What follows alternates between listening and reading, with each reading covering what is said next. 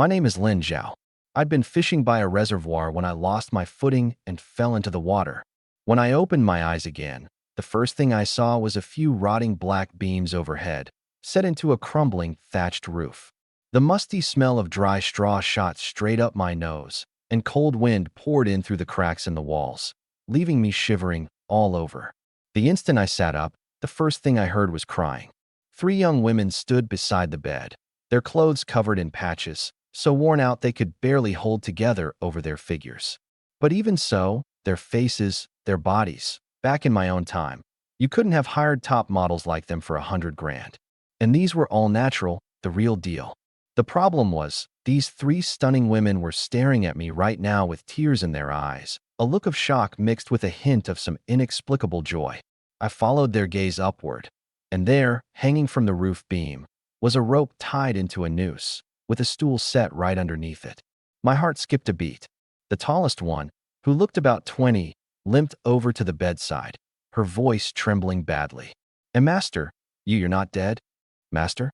Hearing this, the other 2 dropped to their knees with a thud. "Master's not dead. Thank goodness." I sneezed and stood up, and the blanket slid off with a rustle onto the floor. Good grief, that's when I realized I was completely naked from head to toe. The 3 women's faces turned bright red in an instant.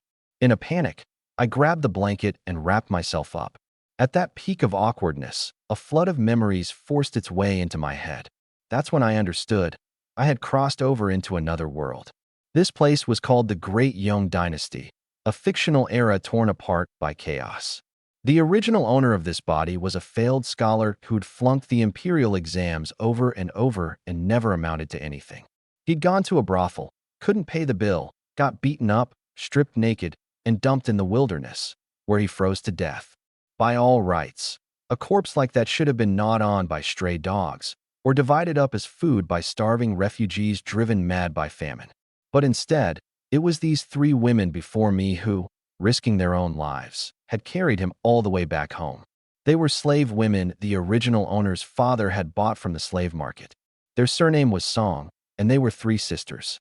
The eldest was called Song Yuro, the second Song Yujiao, and the youngest, Song Yuding, was just barely 16. The scene from earlier, they'd thought their master had died, and were preparing to hang themselves together. Because in this chaotic world, a slave without a master's protection was like duckweed with no roots. Best case, they'd be seized and forced into service as army prostitutes.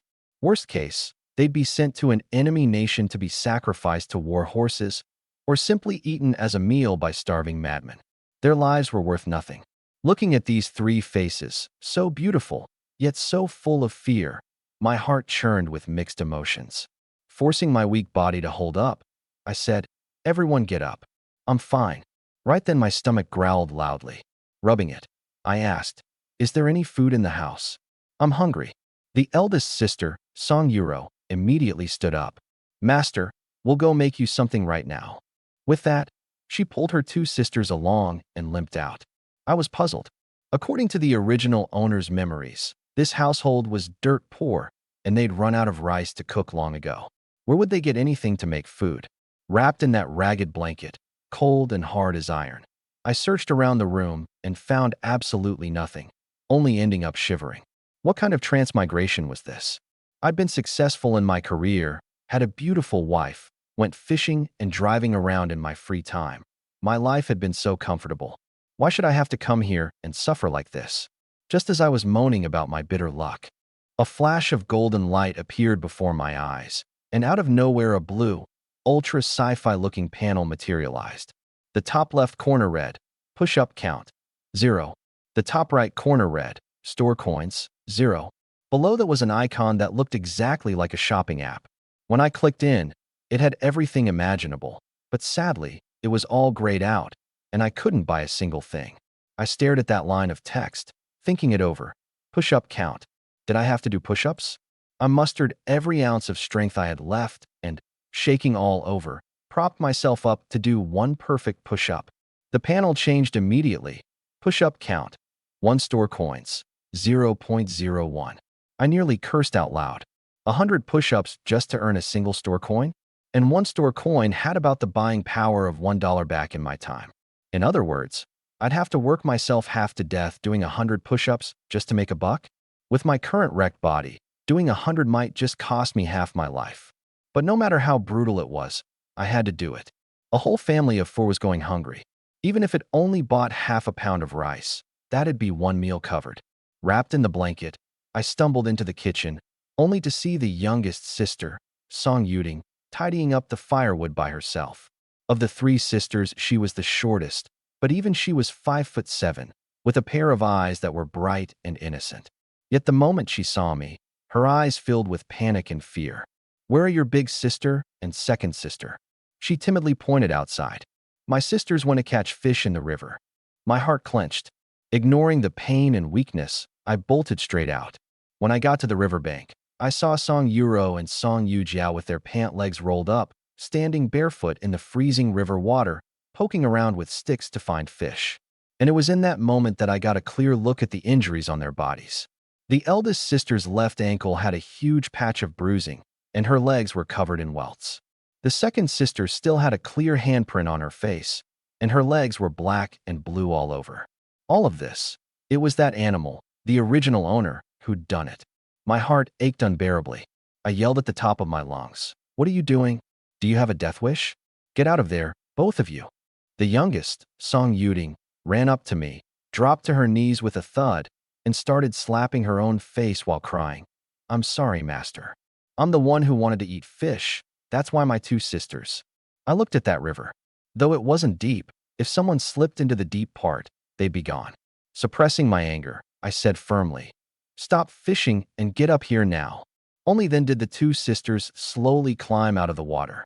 But the moment they got out, they all knelt down again in the mud. "Master, we're sorry, we were wrong." The eldest, Song Yuro, picked up a wooden stick from the ground and held it out to me with both hands. "Master, if you want to punish someone, punish me. I beg you, spare my 2 sisters." It was in that moment that I fully understood. In these 3 women's eyes, I, their master, was nothing but a monster. I made my voice as gentle as possible. "Enough. Get up, all of you, and come home with me." They followed behind me with their heads down, their manner making it perfectly clear. Even if they were going home to be beaten, they'd accept it, because as slaves, they didn't dare resist. The eldest had even made up her mind that if the master really started hitting them, she'd throw herself in front of her 2 sisters. Back at that drafty, broken-down home, I said, "Big sister, start a fire and dry your wet clothes. It's too cold, don't catch a chill." Big sister, Song Yuro, froze completely. She was 19 this year, actually 1 year older than the original owner, but this master had only ever called her worthless slave. A sudden big sister left her utterly at a loss. I couldn't be bothered to explain. I just said, "Boil a pot of hot water. I have a use for it." I turned and went back to the bedroom, knowing full well what was happening. These 3 sisters had surely misunderstood again, thinking I meant to punish them, or even boil them alive. But I had no such intentions. While I still had some strength, I needed to hurry and do push-ups. Even half a pound of rice would fill the family's bellies. Wrapped in that iron-cold, ragged blanket, I lay down and started. 1, 2, 3. My body was too weak. Every 10 reps, I had to gasp for a long while. 18 years old, and this body was no different from an 80-year-old man's. But the good news was, the store coins were ticking up bit by bit. Outside, the water in the pot had come to a boil, steam rising, and I still hadn't come out. Worried, Song Yuro walked to the bedroom door to remind me. Firewood was precious, all of it gained at the risk of their lives. But she froze dead in her tracks at the doorway. What she saw was me, wrapped in a blanket, rising and falling on the bed, in a position that, no matter how you looked at it, invited the wrong idea. The 2 younger sisters crowded over too, and all their faces flushed red. Song Yuding covered her eyes with her hands, peeking through the gaps between her fingers. Song Yuro quickly pulled her sisters back to the kitchen and whispered, "Looks like the master wants us to serve him in bed tonight." Song Yuding panicked the moment she heard. "Sister, I'm scared it'll hurt. Being able to serve the master is our good fortune. Don't be afraid." Song Yuro comforted her. But the second sister, Song Yujiao, frowned. "But sister, we were never fed the sterility drug. If one of us gets pregnant, the child would be born a slave too." That struck at the heart of the matter. In this world, a child born to a slave woman was a slave from birth. Even if the father were a wealthy merchant, they were only master and servant, not father and son. The child had no right of inheritance, and if someone killed them, the murderer would at most pay the master a bit of money. Only by rising to a 5th-rank civil official or a 6th-rank military officer could one earn the right to shed their slave status. So the moment a master developed real feelings for a slave woman and fathered a child, his official career was essentially over. That was exactly why, no matter how beautiful the slave, most masters refused to let themselves fall for one. And if the master was lecherous and cruel, he'd either feed her the sterility drug in advance, or once she got pregnant, do everything he could to get rid of it, soaking her in ice water, forcing abortion drugs down her throat, working her to death, or even just killing her to bury the whole thing. To be desired by the master was a slave's stroke of luck, but more often than not, it was the beginning of disaster. Song Yuro gritted her teeth. I'll figure something out and get the master to summon only me. But what if the master wants to summon all 3 of us at once? Song Yujiao asked quietly. Song Yuro's face flushed instantly. It took her a while before she stammered out. The master, his body probably isn't in that good a shape, is it? The 2 younger sisters looked at each other, neither quite convinced. After all, the 3 of them had carried the master back, so they knew exactly what he was made of. Meanwhile, in the bedroom, I was gritting my teeth and counting. 118, 119, 120. Once I finished, I collapsed onto the bed, panting heavily. The store coins had climbed to 1.2. I quickly went into the store to browse. What could $1.20 buy? Not even a pack of gum. I could buy a bag of salt or a couple of lighters, but neither was useful right now. I searched for rice, and the cheapest was 15 store coins. That meant 1,500 push-ups. An instant no. Scrolling to the bottom, I spotted one thing. Loose, expired rice, 99 cents a pound. Expired or not, whatever. It's not like you can't eat it. Gritting my teeth, I bought 1 pound. The system immediately prompted, space generation complete. Current space, 120 liters. 1 pound of rice has been stored and can be retrieved at any time. My eyes lit up. There was even a storage space. Now I wouldn't have to worry about where to hide the things I bought. I walked to the doorway. The 3 sisters were still standing there in a daze, each of their faces flushed pink. Song Yuro hurried forward. Master, let me do it. My 2 sisters, their bodies aren't in a convenient state. As someone who'd been around the block, I knew exactly where their minds had gone. I nearly burst out laughing. I was hungry, sure, but it was my stomach that was hungry, not that place. Big sister, get up. Let's eat first. We'll talk about the rest later. Carrying a jar, I headed out and tossed back a line. I'm going out to find some food. Don't anyone follow me. Yes, master. They stepped back in unison. I walked to a spot behind a small hill about 5 minutes away, made sure no one was around, and poured the pound of rice from the space into the jar. Looking closely, the rice was actually decent. Long grain, no musty smell, no bugs. System issued, sure enough, top quality. I carried the rice back and handed it straight to the eldest sister. Cook some porridge. Don't make it too watery. Then, worried she'd skimp on it, I grabbed 2 more handfuls of rice and put them in the bowl. Put all of this in the pot. Song Yuro was dumbstruck on the spot. Rice was a rare luxury these days. Even landlord families didn't eat it often, and the master wanted to use nearly half a pound just for porridge. It pained her so much she was sucking in air, but right after, doubt crept in. Where did the master get this rice? A thought suddenly flashed through her mind. Could it be that the master had sold us 3 sisters and traded our bodies for this rice? She dropped to her knees with a thud. Master, I beg you, please don't give us away. The 2 younger sisters knelt too, crying out. We can work, we can gather firewood, we can support you, master. Please don't give us away. I let out a sigh. The image the original owner had left in their hearts wasn't going to change anytime soon. Explaining was useless, so I'd do the opposite. I grinned wickedly. You 3 are so gorgeous. Why wouldn't I just keep you all to enjoy myself? How could I possibly give you away? I pointed at the jar of rice. Don't worry. From now on, there'll be plenty of rice, and you won't have to earn money. I promise you'll have food, drink, and clothes. The 3 sisters looked up at me, their expressions clearly saying, There goes the master, bragging again. But even knowing it was an empty promise, their hearts still felt warm. When you're used to bitter days, even a tiny bit of sweetness tastes like honey. I went back to the bedroom and continued my push-ups. Outside, the clear water in the pot gradually turned milky white, and the fragrance of rice filled the whole house. I just finished my 80th when the system chimed. Congratulations, host. Your overall physical ability has doubled. I quickly asked, what does overall ability mean? The system answered, it means all your physical stats, strength, speed, defense, endurance, all of them combined. And what's endurance? Staying power and stamina, running, doing heavy labor, and of course, including stamina in the bedroom. I chuckled. This system really got me. With 3 flower-like women beside me, if my body couldn't perform, that would be way too embarrassing. Upgrade it, do it right now. The words had barely left my mouth when a warm current surged down from the top of my head, splitting off to flow into both my arms, both my feet, and that critical spot.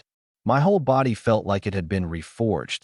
The pain vanished, my limbs grew strong, and most miraculous of all, I wasn't even afraid of the cold anymore. I threw off the blanket, and though the cold wind hit my bare body, all I felt was a pleasant coolness, like the refreshing feeling after an autumn rain. Just what did double stamina mean? I kept going, and in 10 minutes I'd knocked out 400, the total soaring, the store coins climbing to 4.21. I walked to the kitchen. It was full of steam, the smell of rice hitting my nose. The eldest sister was stirring the porridge with a ladle, while her 2 sisters stared at the pot, practically drooling. I took a taste. The rice was cooked, just needed a touch more time. Right then my stomach was growling with hunger, so I first ladled a bowl of rice broth for the youngest sister, Song Yuding. Here, the porridge isn't ready yet. Have this to tide you over. Song Yuding froze. The master was actually serving her food? Trembling, she reached out to take it. Maybe the bowl was too full, or maybe she was too nervous, but during the handoff, some scalding rice broth spilled out. The heat made her hand jerk, and the bowl fell with a crack onto the bluestone slab, breaking in two. The room went dead silent. Terrified, Song Yuding knelt on the ground, trembling all over, her voice breaking apart. Master, please mercy. Only then did I notice. On the bluestone slab where she knelt, a puddle of water was slowly spreading. The dark stain on her gray pants was growing larger and larger. The poor girl had been so frightened she'd wet herself.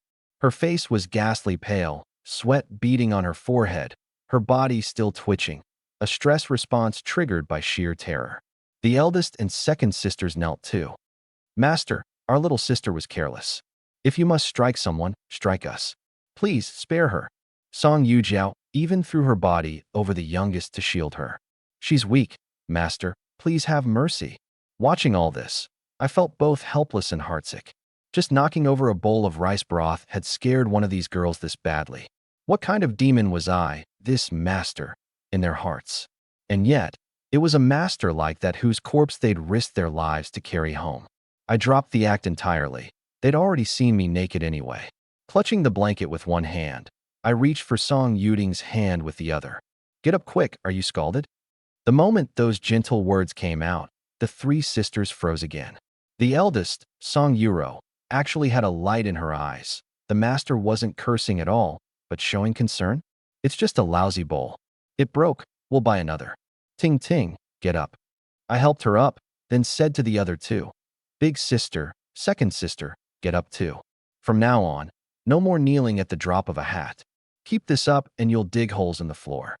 I ladled another bowl of rice broth and set it out to cool, then took a sip myself. Nice rich rice flavor. Tastes good. Ting ting, you try some too. This time Song Yuding held the bowl steadily and sipped it in small mouthfuls. The instant the rice broth touched her tongue, her eyes lit up. She'd almost forgotten what rice tasted like. So good. After a bowl of rice broth, most of my hunger faded. The porridge was done too, and I called out, Big sister, have your sisters come get some. Song Yuro hesitated, as if afraid this was all a dream that would vanish the moment she woke. So I just did it myself, ladling out a bowl for each. Everyone eat. Stick with me, and there'll be plenty of good things ahead. They still figured I was spinning empty promises, but they ate happily all the same. I carried my porridge back to the room, eating while browsing the store. After scrolling through it, I noticed something strange. This store had everything under the sun, but not a single hot weapon. No guns, no cannons, nothing. Not even a single cigarette or pinch of pipe tobacco for sale. This system's intentions were rather intriguing. But it didn't matter. I'd never been an ambitious man to begin with. I had no interest in becoming a king or a warlord. I didn't smoke, and I didn't want to fight and kill. With 3 loyal, beautiful women by my side, living a good life and taking it easy for the rest of my days. Wasn't that pretty great? After finishing the porridge, I crouched down and continued my push-ups. This time much faster, one every 2 seconds. In the kitchen, the 3 sisters were sipping porridge, and the second sister quietly asked, "Sister, why has the master suddenly become so kind to us?" Song Yuro thought about it for a long while and couldn't figure it out. She only felt the master had become a different person. Perhaps it was because they'd risked their lives to carry him back. 30 li from the county town to Lust village. For 3 slave girls, all manner of dangers could have befallen them along the way, and one wrong move could have cost them everything. Thinking of it, a wave of dread washed over her again.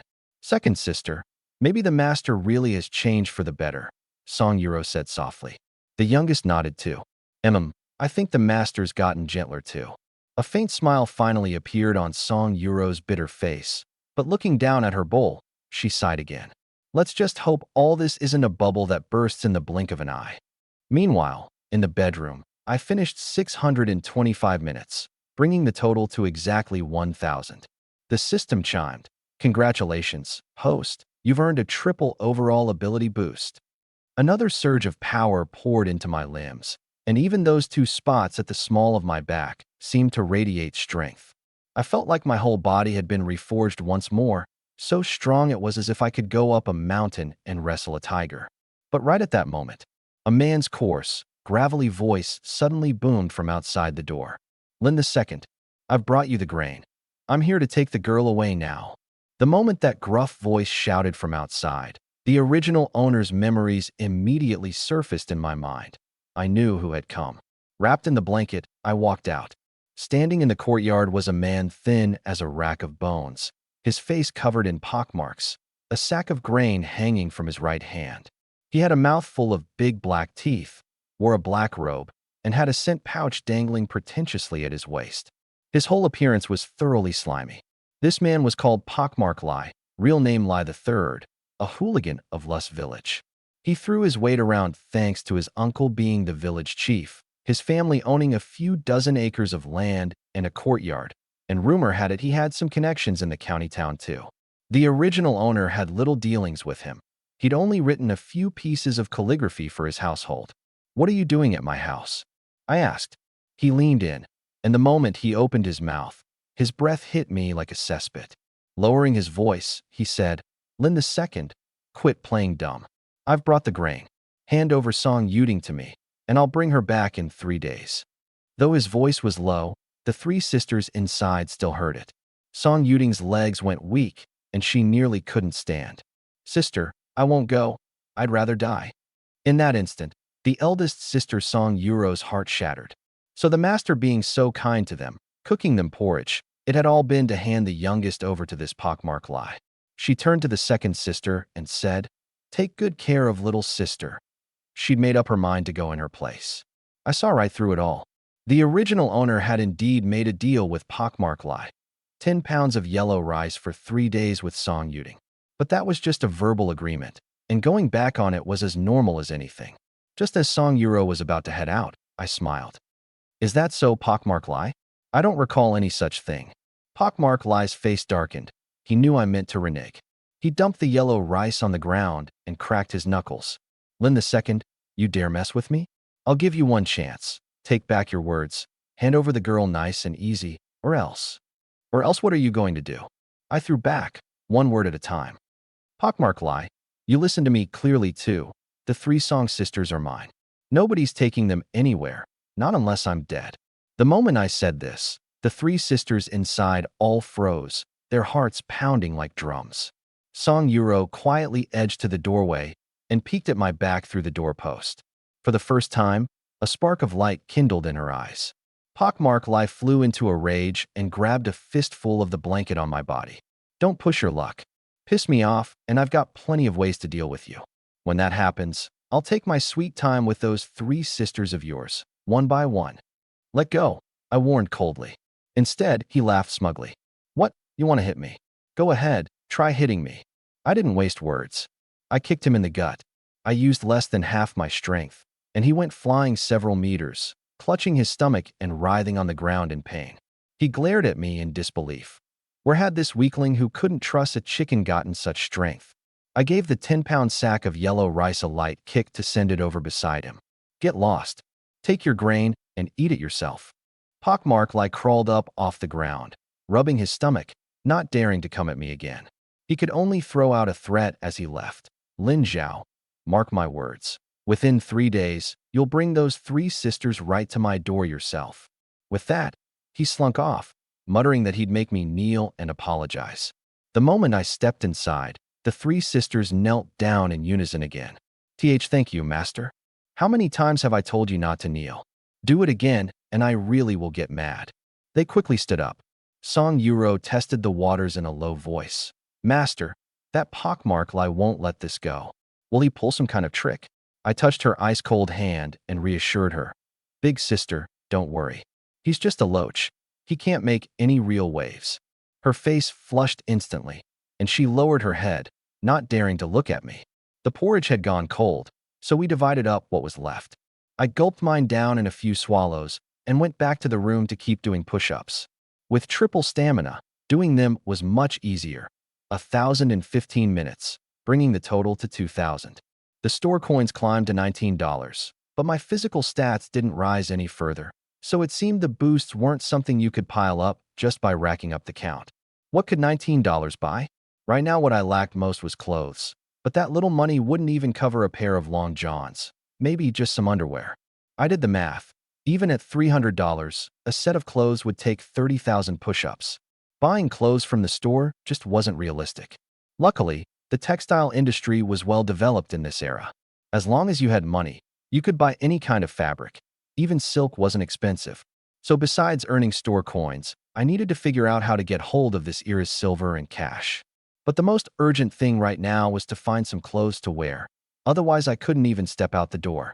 Flipping through the original owner's memories, I called out, Big sister. The three sisters immediately came in. I felt a little embarrassed.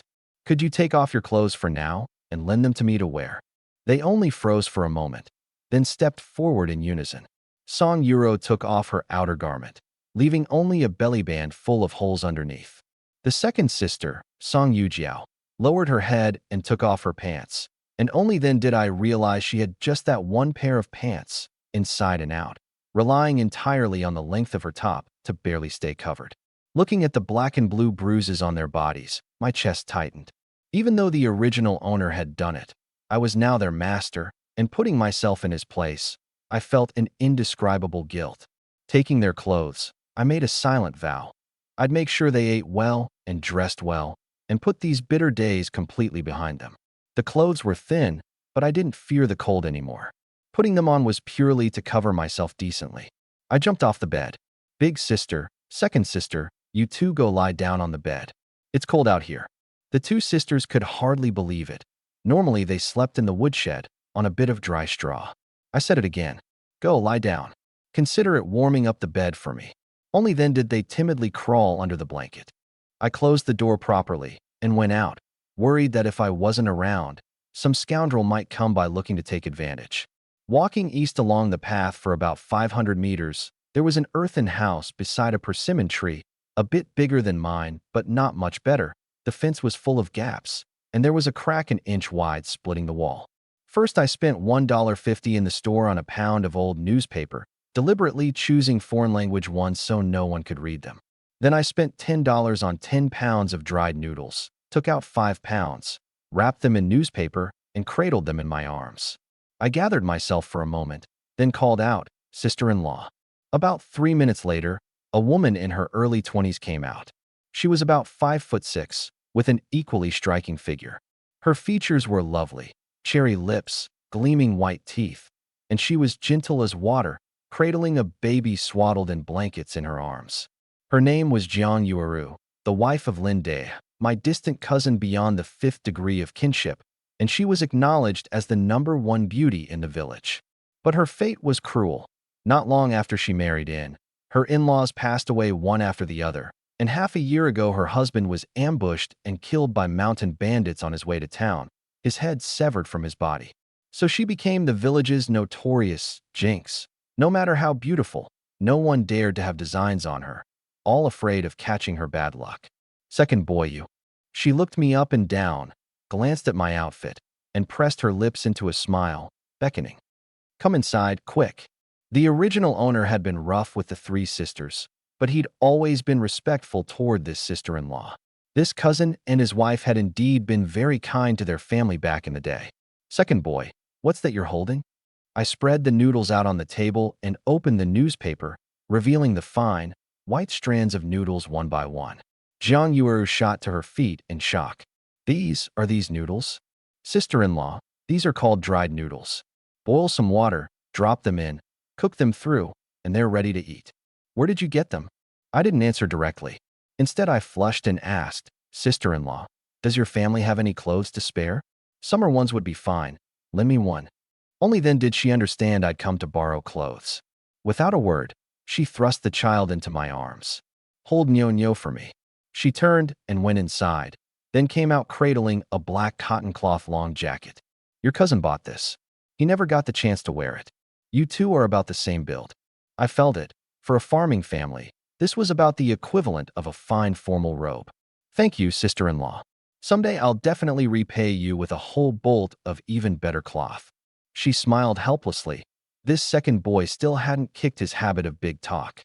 If you like it, it's yours. But these noodles, sister-in-law can't accept them. I quickly explained, Sister-in-law, these noodles come from a legitimate source, so eat them without worry. Just don't put in too many when you cook. They really expand. And if the house has any pickled vegetables, they taste even better together. I picked up the clothes, then stammered again, Sister-in-law. Could you also lend me 10 copper coins? I'll definitely pay you back double. She didn't ask any questions.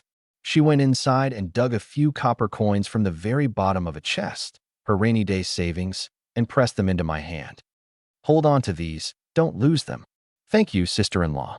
I'll definitely repay you 10-fold, 100-fold. She just took it as more of my bragging, smiling without taking it to heart. Just as I was about to leave, she suddenly called out to me. Second boy, don't beat or scold those 3 girls anymore from now on.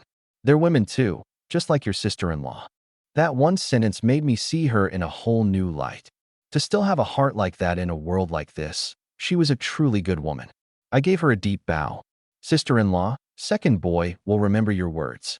I hurried back home carrying the clothes, my mind on the 3 sisters at home. Behind me, Jiang Yueru soothed the child and murmured to herself, Second boy, how come he seems a little different? She glanced at the noodles on the table.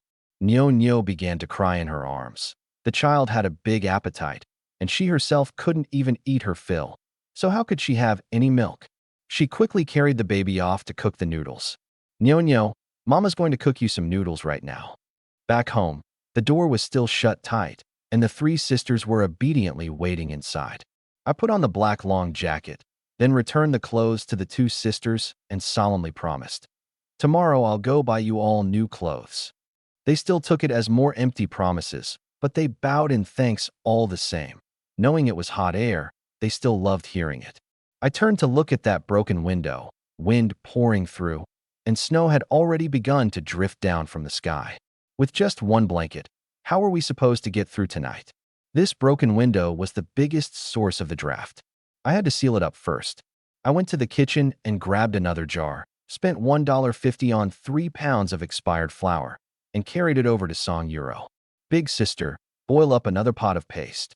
She looked at the clean, white flour in the jar, wanting to speak, but hesitating. Master, this flour is. I'd already thought up my line. The old man was dead anyway, no one to prove otherwise. Lowering my voice, I put on an air of mystery. I won't lie to you. The truth is, I have money. My father left me quite a bit, and I've been hiding it all this time. Keep it quiet. All right, big sister? Song Yuro's eyes went wide as saucers. Old Master Lin had clearly died because there was no money for his medical care, and in the end he didn't even have a coffin, buried wrapped in a straw mat. But she only dared to mutter about it in her heart. Out loud, she nodded earnestly. Yes, master. I took out the newspaper to paper over the window. The bedroom window was small. A single sheet could cover it, but it wasn't strong enough and would easily get blown away by the wind. I pretended to go out for a stroll and then conjured back 5 sheets. Once the paste had thickened, I pasted them on layer by layer. The room dimmed at once, but the cold wind could no longer get in, and the temperature visibly rose. The 3 sisters' minds were full of questions. The master conjured up rice one moment, flour the next, and these papers covered in strange writing. Where on earth did they all come from? With the window sealed, I went out and bought 3 more pounds of newspaper, over 60 sheets. Back inside, I handed them to the 3 sisters. I've got a job for you. Paste these papers onto the wall by the bed. Then I added, Big sister, your foot's not doing well, so let the second and youngest handle the high spots, and you direct from below. Yes, master. They hadn't expected the master to not only spin promises, but also be so considerate. Far from being jealous of their big sister, the 2 younger ones were secretly happy for her. While they were busy, I slipped out to the grass behind the house to keep doing push-ups. The snow was falling harder, the sky growing dark, feathery flakes blanketing the thatched roof. But wearing this not-so-thick clothing, I stubbornly didn't feel the slightest bit cold. Over an hour, I did another 3,600, bringing the total to 4,600, the store coins to 2,550. My physical stats were still stuck at triple. Honestly, doing push-ups now was as easy as leaning against a wall for fun. My strength and endurance had all tripled, while my body weight hadn't changed. But the price was that my body burned through fuel faster too, and I'd get hungry again in no time. I went into the kitchen, bought a head of cabbage and a bag of salt from the store, $6, and laid out those 5 pounds of dried noodles from before. I deliberately peeled off the outer leaves of the cabbage and threw them away, worried that Song Yuro would be too frugal to waste even the rotten leaves and end up eating them. When I went into the bedroom, the 3 sisters had already papered the whole wall. With the earthen wall covered in paper, the room felt much cozier. They were studying the writing by the dim light. Sister, this writing on the paper, have you ever seen it before? Song Yuro shook her head. I don't recognize it. It doesn't seem to be our great Yang script. I chimed in. Right, that's writing from a foreign land.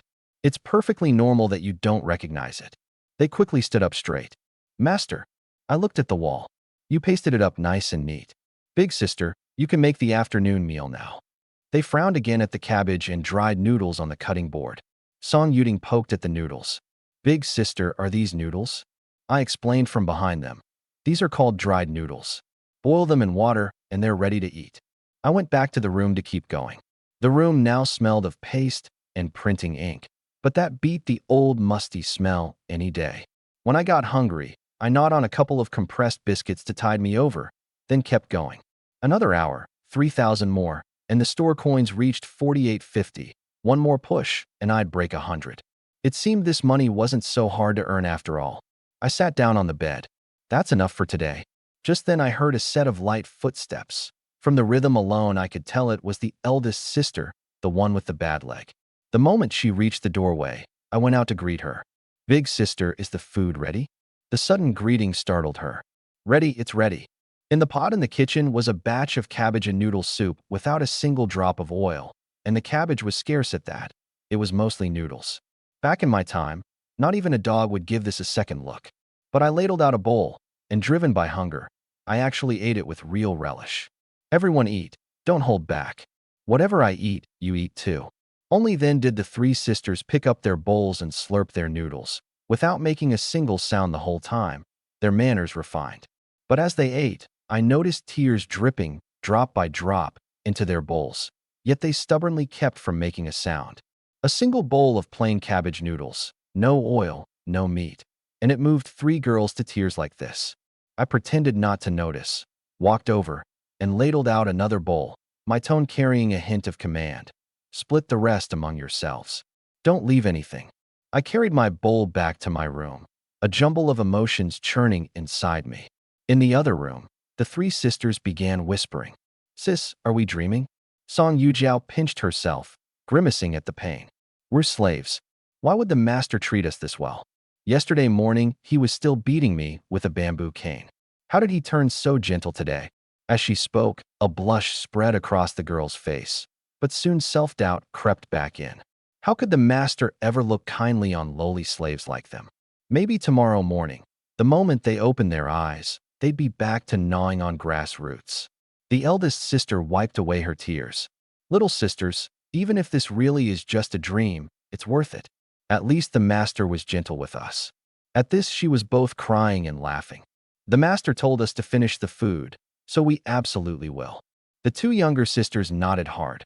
Noodles tasted so much better than grass roots. If only they could have tasks like this every single day. Night fell completely, and the snow came down heavier. The wind had died, but it grew even colder. People say snow itself isn't cold. It's the melting that chills you. But that's only relative. Falling snow freezes you all the same. I have a strong constitution, so lying in bed, I actually felt cozy. But when I glanced outside, I noticed the three sisters had gone quiet. What happened to them? I got up and searched around. The kitchen was spotless, not a scrap of food left, and nothing wasted either. I stepped outside and walked to the cattle shed, which these days was just a place to store firewood and odds and ends. Sure enough, the moment I went in, I saw the three sisters huddled in a corner. The eldest and the second sister were on either side, the youngest sandwiched between them, all covered under a layer of dry straw. The shed had gaps on all four sides, and the cold air knifed in from every direction. Seeing me enter, they scrambled to their feet. I touched Song Yuro's hand, cold as iron. I truly couldn't understand how the three of them had survived last winter. The original owner of this body must have had a heart of stone, 3 slave-registered girls, and if some scoundrel wandered in and had his way with them, he wouldn't have borne the slightest responsibility. But I would never allow anything like that to happen again. Come back to my room. At my touch, Song Yuro jolted as if shocked by electricity, her body following me almost against her will. Back in the bedroom, I pointed at the bed. The blanket's a little small, so tonight the 3 of you will squeeze in with me. The 3 sisters froze. Song Yuro's face went stiff. The master really wanted all 3 at once? Her cheeks burned. After all, she was the eldest, and doing this in front of her 2 younger sisters, it was truly mortifying. I saw right through her and quickly said, "Second sister, little sister, you 2 get in bed first. Eldest sister, wait a moment." I went to the kitchen, heated a basin of water, brought it over, and crouched down in front of Song Yuro. "Come, sis, let's wash your feet." As I said it, I started rolling up her pant legs. She paled in fright. "Master, I can do it myself." "Behave. Don't move." Only then did she obediently hold still. In these times, a woman's feet were only ever touched by her own man. But right now, there was no room for such concerns. I looked at the large patch of bruising around her ankle and felt a pang of sympathy. It must have hurt terribly. Thankfully, the bone wasn't damaged. She bit down and endured it without making a sound. Only after washing did I notice how heaven had played favorites. Even this girl's feet were slender and fair. I pulled a bottle of medicated liniment from the shopping mall, warmed it in my hands, and rubbed it on for her. A sharp, cooling scent spread through the air, and she asked timidly, "Master, this is?" "Bruise medicine. It gets the blood moving and helps you heal faster." Hearing it was medicine, her eyes welled up again. Since when did a slave have the right to get treatment? And applied by the master's own hand, no less. After I finished, I didn't hand her the bottle. Glass was as rare as gold in these times, and a bottle of medicine in a glass container was like a diamond-studded toilet. While she wasn't looking, I stashed the bottle away in my storage space and simply told her, "In a bit your ankle will feel a little burning, a little stinging. That's normal." The 2 younger sisters watched from the bed, dumbstruck. The master was being so gentle with the eldest. Could it be he meant to practice on her first tonight? Song Yuro sat frozen at the edge of the bed, her heart pounding. I came back after emptying the water. "Let's go, sis. Squeeze in." In a daze, she climbed onto the bed. I said, "I'll sleep in the middle. Eldest on my left, second sister on my right, little sister on top of me." After all, right now I was basically a giant human hot water bottle. In this godforsaken weather, Huddling together for warmth was the most practical thing. Shy and doubtful as they were, the three sisters did as told. There was just one blanket, cold as iron, with dry straw underneath, but before long, it was warm and toasty inside. At first they stayed cautious, but little by little, they all pressed in against me on their own. That night, aside from me sleeping a bit cramped, the three sisters were utterly comfortable. They'd never once been this warm all winter. Before dawn broke, the eldest sister Song Yuro got up, a look of contentment on her face. She'd never slept so soundly in her life. The second sister sat up too, glanced at the youngest still sprawled on top of me, and gave her a gentle pat. "Little sis, wake up, wake up." The youngest slowly opened her eyes, looking at my face and my chest, like a warm radiator. It felt so good that she was actually reluctant to get up, clinging like a snail in its shell. But in the end she remembered she was a slave, and slaves don't get to sleep in. She quietly climbed off, rubbed her eyes, and the three sisters tiptoed out of the room, terrified of waking me. The truth was, the moment they left, my eyes opened. The three sisters had slept soundly, but I'd been miserably cramped, nearly bursting. I needed to earn money and turn things around fast, and settle the sisters' status as soon as possible. In this era, that wasn't anything shameful. On the contrary, it was honorable, a good deed. While they were busy, I bought a starch-in chicken sausage in my storage space for 3 mall coins. Sure, it was junk food, but starch turns into sugar, and the key thing was it filled you up. One down, and my stomach didn't feel so empty. Then I got started on push-ups. 1 per second, a steady rhythm, 500 to a set. In just over an hour, I did 2,400, pushing my total past 10,000, leaving me with 44 mall coins. A system notification popped up. "Congratulations, host, for reaching an achievement. Quadruple overall physical enhancement obtained." Only then did I figure out the trick. The quadruple boost was gated at 10,000. So what about quintuple? 20,000? I doubted it'd be that cheap. It'd get harder the further along I went. Maybe 50,000 or even 100,000. Still, a quadruple strength body wouldn't make me a top-tier master, but against third-rate nobodies, I could squash them with one slap. Just as I was celebrating, another system message came. "Congratulations, host, for unlocking a new position, 1-arm push-up. Each rep now earns an additional 0.02 mall coins." 0.02, that's 2 cents, doubling my income. But the difficulty was far more than doubled. I gave it a try, left arm across my back, supporting myself on my right arm alone. The first few felt like nothing, 1 every 2 seconds, but by 500 my arm was clearly aching. Doing 1,000 two-armed ones never felt like this, just boring at most. 1 arm was way harder than 2-arm. If I could do 300 with 2 arms, I probably couldn't even manage 100 with 1. At the moment I had 54 mall coins, not a lot, but enough to buy some small things. Today I needed to make a trip into the county town, earn some real money, and stock up on essentials. The mall was only good for emergencies. Counting on it for everything just wasn't realistic. I got up, sorted out my clothes, put on my shoes, and headed to the kitchen. The pot still held plain rice porridge, but only a little, just enough for me alone. "Why is there so little?" Song Yuro hurried over. "Master, this porridge is for you. We sisters can't eat it." She brought out a bamboo basket. Inside were mud-covered grass roots and a little palm-sized fish, maybe a couple ounces. She held up the fish, her face bright with excitement. "Master, we'll be fine eating this. And we even have fish." I had no idea what stroke of luck let them catch a fish. But looking at the youngest smile, so easily satisfied by such a small thing, my chest tightened. I took the basket and looked at Song Yuro. "Eldest sister, from now on, you eat whatever I eat. When you cook, make enough for 4 people. Understand?" Seeing her still dazed, I repeated it more firmly. Only then did she snap out of it. "Yes, yes, master." My tone had been a bit harsh, but what she felt wasn't fear, it was surprise and joy.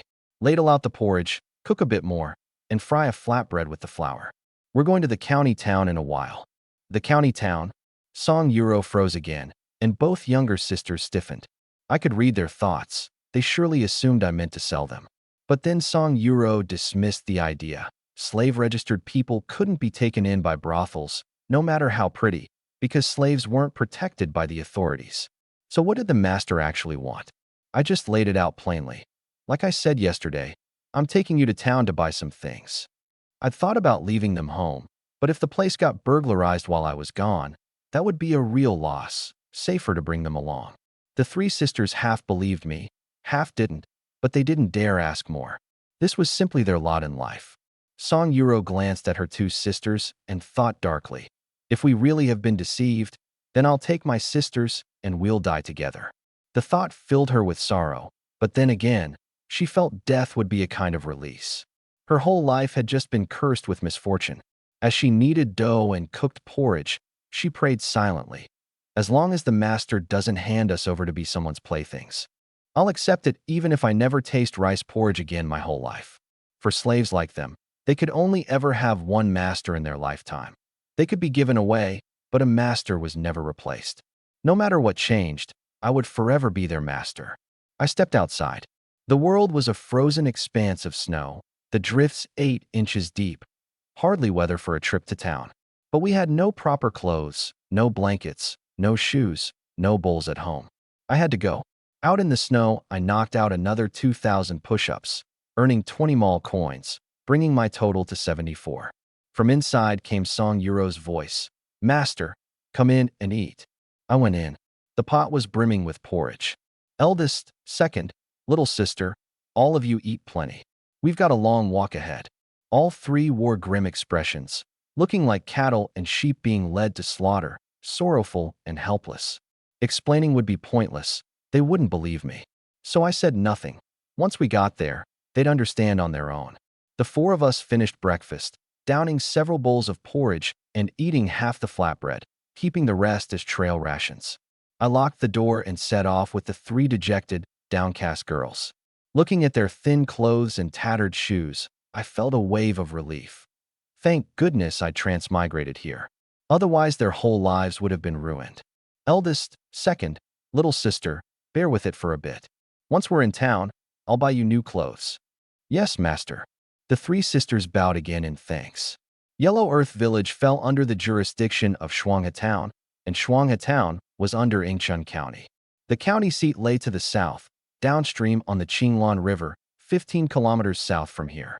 On foot, even empty-handed, it would take nearly 3 hours. The four of us headed east first, passing through the village entrance, crossing the wooden bridge over the little river, then turning south. As we walked, I noticed Song Yuro struggling more and more, frowning now and then. That's when I remembered her injured ankle. Walking this far might leave her with a permanent problem. I crouched down in front of her, my back to her. Sis, I'll carry you. Her mouth fell open. Master, this.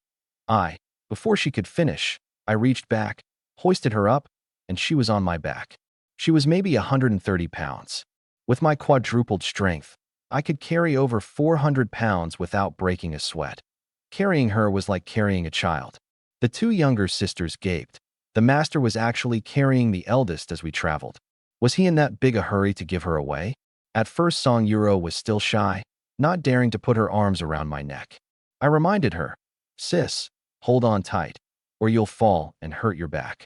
Only then, cheeks flushed, did she cling on. Even through the clothes, she could feel how warm and solid my body was. As for me, well, I'd count it as a little perk fallen into my lap. The snow started falling again. As we neared Shuanghe Town, the four of us stopped in unison. Two corpses lay sprawled across the snow, dusted with a thin layer of white. The sisters cried out in fright, and Song Yujiao quickly covered the youngest's eyes. Carrying Song Yuro, I walked over to look. They were two men, around 30, fairly fair-skinned, both with knife wounds at their throats, their upper garments stripped away, clearly waylaid and murdered. In these times, such things were all too common, playing out almost daily. I didn't dwell on it. Let's keep moving. Less than 2 kilometers from the county seat, on the main road, I stopped again. By a rock at the roadside sat a young woman clutching an infant, her body blanketed in snow.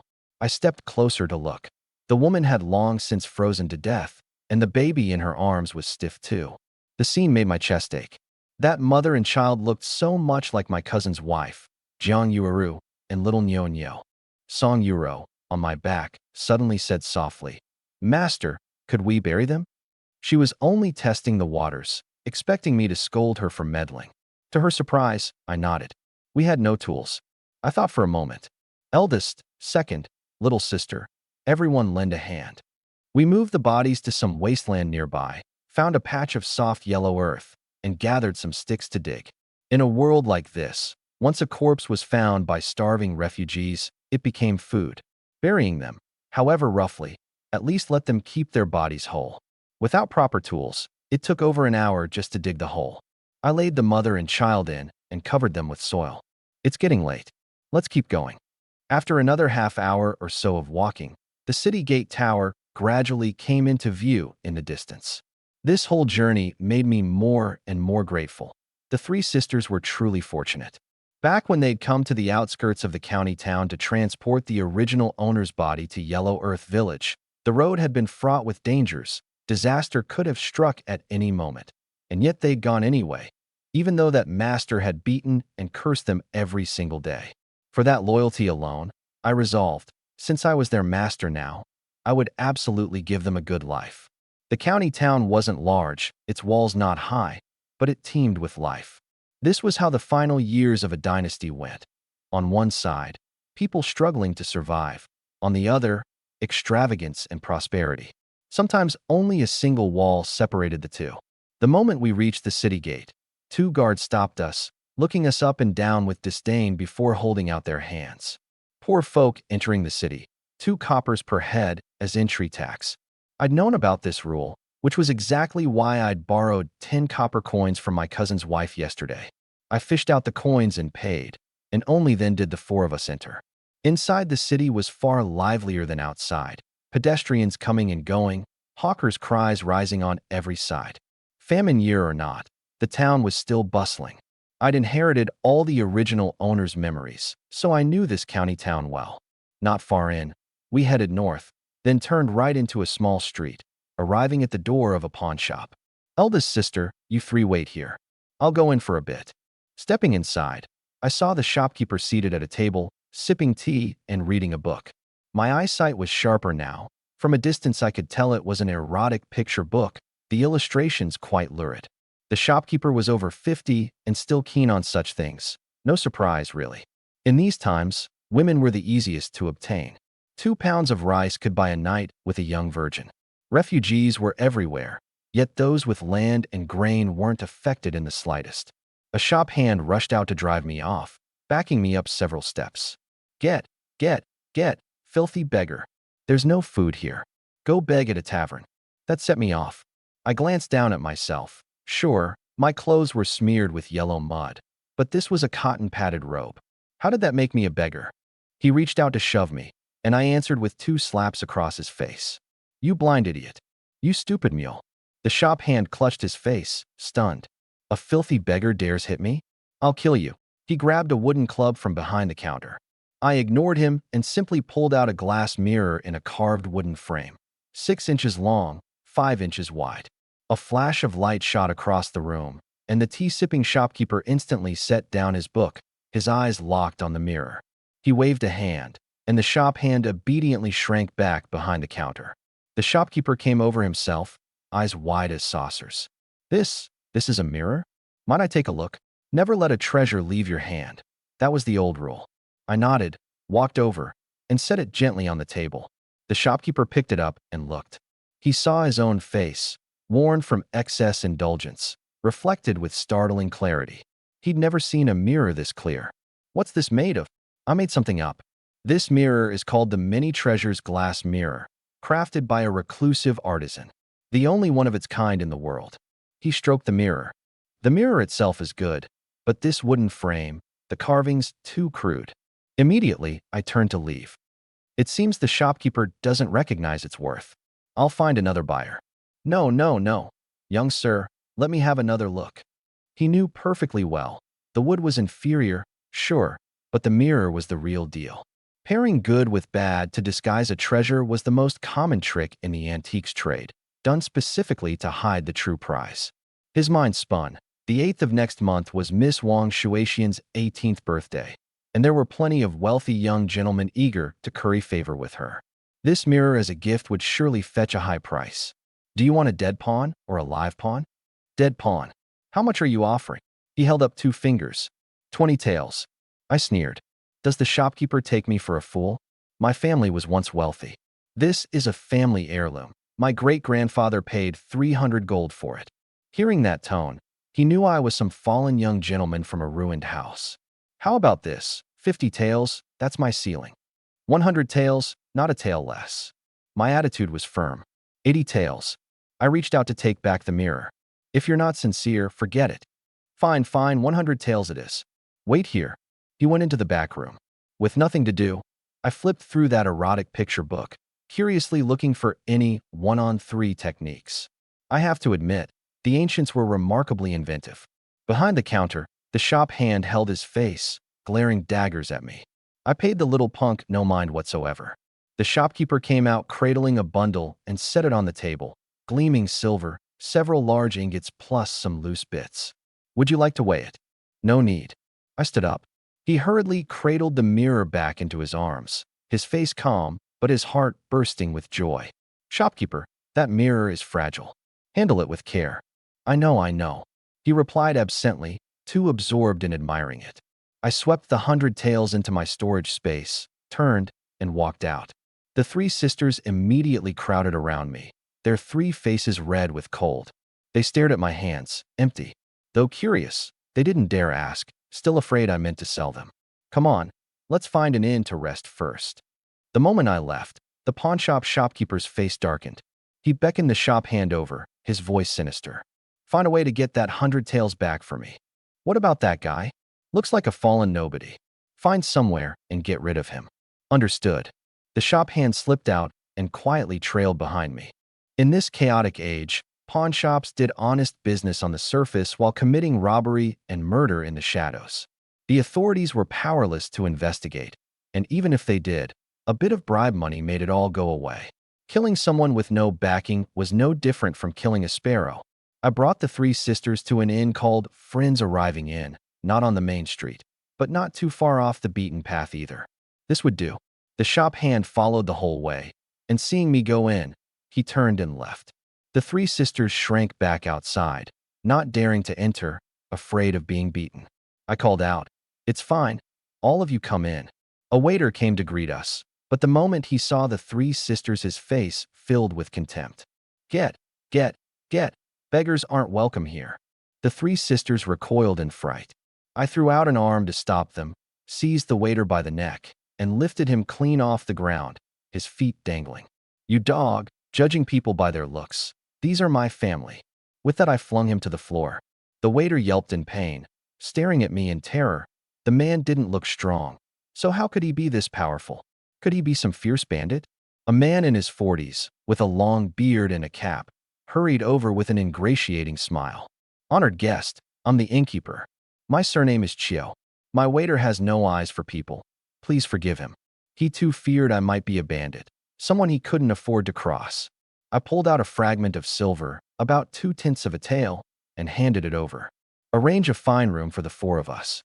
Innkeeper Chio took the silver, nodding repeatedly, then turned and kicked the waiter hard. "Blind fool, still standing there? Hurry and show the young sir up." The waiter scrambled up, bent low, brimming with courtesy. "Sir, this way please." And the 3 young ladies, "This way please."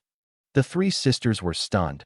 As slaves, they weren't even fit to be someone's grandchildren, didn't even rank among the lowest of the low, and yet they were being called honored ladies. We went up to the 3rd room on the 2nd floor. The waiter opened the door and let us in. I turned to look at him. "See that the 3 young ladies are well taken care of." He didn't dare lift his head. Yes. I'll serve them like they're my own honored elders." "Off you go? We want to rest." Wearing an ingratiating smile, he scurried out, even thoughtfully pulling the door shut behind him. I nearly laughed out loud. Sure enough, the most effective way to make someone see reason is with your fists.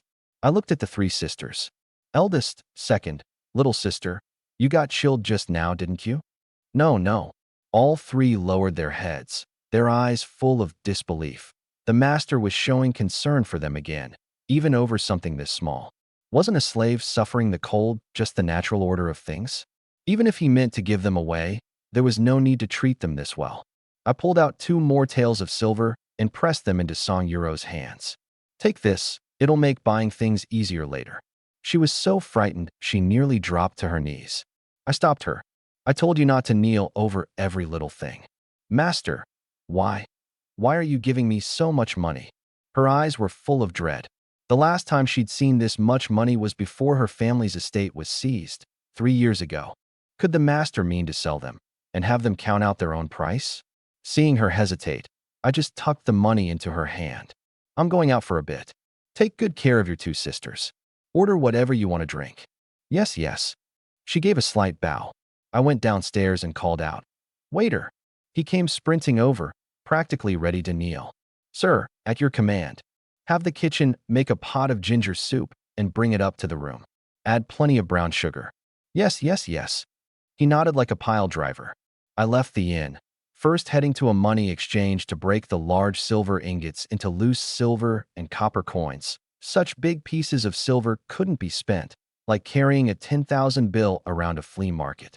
Once I'd exchanged the money, I went to a pottery shop and bought 4 or 5 large jars for storing grain, 10 small clay pots, and a dozen plus dishes and bowls, 350 coppers in total. I also bought some bricks and tiles. Then, once I reached a spot with no one around, secretly swept them into my storage space. By now my storage space was already 13,000 liters. Its size grew based on the number of push-ups I'd done. As long as I kept at it, it would keep expanding. I did some calculating. There were plenty of things in the mall I could exchange for silver, but that wasn't a long-term plan. First, those items were valuable precisely because they were rare. Flood the market and they'd be worthless. Second, my mall was meant for buying necessities that simply didn't exist in this era. Flush toilets, spring mattresses, solar panels, black stockings, and the like. I couldn't waste it on useless junk. The mall, powered by push-ups, could only add icing to the cake. Real money had to come from running my own business. Fortunately, with 100 taels in hand now, I felt confident. Time to stock up on more household goods. I walked into the largest cloth shop in town, 2 stories, about 500 square feet, stocked with fabric, shoes, and ready-made clothes, everything you could want. Perhaps because of the snow, there weren't many customers, just 2 women picking through fabric. A shop hand came to greet me, sizing me up. Just as a look of disdain began to surface in his eyes, my fist was already clenched, ready. If he dared judge me by my appearance, 2 slaps were coming. But he only asked impatiently, "What are you buying?" without driving me off. So I gave up on the idea of slapping him. Ready-made clothes, for young women. Show me. He led me to the ready-made clothing section. There were women's garments, but the styles were plain. I picked by eye, and though the sizing might be a bit off, it was better than having nothing. After a look around, I settled on one outfit. How much for this set? 200 coppers. He'd probably expected the price to scare me off, but I pointed at 2 other pieces. This one, that one, wrapped them all up, packaged separately. The shop hand was startled. First time he'd seen someone buy clothes without haggling. After the outer garments, I added undergarments and bodices, 3 sets in one go, and bought a set for myself too, not even asking the price. The shop hand looked me over, thoroughly puzzled. Who is this guy? Buying clothes like he's stocking a warehouse. I bought 3 pairs of shoes, and the clothes and shoes came to 2 taels of silver. Then I went to look at bolts of fabric. The prices were reasonable. Ordinary fine cotton was 800 coppers a bolt, silk 1.5 taels. I didn't need brocade for now. Not that I couldn't afford it, but I feared it would draw too much attention. For poor folk, being able to wear decent hemp cloth was already a blessing. I bought 3 bolts of cotton and 2 of silk, then asked casually, "Do you have quilts?" "We do." "This way, honored guest. The quilts are upstairs." A tall, thin man came striding over, pushing the shop hand aside. "Young sir, allow me to guide you." This was the shopkeeper, in his 40s, fair-skinned, and speaking with a somewhat effeminate lilt. Reaching the quilt section, he explained, "One look, and I can tell the young sir has taste. Take this one. It's filled entirely with silk floss cotton, a full 8 pounds, no shorting the weight." I felt it, soft and substantial. Very satisfying. "How much?" 1 tael 6. The price surprised me a little. Cotton farming had spread everywhere, yet common folks still couldn't afford cotton quilts. So many of the poor were still covering themselves with straw. I picked 2 thin ones and 2 thick, Thin ones for underneath, thick ones on top. Seeing how freely I spent, the shopkeeper grinned from ear to ear and quickly called the shop hand to carry them down. At the counter, he tallied it up. 13 taels total. I pulled out the silver and set it on the counter, gleaming white. The shopkeeper's eyes lit up. Sir, where's your cart? I'll have the hand help you. No need. I picked up the clothes and shoes and left. Then, once I found a spot with no one around, swept them into my storage space, doing the same with the fabric and quilts. I had everything now. Time to head back and take a hot bath with the three sisters. I quickly found a bathhouse not far from the inn. The sign over the door read, Watching Bathhouse. The moment I stepped in, a shop hand came to greet me. Young master, here for a bath. Obviously. Why else would I come to eat? My words were blunt, but the shop hand didn't take offense. Instead, he wore an ingratiating smile, looking just like a tail-wagging dog. The young master is right. I've got a clumsy tongue. Enough, no more chatter. This bathhouse is closed for business today. Send all the customers inside home. The shop hand blinked. I pulled out a silver ingot. Is this enough? His eyes lit up at once, and he nodded again and again. It's enough, more than enough. In these times, anyone who tossed out silver like that was no ordinary person, either rich or powerful. Take me in for a look first. The shop hand led the way through the main hall, down a covered corridor, to the main room in the rear courtyard. Inside was a single pool, about 4 meters square, made mainly of black slate, with solid wood laid around the edges, kept tidy enough. I nodded. This'll do. The shop hand rushed to flatter me. The young master has excellent taste. This spot is only used by young ladies from wealthy households. Then, with a conspiratorial air, he dropped a little secret. Even Wang Shuixian, the #1 beauty of Yingchun, has bathed here. I gave a slight smile. Wang Shuixian. Wasn't that the wealthy young heiress the original owner had desperately tried to curry favor with? The original owner had been set up, stripped naked, and thrown out into the wilds to freeze to death. And this woman likely had a hand in it. A place like this, Wang Shuixian would never come here. The Wang family was among the top wealthy households in Yingchun County. I gave my instructions in a serious tone. Drain the pool, refill it with clean water, and scatter flower petals over it. I'll come by shortly. The shop hand froze for half a second, but agreed all the same. No problem. Having said my piece, I left the bathhouse. I'd only gone a few steps when I faintly sensed someone following me. My senses were sharper now, especially attuned to danger. But I didn't turn around, pretending not to notice. I detoured to a grain shop, meaning to buy some rice and flour, but one look at the prices changed my mind. Rough rice was 5 coppers a pound, but polished rice cost a full 20. Coarse flour was 8 coppers, fine flour 30. At these prices, I was better off buying from the mall myself. I bought just 10 pounds of millet and left. Millet was cheap, 2 coppers a pound. Once I reached a spot with no one around, I poured the millet into a jar and swept it into my storage space, then headed back to the inn. Meanwhile, up in the room, the three sisters had finished their ginger soup and warmed up considerably. The youngest's voice was soft and full of delight. Sis, they even put brown sugar in this ginger soup. It's so good. But Song Yuro's face was clouded with worry. After all, they were slaves. With the master treating them this well, she couldn't shake the feeling that something was off, and it left her uneasy. The second sister looked at her. Sis, do you think the master has really changed for the better? Song Yuro couldn't say for sure. This sudden kindness left her anxious, like preparing a lavish last meal for a condemned prisoner who's sent to the gallows the moment it's eaten. Seeing the eldest's grim expression, the youngest smiled and comforted her. Sisters, no matter what, the master is treating us well now. Even if it only lasts a little while, dying would be worth it. Song Yuro felt both startled and heartsick. The youngest was the timidest of the three sisters. At 13, when the family fell to ruin, she'd been sent to the slave camp, where she'd endured every hardship and witnessed countless horrors. Yet now she could face things so calmly. It seemed she'd truly grown up. The youngest gave another sweet smile. I think the master has definitely changed. Even his eyes are gentle now. At those words, both older sisters nodded. They'd felt the same thing. Just as they were talking, unhurried footsteps sounded outside, and the door opened. The moment I walked in, the three sisters hurried to their feet to greet me. Come, Follow me somewhere. That single sentence put them on guard again. The master had suddenly come into money, and just as suddenly begun treating them so well. The feeling was exactly like being led to the execution ground. But none of them dared defy me. They answered softly and followed me downstairs. The bathhouse was less than 100 meters from the inn.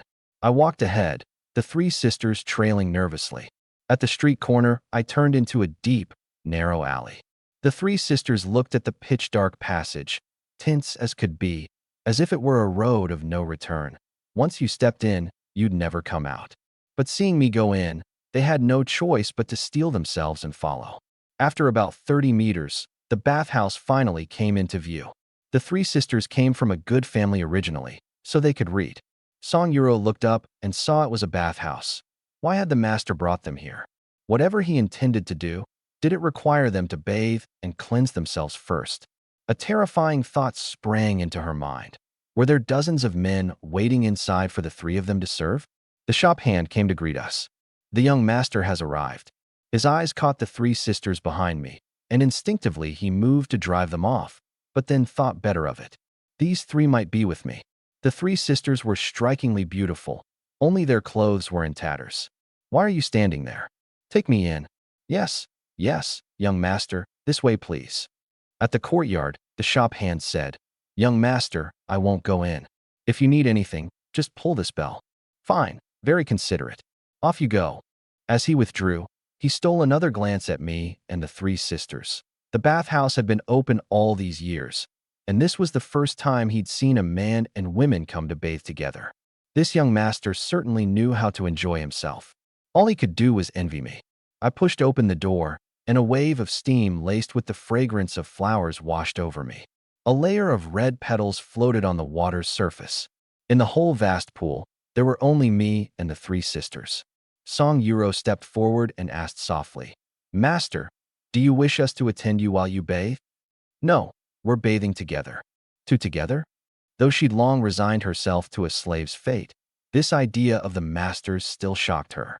I stripped off my clothes and jumped into the pool. The warm water instantly wrapped around my body. The steam was hazy, and with the dim sky outside and the weak light through the windows, I couldn't make out the three sisters' faces at all, only their outlines. Eldest, second, little sister, come on in and wash. The two younger sisters tugged at the hem of Song Yuro's clothes, at a loss for what to do. This is the master's command. We can't disobey, Song Yuro whispered, then carefully lowered herself into the pool. Seeing the eldest go in, the two younger sisters followed, and the three of them huddled timidly at the pool's edge across from me. I closed my eyes and relaxed, soaking comfortably. Once I was better off in the future, I'd build a private bathhouse at home and soak in it every day. Eldest, second, little sister, don't be so tense. I swam over, pulled out a bar of shampoo soap, and handed it to Song Yuro. This is for washing hair. Wash yours too. I demonstrated for her. Rub it into your hair, work up a lather, then rinse it out. Then I pulled out body wash, richly fragrant, with a thick, creamy foam. The three sisters watched, wide-eyed. The steam gradually thinned, and my eyes adjusted. Little by little I could make out the details of the three sisters' bodies, but what welled up in me wasn't what you might expect. It was horror. Their bodies were covered in bruises and small cuts, with several spots that looked like frostbite. Skin that should have been smooth and clear now looked chilling to behold, and most of it was surely the original owner's doing. I cursed the original owner 10,000 times over in my heart, then stood and climbed out of the pool. While they were still in the water, I quickly took the new clothes and shoes I'd bought out of my storage space and laid them out on the wooden platform. These are the new clothes and shoes I bought for you. Once you've washed, come up and try them on for size. I changed into new clothes myself. Having soaked in the bath, my whole body felt light and refreshed. Before long, they had all changed too. Looking at the newly dressed Song Yuro, I nearly lost my footing. Her figure was stunning, as if tailor-made. She had curves where there should be curves, nothing extra where there shouldn't be, all carried with the gentle grace of a well-bred young lady. What amazed me most was that after years of famine, she could still have grown up like this. There was simply no rational explanation. She kept her head down, not daring to look at me, both joyful and shy. The three sisters stroked their brand-new, soft clothes, tears welling up again, part delight, part gratitude, part bittersweet sorrow. The master had truly changed for the better. Then, all together, they dropped to their knees with a thud. "Thank you, master. We will serve you with all our hearts." I quickly pulled them up. "Enough, enough, no kneeling. Dry your hair and come out with me." Only then did they rise, drying their hair with towels and pinning it up. In these times, letting one's hair hang loose was improper. I pulled out 3 pairs of cotton shoes. "Here, try them on for fit." Except for the eldest's pair, which pinched a little, the rest fit fine. The 3 sisters wore sweet smiles, like children putting on new clothes for the new year. The master is so good to us. Watching them dressed in clean clothes, their noble elegance shone through at once. Back in my era, they'd be bona fide supermodels, goddesses of beauty, and here I had 3 of them all at once. A rush of happiness swept over me. Better hurry up and make money. Once I'd earned enough, I could kick back and take it easy. While they looked each other over and fixed themselves up, I pulled out a few more hairpins, bought from the store, stainless steel and plastic. Cheap stuff, but they looked pretty, perfect for replacing those wooden sticks they'd been using to tie up their hair. I handed them out one by one, and the 3 sisters froze again, their 6 eyes brimming with tears. I really couldn't take this sentimental scene. These 3 sisters were just too easy to move. Back in my time, these hairpins cost a couple bucks each. If you gave something like this as a gift, even the deepest bond would fall apart. I bent down, gathered up the dirty clothes they'd changed out of, and wrapped them in a cloth bundle. Dirty or not, I couldn't just leave them here. "All right, let's go." As we came out, the attendant hurried over. "Young master, all washed up. Everything to your liking. Not bad. I'll be back often." He took one look at the 3 sisters, and his eyes went wide. All they did was take a bath and change clothes. So how had they turned into ladies from some wealthy family, with that untouchable air about them? He quickly snapped out of it and saw us to the door. Once we'd gone a good distance, he scratched his head, completely baffled. "Wait, that's not right. Did they even bring clothes in with them?" He puzzled over it for a long while, then gave his own head a smack. "Ah, forget it. Long day. My brain's just not working." I took the 3 sisters for another stroll around town, letting Song Yuro lead her younger sisters and picking up a few odds and ends, before we finally headed back to the inn. The moment the attendant saw us, he rushed over. "Sir, the young ladies are back." Then he caught sight of the 3 sisters and froze again. Down on the ground floor, plenty of the guests' eyes were drawn our way too. Once we'd gone upstairs, the whispering started below. "Whose daughters are these? So stunning they don't even look real. Since when did Ingshun County have girls this gorgeous? And 3 of them at once?" They say the #1 beauty of Ingshun is Wang Shuixian from the Wang family. No, no, no. The top girl at Ingshun House, Miss Qingyan, now she's a real beauty. That figure. Off to the side, a man sipping his tea slowly spoke up in a leisurely tone. "You've all actually seen those 2. "What, and you have?" The man set down his teacup, paused for half a second, and spoke in a tone that was half bragging, half regretful. "Of course, but compared to any single one of those 3 just now, the both of them fall way short." The whole room burst into an uproar, everyone's eyes full of jealousy as they craned their necks to peer upstairs, starting to envy me. Back in the room, I glanced at the bed. "We'll stay here for the night and head back tomorrow morning." Whatever you say, master." Song Yuro nodded. I went to the door and called out, "Waiter." The attendant came scrambling up. "Sir, at your service." "Bring a pot of hot tea and a few dishes." I fished out a small piece of silver, about 1/10 of a tael, and handed it to him. "This is a separate tip, just for you." His face broke into a wide grin. "You got it. Hang tight." He took the silver and turned away, practically skipping. Right now he figured that beating from earlier had been totally worth it. After all, isn't a father beating his son just the natural order of things? The reason I was being so generous was simple. This bit of silver was nothing to me, but it would make him wait on me like I was his own father. The 3 sisters were startled too. A whole 1/10 of a tael, just like that. That was a full month's living expenses for an ordinary farming family. Could it be that what the master said was true, that the old master had really left him an inheritance before he died? While the waiter went to prepare the food, I started doing push-ups on the floor of the room. The 3 sisters were all mystified. Why did the master love doing this unseemly thing? At first, they'd assumed it was to prepare for bedding them, but back in the bathhouse, with such a perfect opportunity, the master hadn't laid a hand on them. Their minds were full of questions, but not one of them dared to ask. About half an hour later, 1,500 standard push-ups done, total now 14,563 store coins. Just then there was a knock at the door. The waiter personally carried in several dishes and a pot of tea. "Young master, and you three young ladies, our humble and doesn't have much, please bear with us." A roast chicken, a steamed fish, a plate of pickled cabbage, a dish of radish and glass noodles, and a serving of bamboo shoots with cured pork. It filled the whole table. In this era I'd crossed into, stir-frying and iron woks had been popular for over 200 years, so cooking had reached a higher level. It was just that ingredients were on the scarce side, nothing like the abundance of the 21st century. These dishes were already considered high-end in a small county town. Back in my time, this would have been like ordering shark fin and sea cucumber. Fortunately, game was plentiful in this era. Whatever hunters caught up in the mountains they sold to the restaurants. And that too was a delicacy that ordinary folks couldn't afford. "Come on, dig in." The three sisters were practically drooling with hunger, but there was still disbelief in their eyes, that slaves could actually eat at the same table as their master. "Sit. Remember, you're my family now. From now on we eat together and live together." Only then did Song Yuro sit down, and her two younger sisters followed suit. But they were so constrained they didn't dare pick up their chopsticks. So I ended up serving each of them. "Eldest sister, you lead the way. Hurry up and eat. If we don't finish, it'll all go to waste." Song Yuro took a bite of the fish, and the moment that tender, fresh meat touched her mouth, tears started rolling down.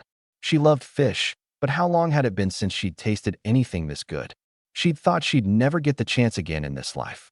Yet she was also afraid she'd suddenly wake from the dream that the master would swing a bamboo cane down on them. I tore off a chicken leg and gave it to her. "Eldest sister, your foot's hurt. Eat this drumstick to build your strength back up." Then I put a big piece of fish into her bowl. "Thank you, master," she said over and over. I tore off the other drumstick for the youngest sister. "You're too thin. You should have a drumstick too." The youngest sister thanked me, then couldn't help lowering her head to look at herself. There were only 2 drumsticks, and I'd given them to the eldest and youngest.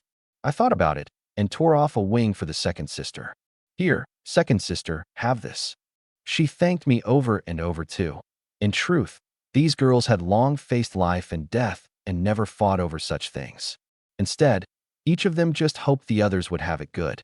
I tore off a wing for myself too, picked up my chopsticks, and dug in with gusto, not caring at all about appearances. The 3 sisters still ate cautiously. "I'm done. Take your time. I'm going to head out for a bit." I stood up and left. With me here, they were too constrained.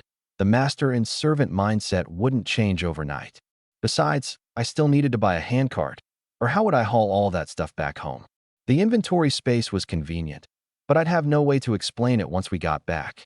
I left the inn to buy some transport, and while I was at it did another 4,500 push-ups, total now 19,000, and the store coins broke 100 at 105. After dark, as usual, I rubbed the safflower medicine on Song Yuro's foot, which moved her to tears again. That night the 4 of us crowded onto one bed again. Having done it once, it wasn't awkward this time. Besides, the 3 sisters and I had already seen everything of each other. All that was left was to pierce that last thin layer of paper. I wasn't in a rush. I wanted to wait until things settled down before really enjoying it. For now, they still had injuries on their bodies, and I couldn't bring myself to touch them. On top of that, they were still afraid of me and couldn't relax, so there was no point rushing. The next morning I got up the moment it was light. I laid out the plan. "Eldest sister, you pack up the things in the room. I'll handle things downstairs, then I'll come pick you up at the inn's entrance." "Yes, master." Outside the inn, I pulled the 2-wheeled handcart I'd bought yesterday for 15 taels into an alley. Early in the morning, no one around. I took the cloth and bedding out of my inventory space and loaded and tied them onto the cart, then bought a 20 caddy bag of rice and a 20 caddy bag of flour from the store, poured them into ceramic jars, and packed the cart full. I went through all this trouble buying the cart just so no one would get suspicious. Otherwise, stashing everything in the inventory space would have been the easiest thing. The store's premium rice was only 3 coins a caddy, and the high-gluten flour was 2.5. So 40 caddies total came to just 55 store coins, way better value than the grain shop. I pulled the cart and waited at the inn's entrance, and the three sisters soon came out. The instant they saw the cart loaded to the brim, their jaws dropped.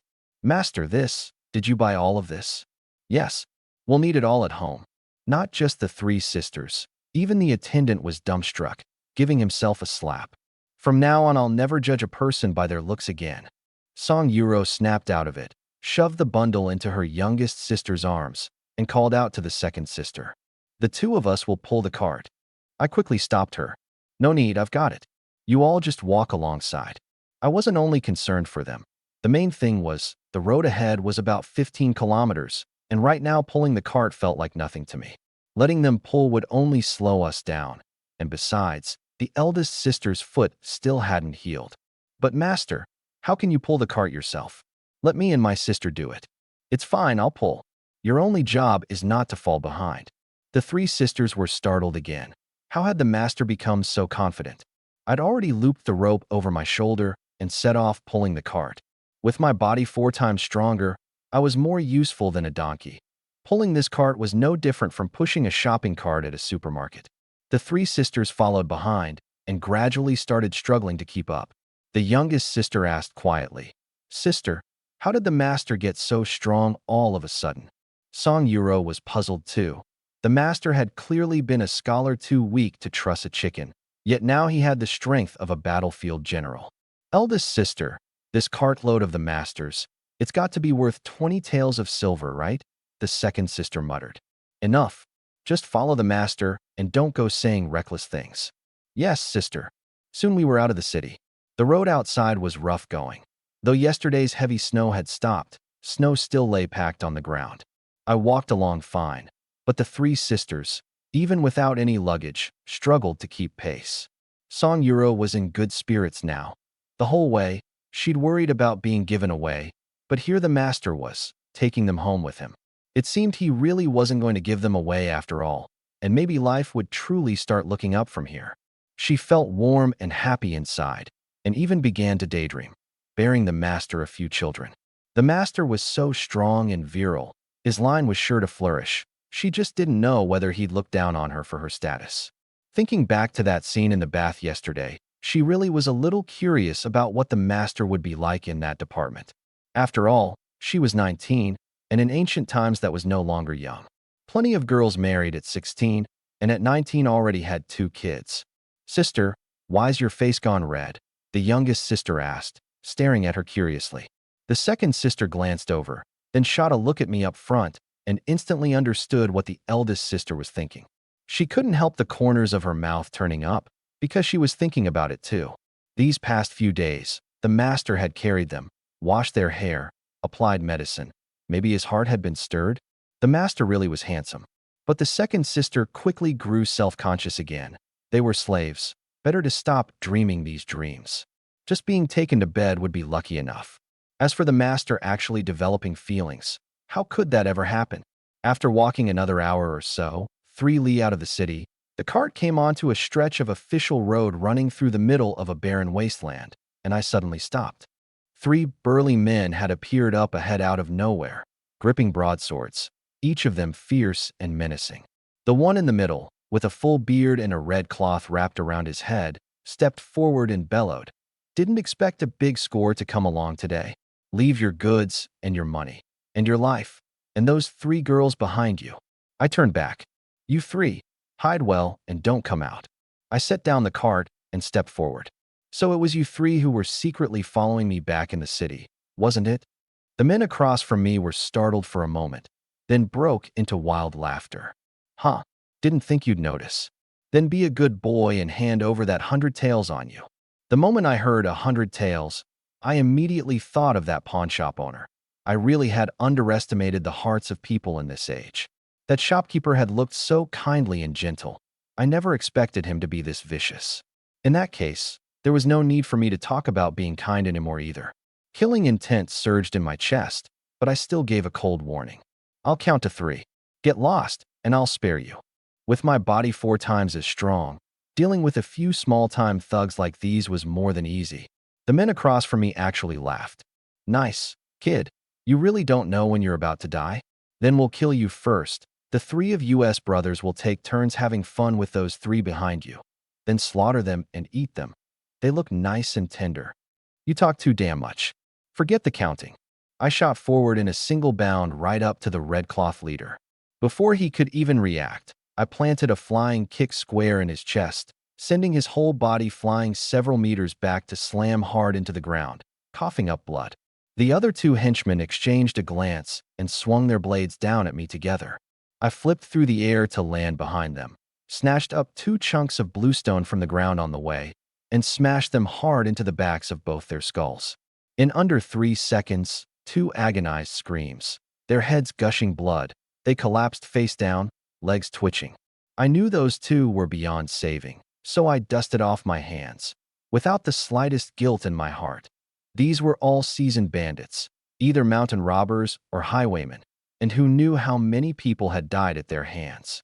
The original owner of this body's own sister had, years ago, been dragged up the mountain by mountain bandits on her way out one day, tortured every way imaginable, and finally eaten. Such things weren't rare in the mid to late period of a dynasty, and the authorities couldn't keep up with it all. I went to check on the leader and found his luck had run out. He'd fallen right onto a jagged rock and had long since stopped breathing. I crouched down and rifled through him, pulling out 10 taels of silver, which I pocketed, then searched 5 taels off each of the 2 henchmen, 20 taels in all. This was an unexpected windfall. 20 taels was enough for a family of 4 to live well for several years. Having dealt with all 3, I turned and walked back toward the 3 sisters. Their eyes were full of terror. When had the master become this formidable? And so ruthless, too.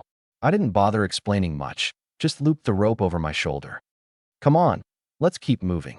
The 3 sisters followed close behind without a word, wanting to ask, but not daring to. I said nothing, but there was an air of menace about me. In that instant when I'd killed those men, I'd been as cold and detached as a machine, and it had left them shaken.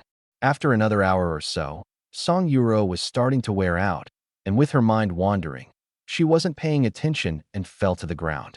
She scrambled up quickly and gritted her teeth to push through, terrified I'd throw her out for being useless. But the next second I walked over and patted the quilt on the cart. Eldest sister, your foot's not up to it. Sit here on the quilt. She waved her hands frantically. Master, I wouldn't dare, I can walk. There are still dozens of li to go. Keep walking like this, and your foot will be ruined. Get up. 1 extra person on the cart was no burden to me at all. Making her walk on it would only slow us down. Besides, I had no desire to see those legs, the ones that could pull off black stockings, limping along. As I said it, I just scooped her up onto the cart, and she let out an involuntary soft cry. Hearing it, my whole body felt like it had been jolted with electricity. This Song Yuro really was top tier. Beautiful, sensual, even her voice was lovely. Who could resist? She lay on her stomach on the quilt, watching my back, full of confusion. The master was so cold to those men just now. So why was he so good to her? Her 2 younger sisters, following behind, were startled too. On the way there, the master had carried the eldest sister, and on the way back, she got to ride the cart. The 2 of them were kicking themselves for not having twisted an ankle. After another 2 hours, the 4 of us finally made it home safe, without running into any more bandits the rest of the way. It was windy today, and we got back right around noon. It was cold out, there was hardly anyone on the roads, and we didn't come across any more corpses. That suited me just fine. If the villagers saw I'd bought so much stuff, I might well get marked as a target. In times like these, it's ordinary people who most easily turn to thievery. The 4 of us reached the yard, and I'd just set down the cart when I suddenly froze. The front door of the house had actually collapsed. I hurried over to inspect it and found the door had been smashed apart by sheer force. At first I thought it was the strong wind, but the several footprints on the door panels immediately told me. This was done by a person. I went inside, the 3 sisters following behind. The moment I stepped into the kitchen, a foul stench slammed into my face. I ran to the stove for a look and was so furious I nearly caught fire. A thief had broken into the house. The rice and flour had all been stolen clean, and the burglar had even taken several dumps in my cooking pot. Then I looked at the emptied rice jar, now holding some unidentifiable liquid, and my temper shot straight up. The three sisters were stunned at the sight too. Song Yuro couldn't help speaking up. Master, this person is truly shameless. Aren't they afraid the kitchen god will punish them? You think someone like that is afraid of the kitchen god? I covered my nose and backed out. This kitchen was unusable. Eldest sister, second sister, youngest sister, unload the things from the cart and carry them into the main room. I pushed the handcart into the cattle shed, then grabbed some wooden boards to nail the kitchen door shut. This kitchen's ruined. Tomorrow I'll tear it down. As I carried the things in, I turned it over in my mind. There was no way the pawnshop owner who'd sent men to kill me would have sent someone to my hometown at the same time. Besides, he didn't even know where I lived. As for the original owner having earlier tried to curry favor with Wang Shuixian, offending her suitor Fong Hu and getting set up to be beaten in a brothel and dumped in the wilds. A man like Fong Hu would come straight to my door. He wouldn't come mess with my kitchen, and he certainly wouldn't care about my little bit of rice. Turning it over every which way, the only possibility was Lai Motzi. The man was a lowlife to begin with, and, relying on his uncle being the village chief, was full of nasty schemes. Only someone like him would do a thing like this. But this was just my guess. I still had to verify it. You can't let a bad guy off, but you can't wrongly accuse a good one either. I needed to establish some authority. Otherwise, someone would always be eyeing the three sisters' slave status. So I'd start by making an example of Lai Motzi, but first I had to confirm it was him. With that in mind, I planted my hands on my hips and started cursing at the top of my lungs right there in the yard, like some shrieking fishwife, saying the nastiest things I could think of. The three sisters listened, both blushing and shocked. Blushing because I was cursing so crudely, shocked because in their impression the master couldn't swear at all. They never expected his mouth to be this venomous. I cursed for a solid half hour, until my voice went hoarse, before finally stopping and heading back inside with the three sisters. Just then, a dark figure darted out from behind a small mound of earth not far from my house, quick as a rabbit. I spotted him at once. I gave the three sisters a quick word, grabbed a stick, and said, "Eldest sister, you and second sister guard this place. If any bad guy dares to break in, beat them within an inch of their life." Song Yuro took the stick nervously and nodded, stammering, "Yes, master." I chased after him and soon recognized the figure from behind. It was Lai Fu, the manservant from Lai Motzi's household, Lai Motzi's most loyal dog. Lai Motzi's home was on the south side of Huangtu village, a two-courtyard compound, which, come to think of it, was originally my Lin family's ancestral home. It was only later, when the family fortunes declined, that my so-called father, Lin Jugan, took 3 wives, each of them frail and sickly, and on top of supporting the original owner, that spendthrift, was forced to sell off every bit of property and farmland, until in the end, when he died, there wasn't even a coffin for him. Lai Fu entered the compound through the back gate. I followed, and, with a light leap, cleared that 2-meter rammed earth wall. Once inside, I saw him run into the main room of the rear courtyard. I quietly pressed myself against the outside of the window. With my hearing now, I could make out every word inside clearly. Lai Fu went in, shut the door, and dropped to his knees with a thud. "Master Lai, Lin Zhao is back, and he bought a whole heap of stuff." Lai Motzi was drinking tea, a charcoal brazier burning in the room. He narrowed his eyes smugly. "Get to the point. Did he notice something was wrong at home?" He noticed. He was standing there cursing his head off. Cursing something awful. Lai Motzi sat up straight. "How did he curse me?" He said, "Master Lai, that you'll never father a son your whole life, only pups, and that you were born from your own mother and your uncle, that your grandmother was the ugliest whore in the brothel, locked up in a pigsty, and that's how she gave birth to your mother." Lai Motzi slapped Lai Fu across the face on the spot, the sound loud and sharp. Lai Fu covered his cheek, aggrieved.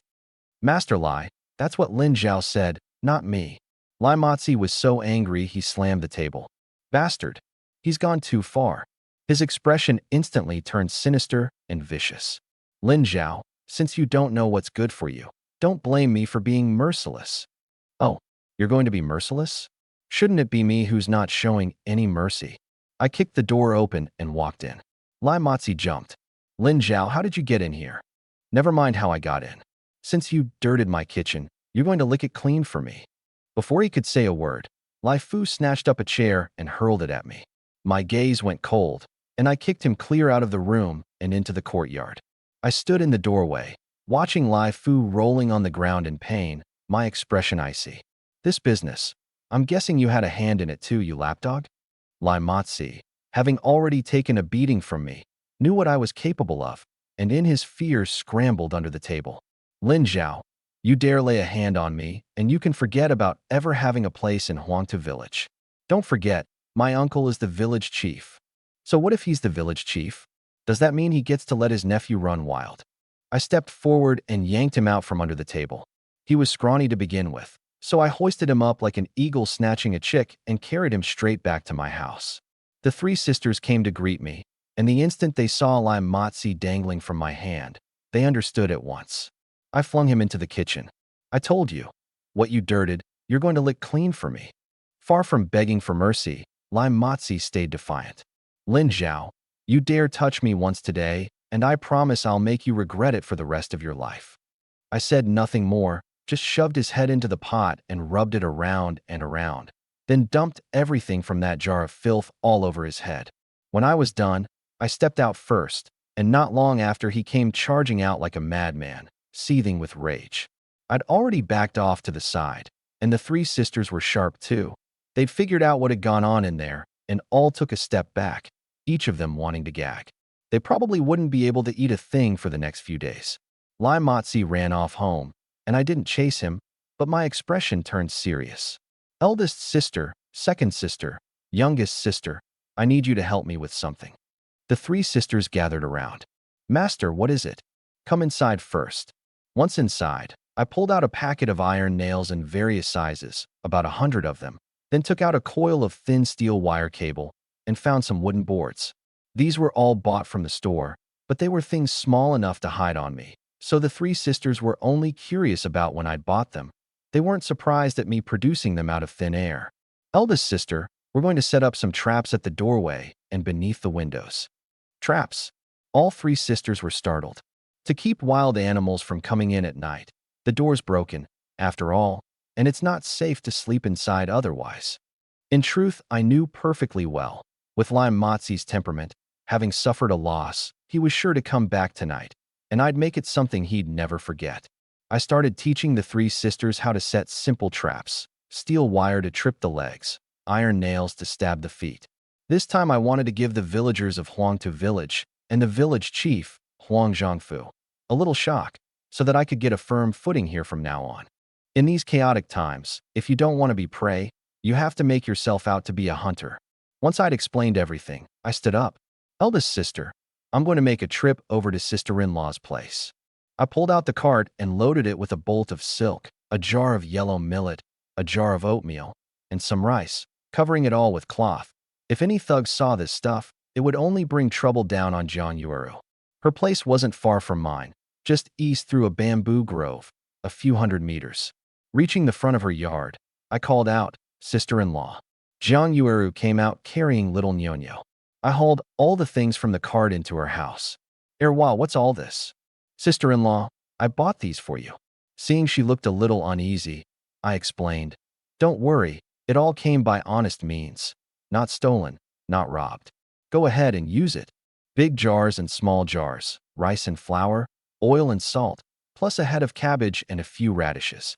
This bolt of silk is for you too. I promised I'd get you better cloth. Nyonyo's growing, so she needs some clothes made. And this oatmeal, it helps with milk production. You're eating for two now. Nyonyo's development is what matters, so your nutrition has to keep up." Jiang Yueru's face flushed red at once, and she was in no state to ask what oatmeal even was. Blushing, she said with some embarrassment, "Erwa, you're really thoughtful, and you know so much." I smiled, walked over, and put the cloth into the cabinet. It shut with a clatter, which startled awake little Nyonyo in her arms. The child was only 2 months old, but she had a mighty pair of lungs. Jiang Yueru sat down on the edge of the bed, helpless, and soothed her. I sat off to the side, watching quietly. "Sister-in-law, is there anything else you're short on?" No, this is already more than enough." I stood up. "Then let me hide the grain for you." And I got right to it. After Lin Dae died, his two brothers, Lin Dagu and Lin Dezhuang, had joined forces to seize the family property and driven Jiang Yuru out, tossing her this rundown shack. And that was only because they feared the village gossip. Otherwise, they'd have chased her off long ago. Jiang Yueru, being just a woman on her own, could only accept her fate. If those two found out about all this, they'd surely come to grab it. In times like these, you must never hold any illusions about human nature, especially not about two men who could throw their own parents out the door. Once I'd hidden everything, I sat down. There was still one thing I hadn't taken care of. Sister-in-law looked at me across from her, blushing, then glanced at the nursing Nyonyo in her arms and sighed. Nyonyo eats such a big appetite. I can't get a single thing done all day. I quickly comforted her. Sister-in-law, don't say that. Nyonyo takes after my cousin. Big build, big appetite, and that's a good thing. Don't worry, you've got me. But her face was full of worry. Her land had been grabbed by the elder uncles until only one mu remained. If she didn't go out and find work, the whole household would starve sooner or later. I could see what was on her mind. Sister-in-law, don't worry. From now on, as long as I have a mouthful to eat, so will the two of you.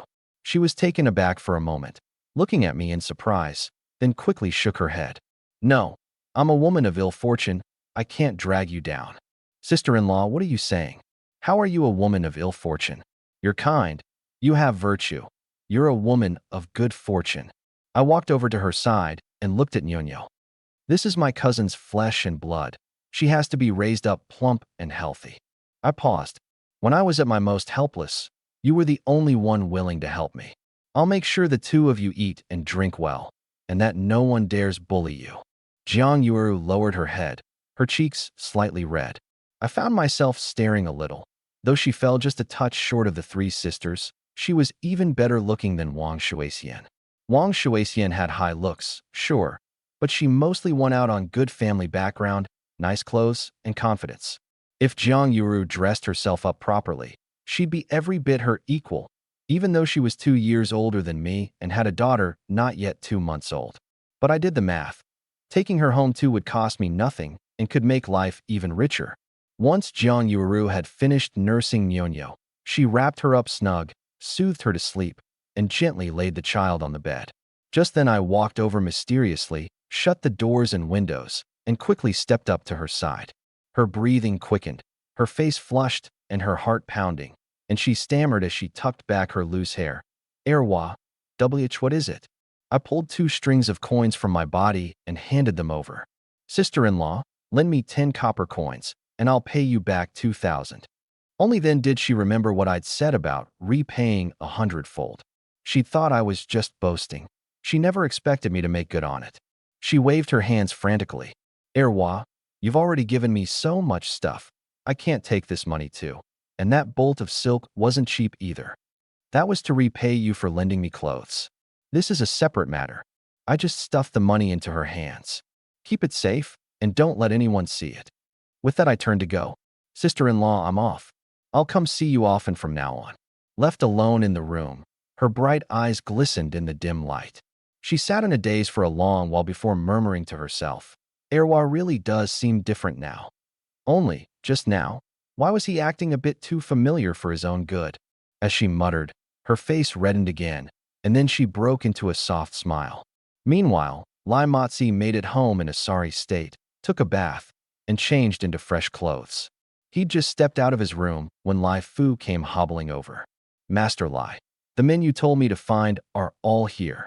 Standing in the courtyard were 3 burly, brawny men, each of them hulking, not farmhands, but hired muscle from the gambling den in town. These men didn't farm. Ordinarily, they kept order at the gambling house and went door to door collecting debts. Wealthy folks were happy to keep them around. For one, they helped rake in money, and for another, they provided protection. Did Lai Fu tell you what this is about? The 3 answered in unison. We know, Master Lai. For these 3 men alone, Lai Motzi had shelled out 5 taels of silver, and it stung, but the moment he thought of Lin Zhao, he figured the money was well spent. Let me see what you've got. That Lin the second won't be easy to handle. The 3 demonstrated on the spot. One split a brick with his bare hand. One kicked a wooden pole as thick as a calf clean in 2. And the third was even fiercer, a slab of bluestone, which he smashed to pieces with his own head. Lai Motzi watched with a delighted grin, then gritted his teeth in a cold sneer. Tonight we go to Lin the Second's place, and the lot of us will have our fun with those 3 slave girls of his. He turned to Lai Fu. You come too, you'll get a share, but you go last. Those 3 women are even prettier than Jiang Yueru. Lai Fu quickly knelt and kowtowed his thanks. Jiang Yueru's beauty was famous throughout the village and the town. Only she carried the reputation of being a jinx, so no one dared go near her. She'd been married less than 3 years when her in-laws died one after the other, and her husband then met a violent end at the hands of mountain bandits on his way to the city. But hearing they were even prettier than Jiang Yueru, the 3 big men suddenly perked up. Master Lai, is that for real? If it's true, us brothers won't even take that 5 taels of silver. Of course it's real. You'll be amazed when you see them. Lai Motzi lowered his voice. I won't hide it from you. Those 3 are registered slaves. Even if you kill them, the authorities won't come after you. The 3 exchanged a glance and broke into lecherous grins. Master Lai, now that's good news. Us brothers will give it our all. Come on, let's go inside and work out the details. Lai Motzi turned and led the way, and the 3 men quickly covered their noses. Even Lai Fu pinched his nose as he followed them in. After I got back from Jiang Yueru's place, I left the broken door unrepaired, deliberately leaving a hole in it. After eating lunch, the moment dusk fell, I took the 3 sisters and finished setting all the traps. It's getting late. Let's sleep. The bed was made with the newly bought quilts and bedding, nice and soft. 2 quilts, since one couldn't cover all 4 people. I looked at the 3 sisters. Second sister, youngest sister, you 2 share one. Tonight the eldest sister and I will share. Song Yuro looked at the new cotton quilt, a blush spreading across her face. Her 2 younger sisters exchanged a glance without a word, understanding in their hearts. The master was going to start with the eldest sister. I brought over hot water for Song Yuro to wash her feet, personally rubbed on the safflower oil, then said, Eldest sister, let's sleep. Though embarrassed, she answered softly and got into bed with me. A curtain hung over the doorway, and though there was no front door, the room wasn't cold, and with the new cotton quilts, the coziness was beyond words. The 2 younger sisters curled up under their quilt, warm all over. If only it could always be like this, the youngest sister silently prayed. Song Yuro and I had the thinner quilt, but I put out plenty of heat, so it was warm under the covers all the same. Her heart thumped hard, fully prepared to give herself over, not daring to move a muscle. I turned on my side and pulled her into my arms, and she shivered all over and went rigid, feeling only a wave of tingling numbness. But I just held her, going no further. Conditions right now were too crude, it wasn't the right time. Once I put up a big house, with a room that was warm and soundproofed, then I'd be intimate with the 3 sisters properly. In the current setup, it'd be like grilling in a pile of cow dung, or eating abalone next to a garbage heap, totally out of place. Seeing my hands stay honest, Song Yuro gradually calmed down, but along with it came a thread of disappointment. Could it be the master still looked down on her? The night deepened. The 2 younger sisters slept sweetly, and Song Yuro too nestled drowsily against me. But I didn't sleep. I kept my eyes closed, listening carefully for any sound outside. Around the hour of midnight, a series of light footsteps came from outside. Lai Motzi, with his 3 hired thugs and Lai Fu, had crept up to the outside of my yard. The men peered inside and murmured, Looks like they're all fast asleep. Asleep, all the better. In a bit we charge in, beat Lin the Second first, cripple one of his legs, tie him up, and make him watch us have our fun with his slave girls. Lai Motzi ground his teeth viciously, then added, And when we're done, we castrate him. Rest easy, Master Lai, leave it to me. I'll beat that boy so bad his own mother won't recognize him. The 4 of them started toward the yard, and seeing the front door standing open, Lai Motzi gloated. That lazy oaf didn't even fix the door. Come on, charge in. He'd barely taken a step when Lai Fu let out a blood-curdling scream, giving them all a start. Lai Fu, are you out of your damn mind? Master Lai, I think something stabbed clean through my foot. It hurts like hell. Idiot. Lai Motzi picked up a wooden stick. Bite down on this and keep quiet. With that he led the 3 men inward. Just as they reached the doorway, a jar came flying out with a whoosh and struck the iron head thug square on the head. The ceramic jar shattered on the spot, and the man, unable to keep his footing, staggered back several steps and sat right down on the nails, howling in agony fit to tear the heart out. Inside, the three sisters had woken too, and listening to the commotion outside, they were terrified. "Shoo! Everyone stay quiet," I said in a low voice. They immediately fell silent. It was unnervingly quiet inside, while outside, Lai Fu had a foot pierced through and the iron-head man had been badly hurt. Lai Motzi started to panic, unsure whether he should push further in. The other two big men asked, "Master Lai, I've got a bad feeling something's off about this place." Lai Motzi was scared too, but the moment he thought back to that scene at noon of me grinding his face into the pot, rage came surging up. He thought it over and, in his own clever way, said, "Don't go in the front door. Go through the window." The three of them shifted over to the window.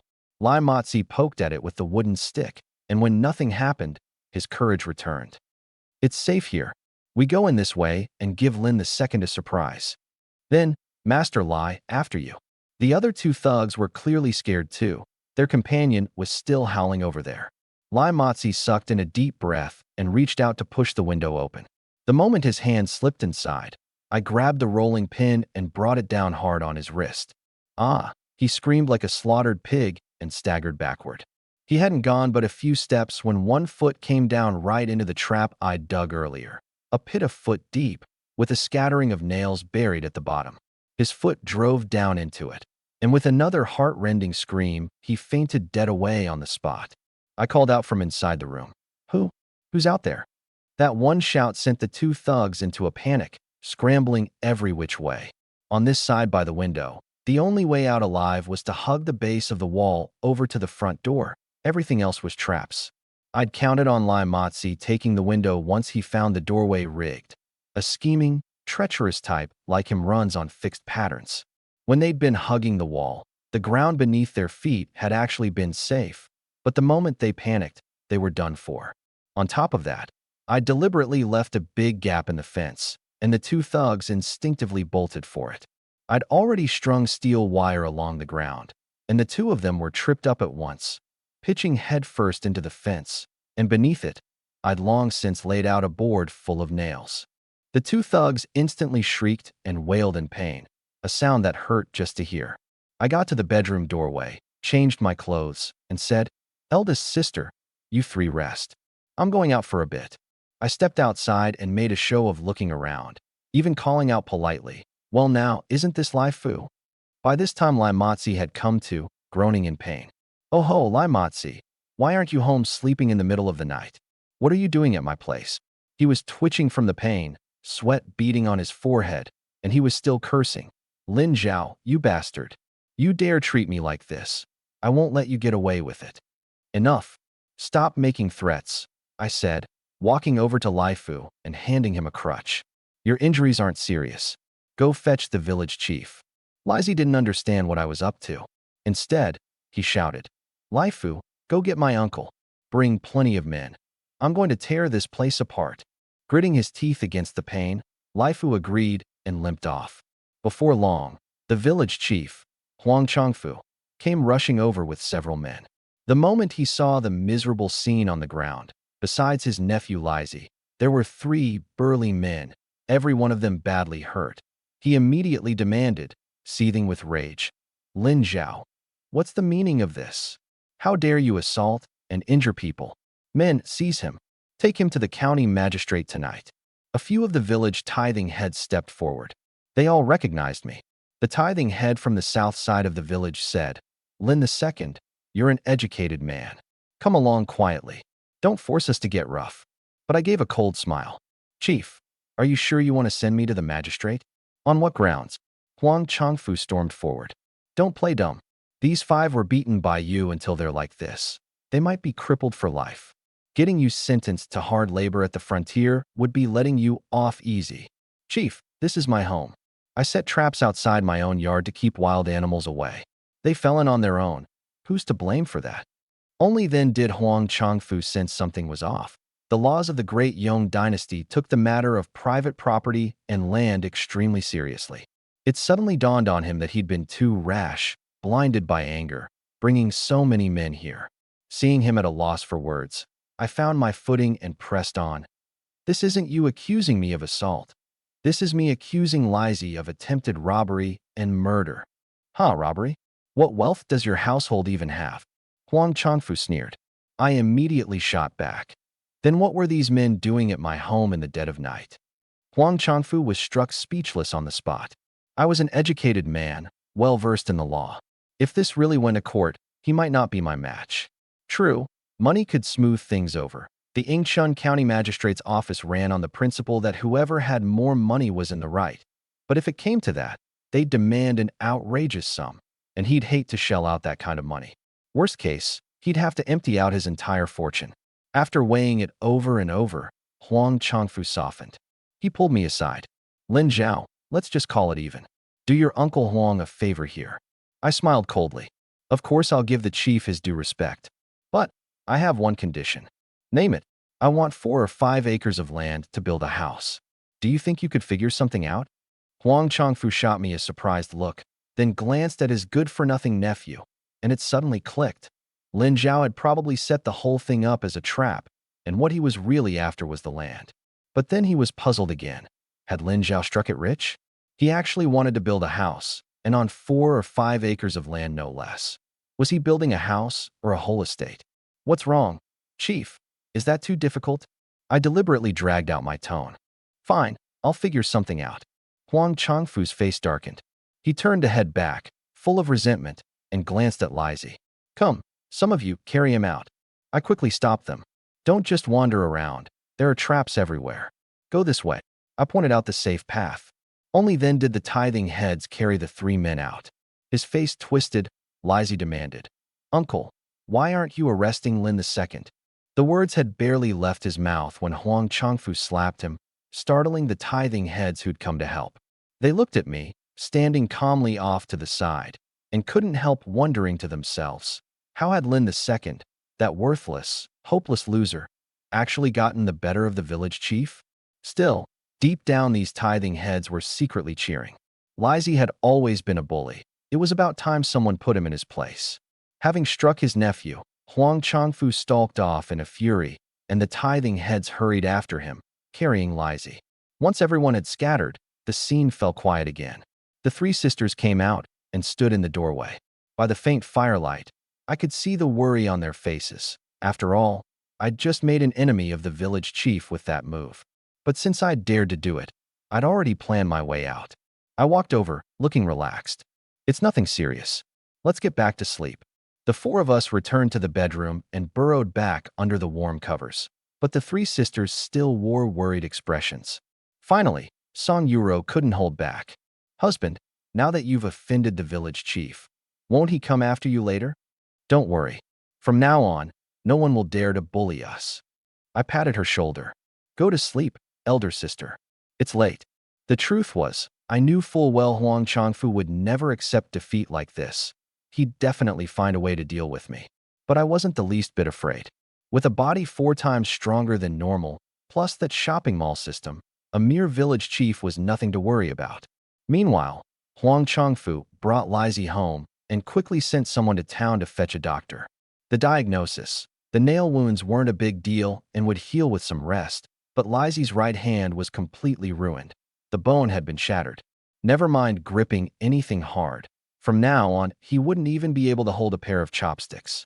Heartbroken and furious, Huang Changfu saw the doctor off, then walked into the room and looked at his nephew on the bed.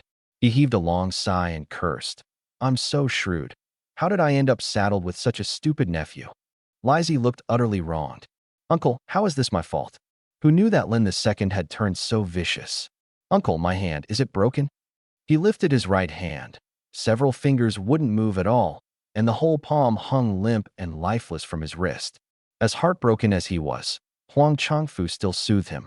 Matzi, your uncle will settle the score with Lin Zhao. You just rest and recover. Uncle, that Lin II is a changed man now. You've got to be careful. He's a sneaky one. But Huang Changfu gave a sly smile, brimming with confidence. Motzi, you're still too green. You don't understand what it means to kill with a borrowed knife.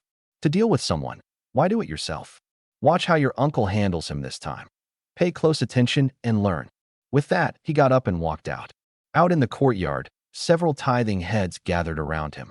Wu Lingguang, the tithing head from the South Village, lowered his voice. Chief, 3 of the injured aren't from our village.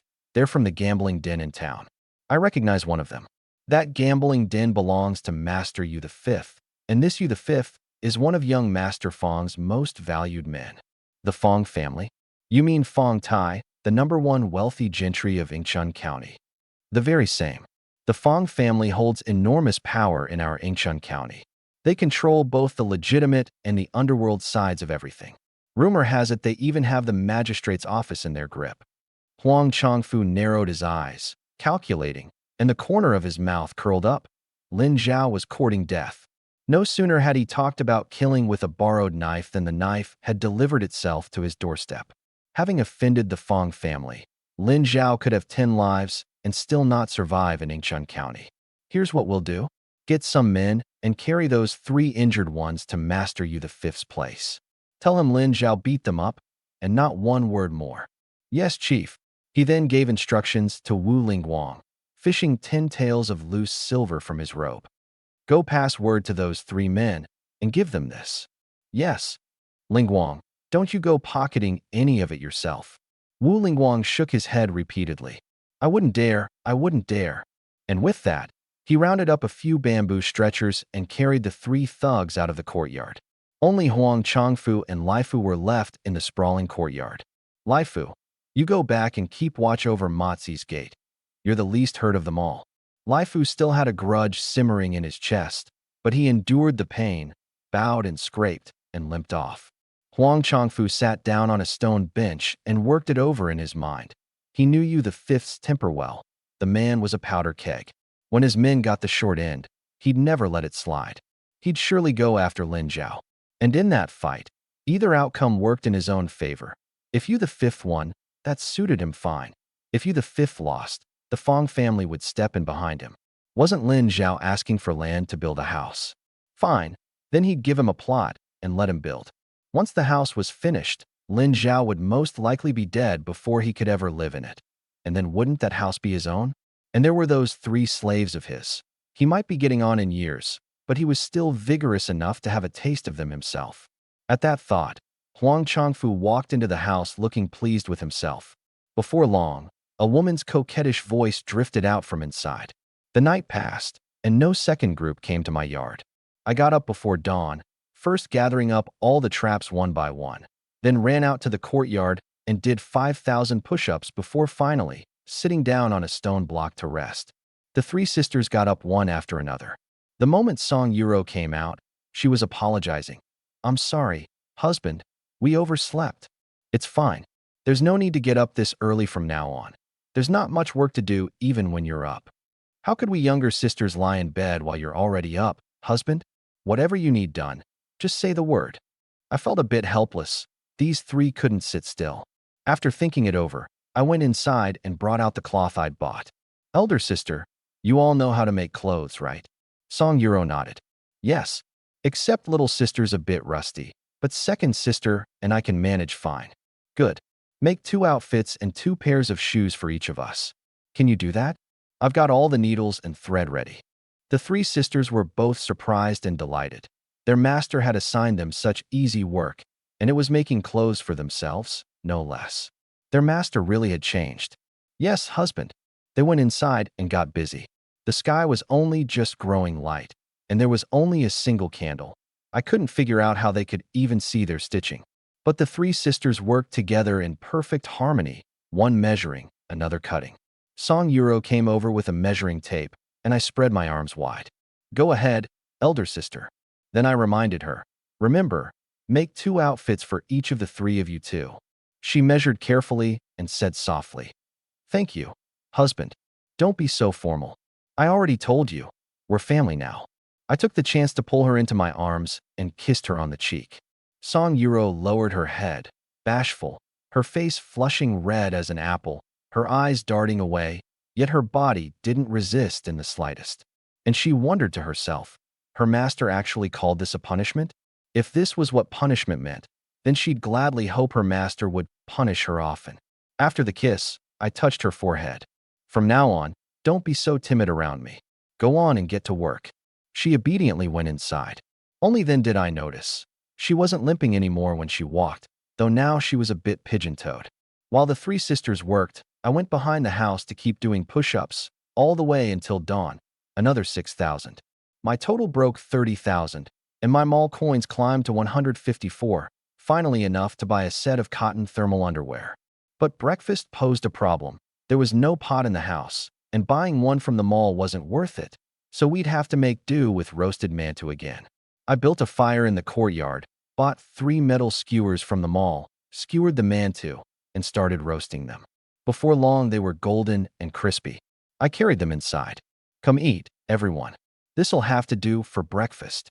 Little sister came up first and gave a slight curtsy. Husband, white flour mantu is a fine thing. Getting to eat it is our great fortune. That's right, husband. These days, ordinary folks count themselves lucky just to have wild vegetable buns. We're slaves, and you still give us mantu to eat. Stop calling me master. I told you, we're family. From now on, just call me husband. Husband, little sister murmured the word to herself. I praised her right away. Good girl, Ting Ting. Here's a mantu for you. I'd already crossed over into this world. Who was going to keep up the pretense of being a proper gentleman? Having these three sisters call me husband wasn't asking too much at all. Little sister lowered her head, embarrassed, and said quietly, Thank you, husband. Good girl, Ting Ting. Here's another one. Off to the side, both Song Yuro and second sister looked a little stunned. Song Yuro hesitated. They were slaves. How could they call their master husband? But to my surprise, second sister stepped up first, dipped slightly at the knees, and said in a sweet, tender voice, Husband. I hadn't expected the usually cold and aloof second sister to be so gentle. I quickly handed her a golden, crispy mantu. She thanked me. Thank you, husband. Now you're getting it. I tapped her nose and gave her another. Seeing this, Song Yuro stopped holding back too. She stepped forward and called out tenderly, Husband. But instead of giving her a mantu, I put on a stern face. Elder sister, you're the eldest. How is it you were the slowest? I'll have to punish you. Elder sister was about to kneel and apologize, and the two younger sisters were startled too. Was their master going to turn on elder sister and hit her? But just as she started to bend her knees, I caught her in my arms. I haven't even told you how I'm going to punish you yet. She kept her head lowered, dazed. As you wish, husband. I pointed to my own cheek. Give me a kiss. That's your punishment. Song Yuro's head shot up, and those beautiful eyes lit up all at once, like the surface of a lake rippling in a morning breeze, her cheeks flushing red as the sunset glow. Seeing her frozen there, I asked again, What? You don't want your punishment? She gathered her courage and kissed me. I nodded, satisfied, and pressed two mantu into her hands. Call me husband from now on. Yes, Mas, husband, she said, head bowed, answering nervously. Having settled that, I headed out the door. Inside, the two younger sisters immediately crowded around elder sister. Sister, is that how master's punishments are now? Why does master always love to punish you like that? Song Yuro, blushing, hurried them along. Eat quickly, so you can get to work after. Don't hold up husband's business. But even as she spoke, the corners of her mouth curved up on their own, and her heart brimmed with an indescribable joy. Out in the courtyard, I thought to myself, these three sisters, whatever I wanted from them, they'd go along with it. But they were registered as slaves, which meant having them call me husband was really just fooling myself. With slave status, they didn't even qualify to be concubines, let alone proper wives. I needed to find a way to free them from that slave registry, to make them ordinary people again. Otherwise, that unease and inferiority buried deep in their hearts would never be rooted out. Only, freeing someone from the slave registry required a 6th-rank general or a 5th-rank civil official to intervene. It was difficult, but not impossible. There were avenues. That was a matter for later. For now, I first needed to get life going. I took out a gong and swung the hammer against it. At the sharp, urgent clang, the three sisters, still chewing on mantu inside, came running out. Husband, what is it? Is something wrong? It's nothing. I'm calling people over. At the sound of the gong, a crowd of villagers quickly gathered outside the yard. The moment they laid eyes on the three sisters behind me, their eyes filled with astonishment, not because the sisters were wearing new clothes, but because they were holding mantu in their hands. Heavens, what kind of world is this? Even slaves have mantu to eat now. Exactly. I can't even remember the last time I ate mantu. I'm gnawing on tree bark while they eat mantu. I must still be dreaming. One villager rubbed his eyes hard. Someone asked, Lin the second, did you strike it rich or something? Did your father leave you money? But your father didn't even have a coffin when he died. The villagers buzzed with talk, every one of them staring fixedly at the mantu, licking their lips. Song Yuro got scared and quickly hid the mantu behind her back, afraid of bringing trouble on me. But I smiled. You all want to eat some? Of course we do. Who doesn't want mantu? We dream about it. Simple. Work for me for a day, and you'll get 6 mantu. Anyone willing? I'd expected someone to haggle, but instead the crowd was full of doubt. Really? A deal that good, in times like these? Hearing that, I understood. It wasn't just the original owner of this body who'd had it rough. The vast majority of common folk were suffering. Huangta village was actually one of the better off places.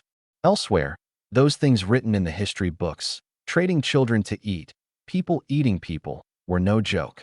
They played out every single day. Those who starved to death first were often carved up and eaten by other starving people. The government had no relief grain to give, so they could only turn a blind eye. But Huangta village had fertile land and hadn't yet fallen to that point. I pointed to the spot beside the thatched hut. I want to put up a straw shed as a kitchen and build a stove. Whoever knows how to build a stove, step forward. 2 men stepped up, one old and one young. The older one was Xiang Shangjiu, the village's old bachelor. He'd built quite a few of the stoves in the village. The younger one was Wang Qianzhan, in his early 20s, with a wife and 1 son and 1 daughter. I couldn't tell whose skills were better, but Xiang Shangjiu was older and more experienced. All right, old Xiang, you take it. Besides the 6 mantu, I'll pay you 10 coppers extra. The others stared with envy, and Wang Qianzhan stepped back, dejected. I walked over to him. How about this? You're young and quick on your feet. Go into town for me and buy 2 pots. Besides the 6 mantu, I'll give you another 10 coppers for the round-trip travel. Sound good? Wang Qianzhan was so excited he was nearly moved to tears. Yes, no problem. I'll go right now. 1 trip and he'd earned 10 coppers. A windfall dropped straight from the sky. I pulled him aside and gave him about a string of coins. Iron pot forging was a mature craft these days, at 300 coppers a pot, so 2 would leave money to spare. The remaining villagers watched eagerly. Lin Zhao, you said a day's work for 6 mantu. Is that offer still good? Of course it's still good. I also need people who can gather thatch, wood, and bluestone, and anyone who knows how to build a shed. Step forward. I need 10 people. The words had barely left my mouth when someone volunteered. I can cut thatch. I can build a shed, and I've got wood at my place. Only. The man began to stammer. I caught his meaning and said directly, as long as the wood is usable, I'll pay you for it. Great, I'll go get it right now. I quickly picked 10 men. Those who weren't chosen looked a bit disappointed. I reassured them, don't worry. I'll be building a house later on, and we'll need plenty of hands. Really? The villagers looked half convinced. But at that moment, they couldn't spare a thought for jealousy. Being able to eat their fill was better than anything. Of course it's real. Those who weren't chosen can head home for now. Once everyone had scattered, I walked over to the 3 sisters. Elder sister, when you've finished eating, knead some dough and steam plenty of mantu. Yes, husband. The 3 sisters went inside and brought out a clay basin to knead the dough. In winter, dough rises slowly. While we waited, Xiang Shangju had already measured out the stove's outline on the spot I'd marked and was hard at work mixing clay. I'd bought bricks, but those were for another purpose. This stove was temporary, so we'd use clay and stone. Building the straw shed afterward wouldn't be a problem either, just a matter of standing up a few posts. I went behind the house to keep doing push-ups and finally broke 36,000, my mall coins reaching 204. The noise outside was growing loud, so I got up and went out. The villagers had gradually gathered the thatch, wooden poles, and bluestone. I inspected those bamboo and wooden poles. They were all decent. I'll take all of these. How's 50 coppers? The man's eyes lit up. Really? Really? I handed over the money. He counted it and grinned from ear to ear. The material wasn't anything special, just 2 poles, and getting 50 coppers for them left him more than content. Thank you. By then the stove was largely taking shape. Xiang Shangju was carefully smoothing the outer wall and the flue, and the grate was installed too. All that was left was for the iron pots to arrive. I went over and asked, Old Xiang, we're going to put up the straw shed out here. Will it get in your way? Not at all, not at all. At my signal, several villagers rushed over and tore down the old kitchen, pulling out the usable wooden posts and discarding everything else. Too bad there was no excavator. Otherwise, I'd have loved to dig a pit and bury it all. With many hands, the work went fast. Building a simple straw shed like this was no more complicated than putting up a house. Set up a few posts, lay the crossbeams, then add the purlins and rafters, and it was done. The village folks all knew how to do this, and standing there I couldn't help at all. I could only watch. Just then Song Yuro stood in the doorway looking a little shy. I walked over. Elder sister, what is it? Husband, the dough's about risen, but there's nowhere to steam it. Here's what we'll do. Come with me to sister-in-law's place. We'll cook at her house for now. I went into the cowshed and loaded the dough basin onto a handcart. We'll steam the mantu at someone else's house and bring them back once they're done. Actually, I could have bought manta from the mall. The ones I roasted that morning were mall-bought, 50 cents apiece, but they weren't as filling as homemade ones. Feeding those to the men doing hard labor definitely wouldn't fill their bellies. When we got to Jiang Yueru's place and I explained the situation, she was more than happy to help. As it happened, she had a bamboo steamer set at home. In fact, she'd long wanted to invite me over to cook at her place, but she'd held off, afraid of gossip and afraid those 2 brothers-in-law would come stirring up trouble. Now that I'd come to her doorstep myself, she was naturally glad. Perfect timing. Nyonyo's asleep, so I can lend a hand. The moment Jiang Yueru saw the 3 Song sisters, she called them sisters without a second thought. Song Yuro had never dealt with her before, but meeting her today, she realized Jiang Yueru was gentle, easygoing, and approachable, and beautiful, too. Standing off to the side, I marveled to myself. Birds of a feather really do flock together. In these chaotic times, taking in yet another poor woman who'd just given birth, that had to count as an act of kindness and good karma, didn't it? I went into Jiang Yueru's bedroom and started doing push-ups again, this time one-armed. When I got tired, I rested. When I got hungry, I chewed a couple of compressed biscuits. Before long, I'd done 2,000, and my mall coins jumped by 40 all at once, reaching 244. Now I could even buy a rice cooker. But the racket woke Nyonyo, who started bawling. I quickly scooped her up and tried to soothe her. No use, she kept howling. Jiang Yueru rushed in and looked at Nyonyo in my arms, caught between laughing and crying. Nyonyo, how are you awake again? Mama's busy right now. Sister-in-law, she must be hungry. Nothing I do works. Quick you. I handed the child over to her. She shot me a slightly startled look, and though she was embarrassed, she still came over and loosened the front of her robe. I sat across from her for a moment, then got up. Sister-in-law, I'll go check on how the mantu are steaming. After I went out, Jiang Yuru gazed at the doorway, a faint smile in her eyes, and muttered, Irwa, you're getting more and more familiar for your own good. In the kitchen, the plump, snowy white manta gave off the fragrance of wheat. I picked one up and took a bite. Elder sister, nice work. These manta came out beautiful and delicious. Song Yuro lowered her head at the praise. Husband, it's mainly thanks to Sister Yuru's guidance. Second sister couldn't help praising too. I never expected Sister Yuru to be such a good cook. Seeing that the 3 sisters had taken quite a liking to Jiang Yuru, I nodded with a smile. Good. You all rest for now. I'll head home to take a look. With quadruple stamina, my speed was 4 times what it used to be, and I got home in no time. By now the frame of the straw shed was up, with thatch laid over the top, and the villagers were busy setting the walls. Just bamboo strips packed with straw would do. Xiang Shangju came out. The stove's built. We're just waiting on the iron pots. I started to worry. It's already midday. Why isn't Wang Qinzhan back yet? Nothing's happened to him, has it? The words had barely left my mouth when a villager came running over in a panic. Wang Qinzhan. Something's happened to him. I immediately stepped forward. Where is he? Take me there quick. A wave of self-reproach washed over me. I should have gone to buy the pots myself.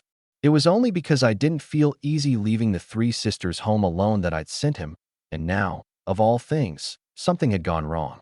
How had the bandits on those roads gotten so rampant? I was going to wipe them out for sure. Following the villager who'd brought the news, I arrived at Wang Qianzhan's home. 3 tile-roofed earthen rooms, the mud walls cracked open, the roof beams riddled with insect holes. Beside them stood 2 thatched huts, and 2 children, a boy and a girl, were playing in the dirt on the ground. A woman's crying came from inside. I stepped in with apprehension and saw a straw mat spread on the floor of the main room, with Wang Qianzhan lying on it, covered in blood. I crouched down, not knowing what to say, but he pointed to 2 iron pots beside him. Lin Zhao, I got the goods for you. I kept my word. With that, he pulled the remaining copper coins from his robe and handed them to me. I stopped him. Keep the money. Consider it a small token from me. He tried to argue, so I turned to the villagers and said, "Go fetch a doctor, quick. I'll pay." "Hurry." An old man beside me spoke up. "I'm the village's country doctor. The boy Qianzhan will keep his life, but his leg is broken. He won't be able to do heavy labor anymore." Only then did I see clearly that his left leg was severely deformed, snapped clean through by force. Was it bandits? No, it was Master Yu the Fifth. Who's Master Yu the Fifth? The owner of the Qianxing gambling den in town. There's no telling how Qianzhan managed to cross him. At this, Wang Qianzhan finally spoke. "The moment he heard I was buying pots for you, he broke my leg." It suddenly hit me. The man was coming after me. But I'd never even met this Yu the Fifth. After thinking it over, it was most likely those 3 thugs from last night, and Huang Chongfu had surely had a hand in it, stirring up trouble behind the scenes. I patted Wang Qianzhan. "Old Wang, rest easy and recover. I'll cover the medical costs, and I'll avenge you for this." With that, I stood and walked out. Looking at the 2 frail children in the yard, I felt a pang of guilt. I gritted my teeth. Yu the Fifth's life was as good as forfeit. Even if Jesus himself came down, it wouldn't help. The moment I left, the others started talking. Lin II's talking nonsense. Who dares provoke Master Yu the Fifth? Even the village chief wouldn't. Exactly. I hear the Fong families behind him. Running into something like this, you can only chalk it up to bad luck. The old doctor cursed in anger. Yu the Fifth calls himself a businessman, but everything he does is straight-up banditry, forcing people to gamble, selling off their children. He's worse than an animal. Old doctor, that's enough. If word gets out, aren't you afraid he'll come for you in the night?" The old doctor sneered. "This old, worthless carcass of mine. If he wants to take it, let him take it." The old doctor hated him so bitterly because a close friend of his had been driven to ruin by Yu the Fifth, his family destroyed, his youngest daughter seized and forced into his household. On the first night, she resisted and bit him, so he strangled her to death. The village folk all feared him, and the old doctor was aged and without strength. My words just now, though, actually gave the old doctor a measure of comfort. At last someone dared to fight back. But he worried for me too. Yu the Fifth's power was not to be underestimated. Leaving Wang Qianzhan's home, I went back to Jiang Yuru's place, packed the mantu into a bamboo basket, and carried them back to my own house. I looked at the busy villagers. "Here, each of you take 3 now, and come back for another 3 this afternoon." At the mention of collecting mantu, the men immediately lined up, staring at the white mantu in the basket. "Wow, are these really white flower mantu?" I passed them out. The 3 sisters and Jiang Yuru had thought it through, making the mantu all roughly the same size to avoid squabbles.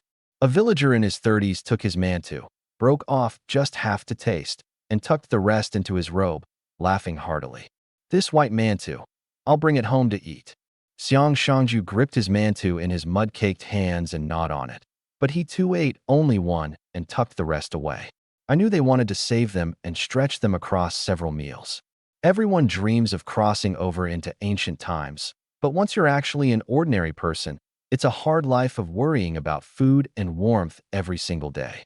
Having handed out the mantu, I headed out again. Judging by the pace of the house building, getting everything finished would probably take until nightfall. I gauged the hour. I still had time to go deal with Yu the Fifth. Only, doubt nagged at me. With my quadrupled physical ability, could I really beat Yu the Fifth? If I ran into a true master and got sent back to respawn? the three Song sisters would fall into vicious hands. But then again, Wang Qianzhan had been injured on my account. If I handled this well, my standing in the village would be firmly established, and from then on the three sisters would naturally command respect too.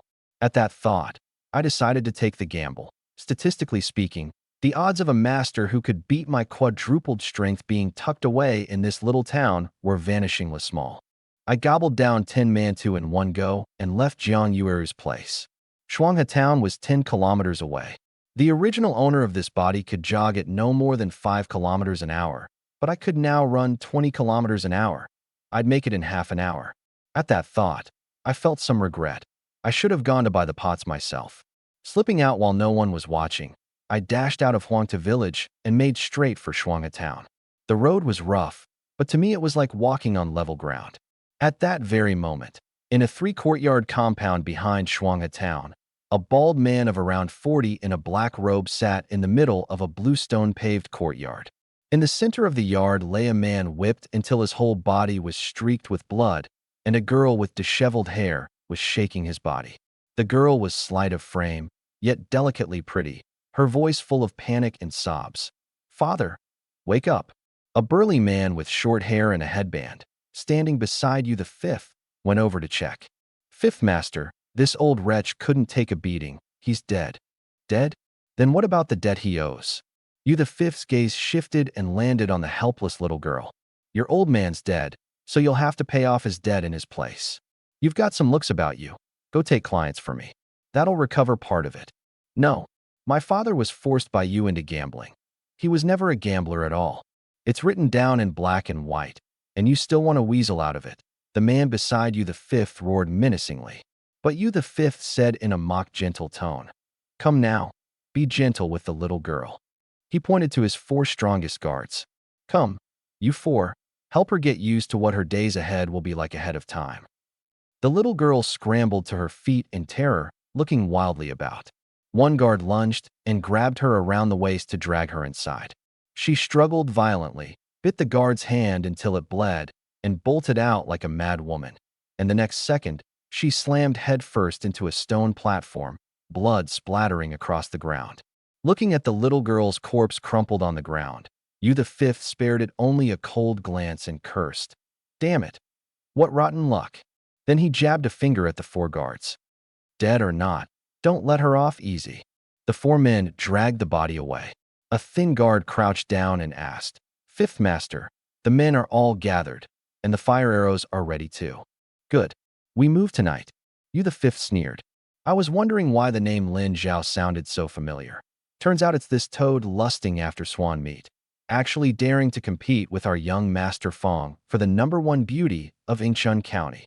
The thin guard asked again, "Fifth master, are we really setting the fire? I hear that kid has 3 girls at his side, every one of them a stunning beauty." "Idiot. What kind of woman haven't I had?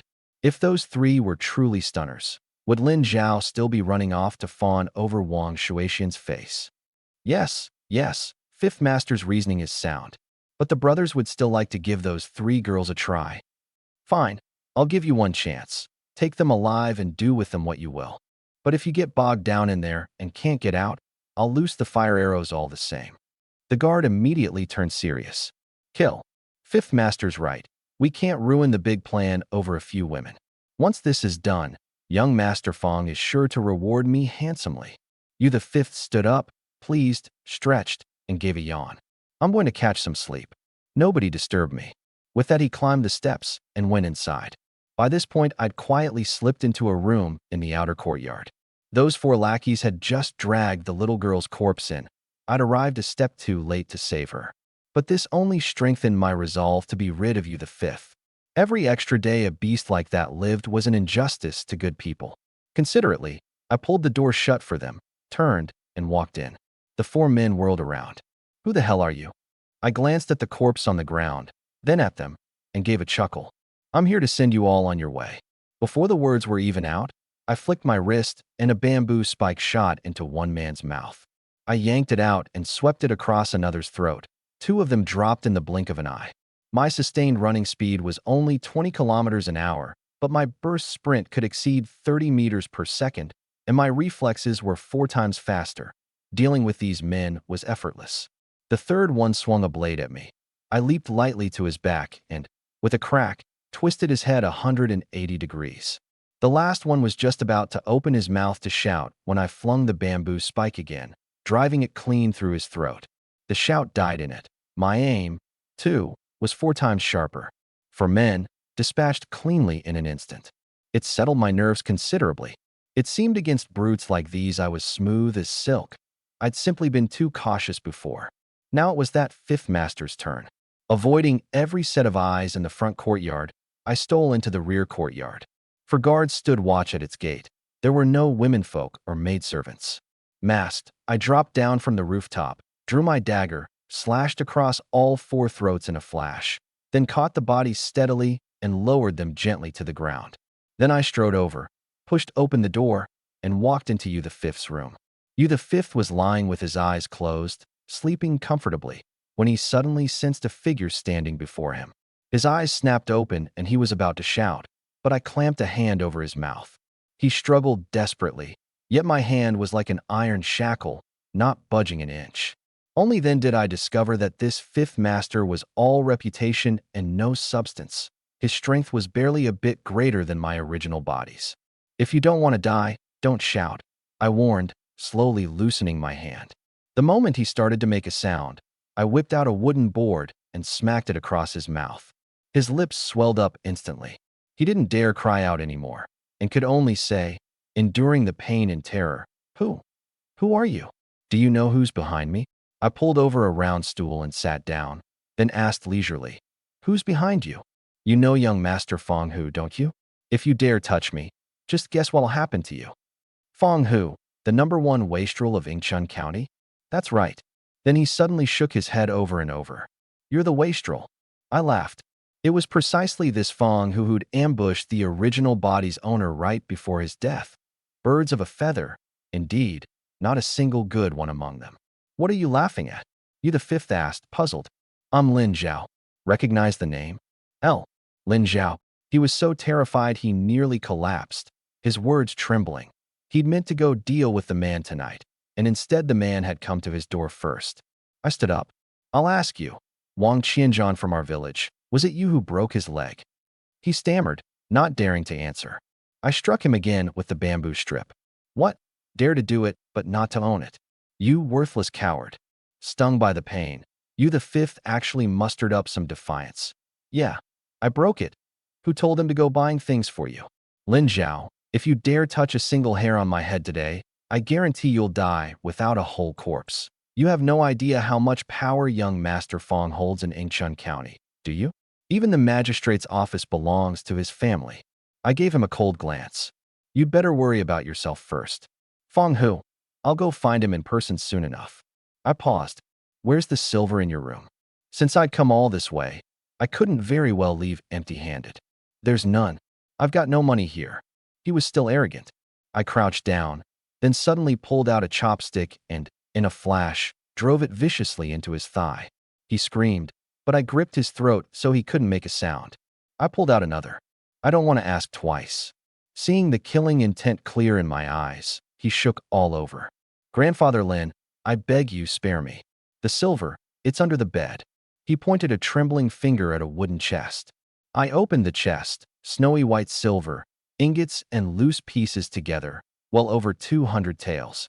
I swept it all into my storage space. Watching the silver vanish into thin air, Yu the Fifth's eyes bulged, his face full of disbelief. It didn't matter. I hadn't planned to leave him alive anyway, so it made no difference that he'd seen the secret. I walked over. "All right, Yu the Fifth, it's time to send you on your way." "Lin Zhao, you broke your word." "Ah." I drove another chopstick into his leg, my expression cold and grim. "I never said I'd spare you if you handed over the money. A beast steeped in as much sin as you. Keeping you alive only harms others."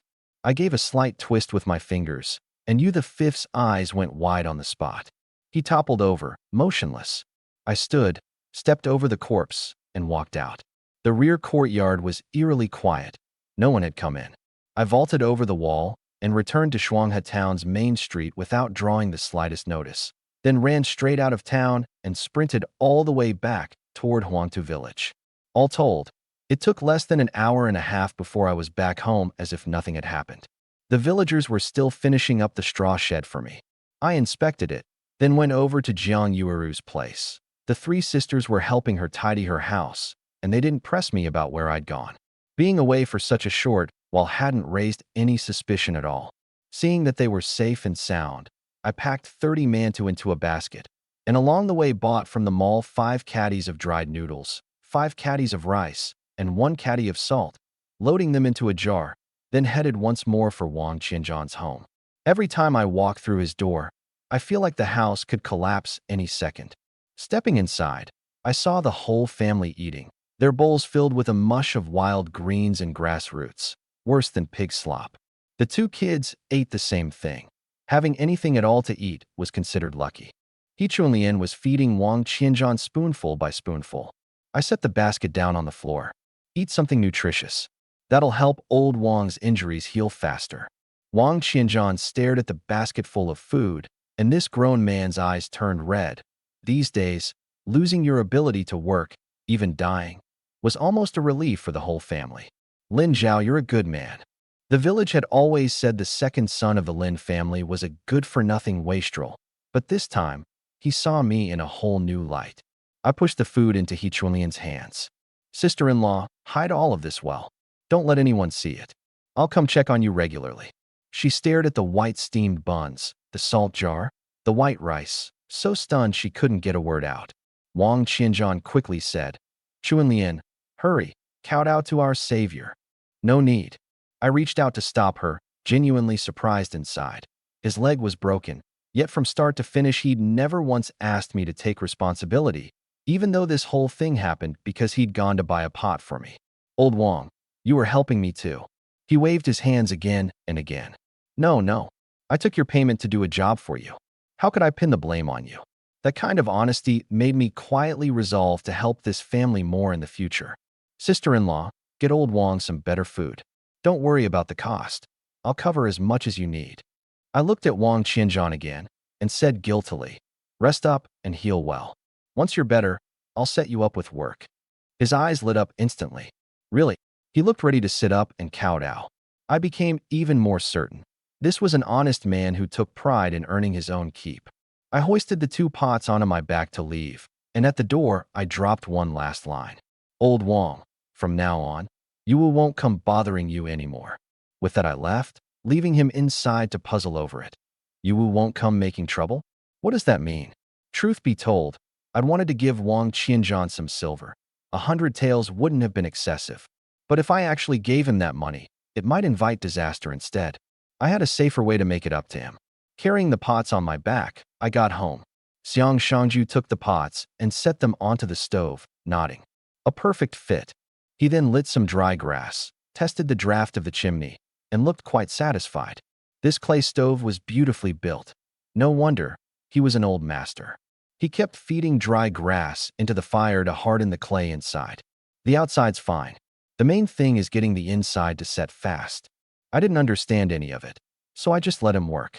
By the time it was nearly dark, all the work was done. The crowd even kindly swept my yard for me. I brought over 50 more steamed buns from Jiang Yueru's place. Steamed too many. Everyone gets 4 extra. At the words 4 steamed buns, the crowd nearly dropped to their knees, and the flattery came pouring out like it was free. Lin Zhao, you're such a good man. Heaven bless you to strike it rich. You'll surely pass the imperial exams next year. You're the most talented one in our whole village.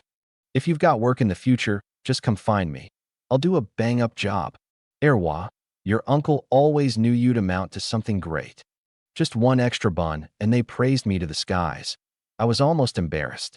The crowd took their buns and headed home. Xiang Shangju tucked away his buns and the 10 copper coins and left too. After seeing everyone off, the 3 sisters came back one by one. During the day there'd been too many people around, and they'd felt shy, so they only showed themselves now that it was dark. Seeing the new grass shed, they gathered around. Husband, is it done now? It's done. But Song Euro fretted. Husband, this kitchen has no door. Won't there be more? I said with total confidence, don't worry. From now on, This is my turf. Even without a door, no one would dare come in. With that, I led them into the inner room. You've all worked hard today, and it's cold out. Get some rest early. Meanwhile, at that very moment, village chief Huang Chongfu was in his house eating flatbread and drinking vegetable soup. Wu Lingguang, the tithing head of South Village, suddenly barged in. Village chief, Yu Wu is dead. Huang Chongfu's hand jerked, and his bowl smashed into 2 pieces with a clatter. Wu Lingguang stared at the spilled soup on the floor and couldn't help licking his lips. Huang Chongfu paced back and forth twice across the main room, his mind in turmoil. How did Yu Wu die? Illness. No. He was so strong. How could he die of illness?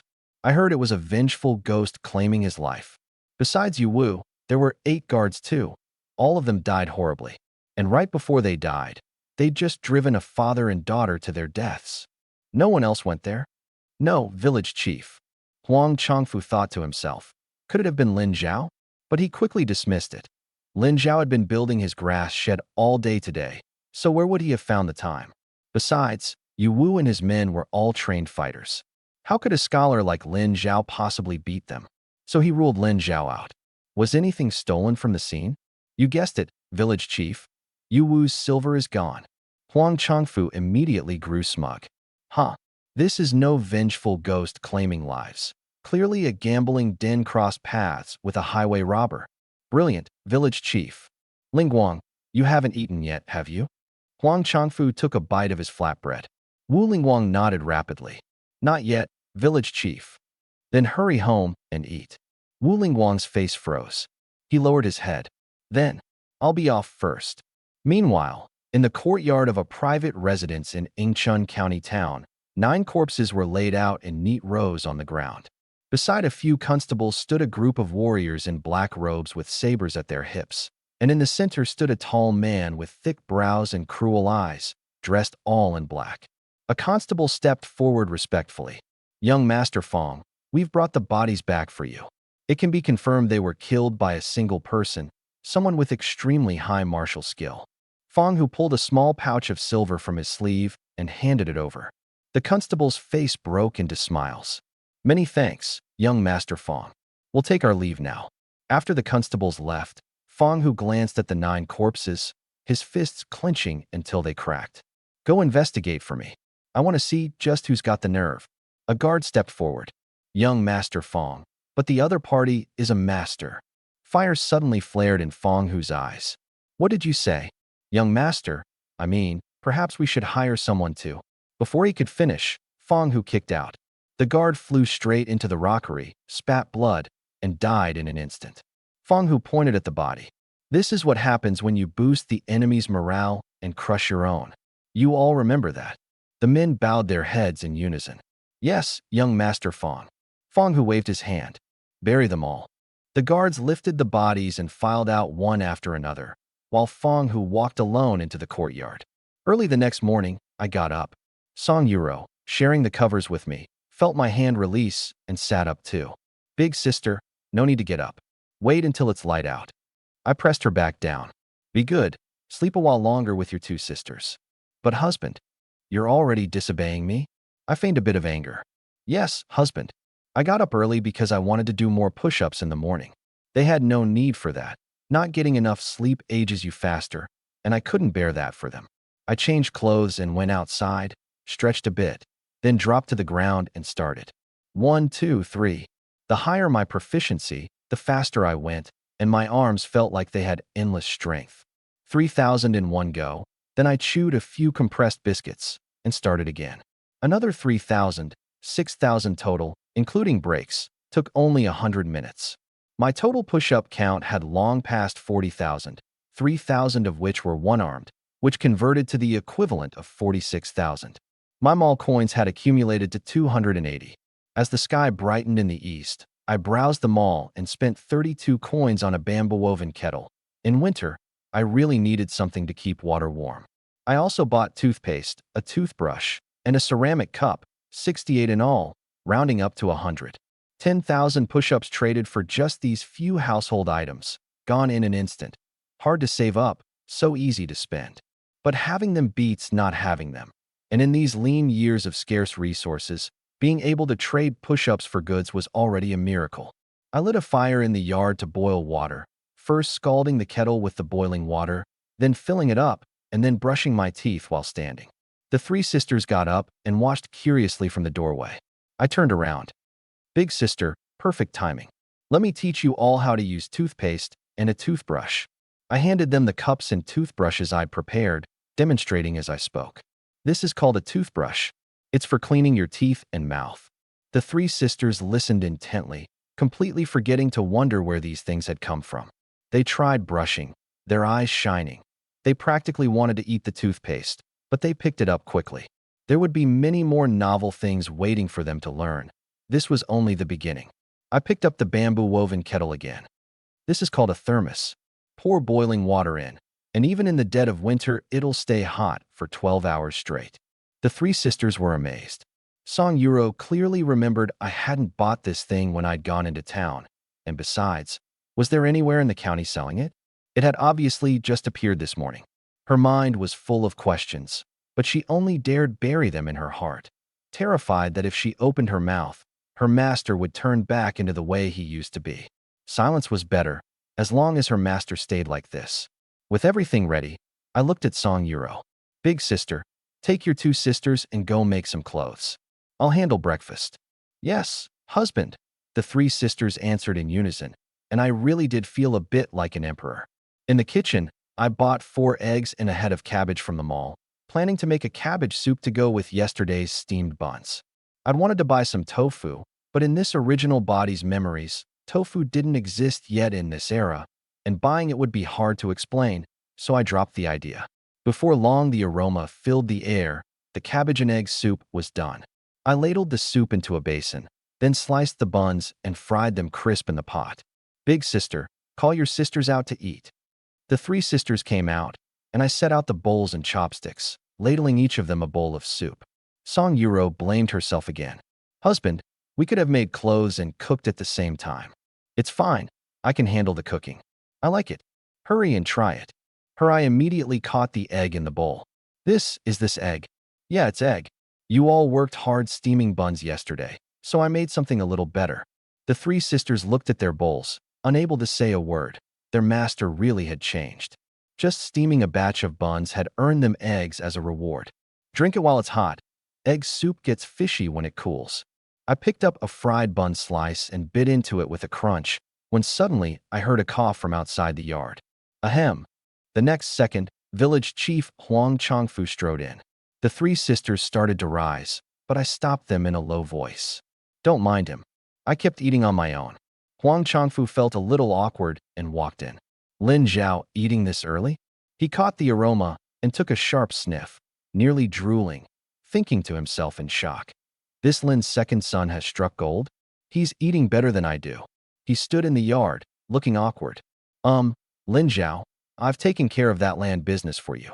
Only then did I set down my bowl and chopsticks, get up, and walk over. That fast. Village chief really gets things done.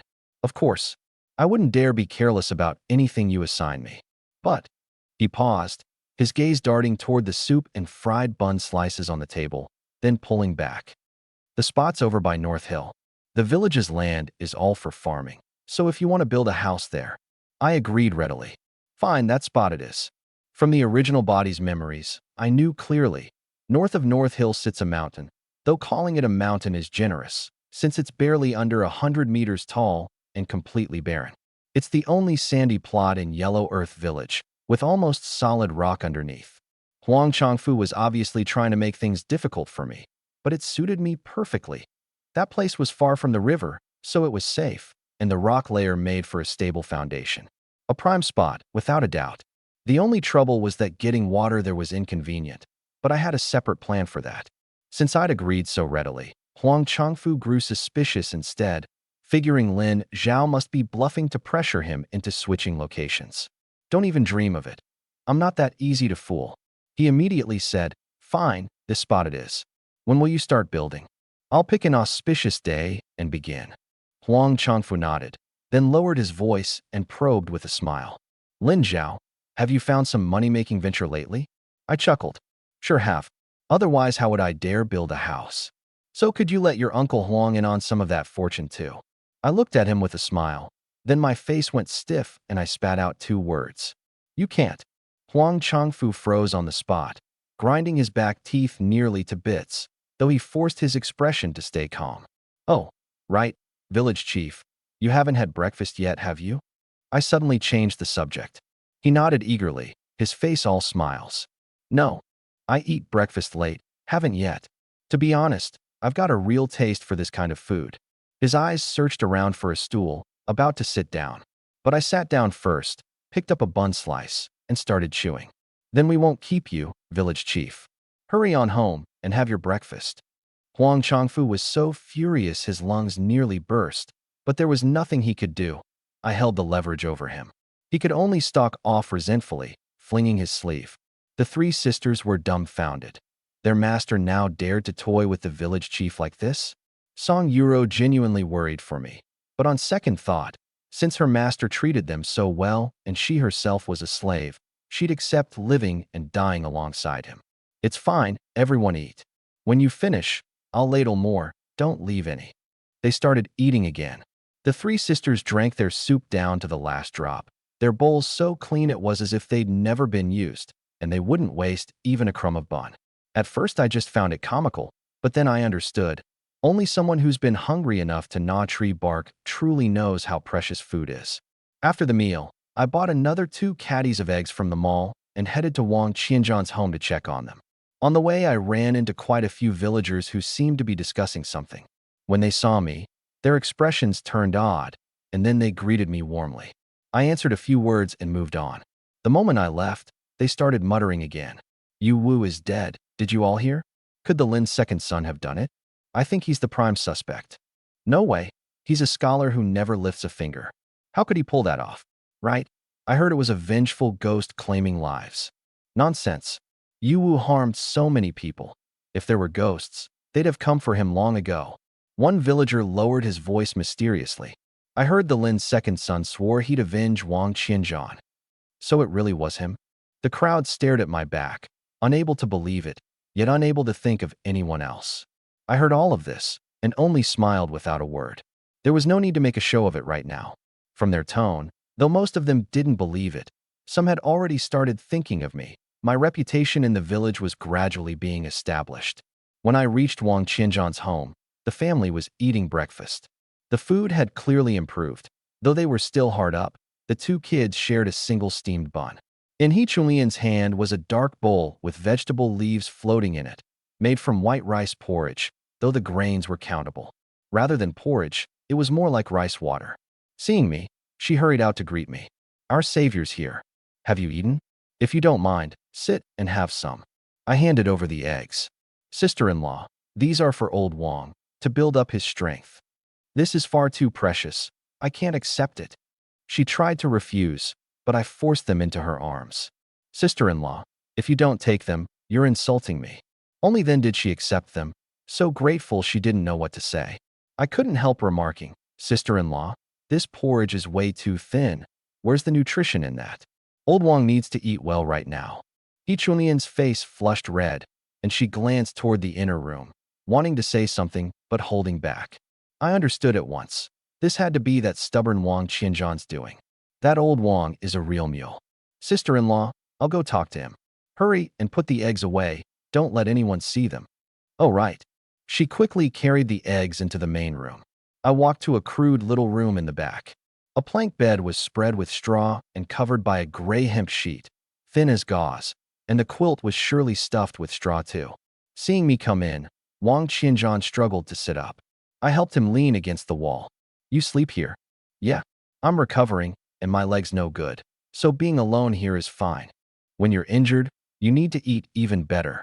I saw your porridge this morning was too thin. How's your leg going to heal like that? He sighed. You sent so much stuff yesterday. My family's already better off than most. But you're still injured. Hurry and get well. I'm still counting on you for help. His eyes lit up. Help with what? I asked in a low voice. Old Wang, when you build a house and lay the walls, you can tell if they're crooked, right? He blinked, then smiled. I've never built a house, but I'm plenty skilled at laying courtyard walls and stacking stone barriers. If it's crooked, I'll spot it at a glance. Good.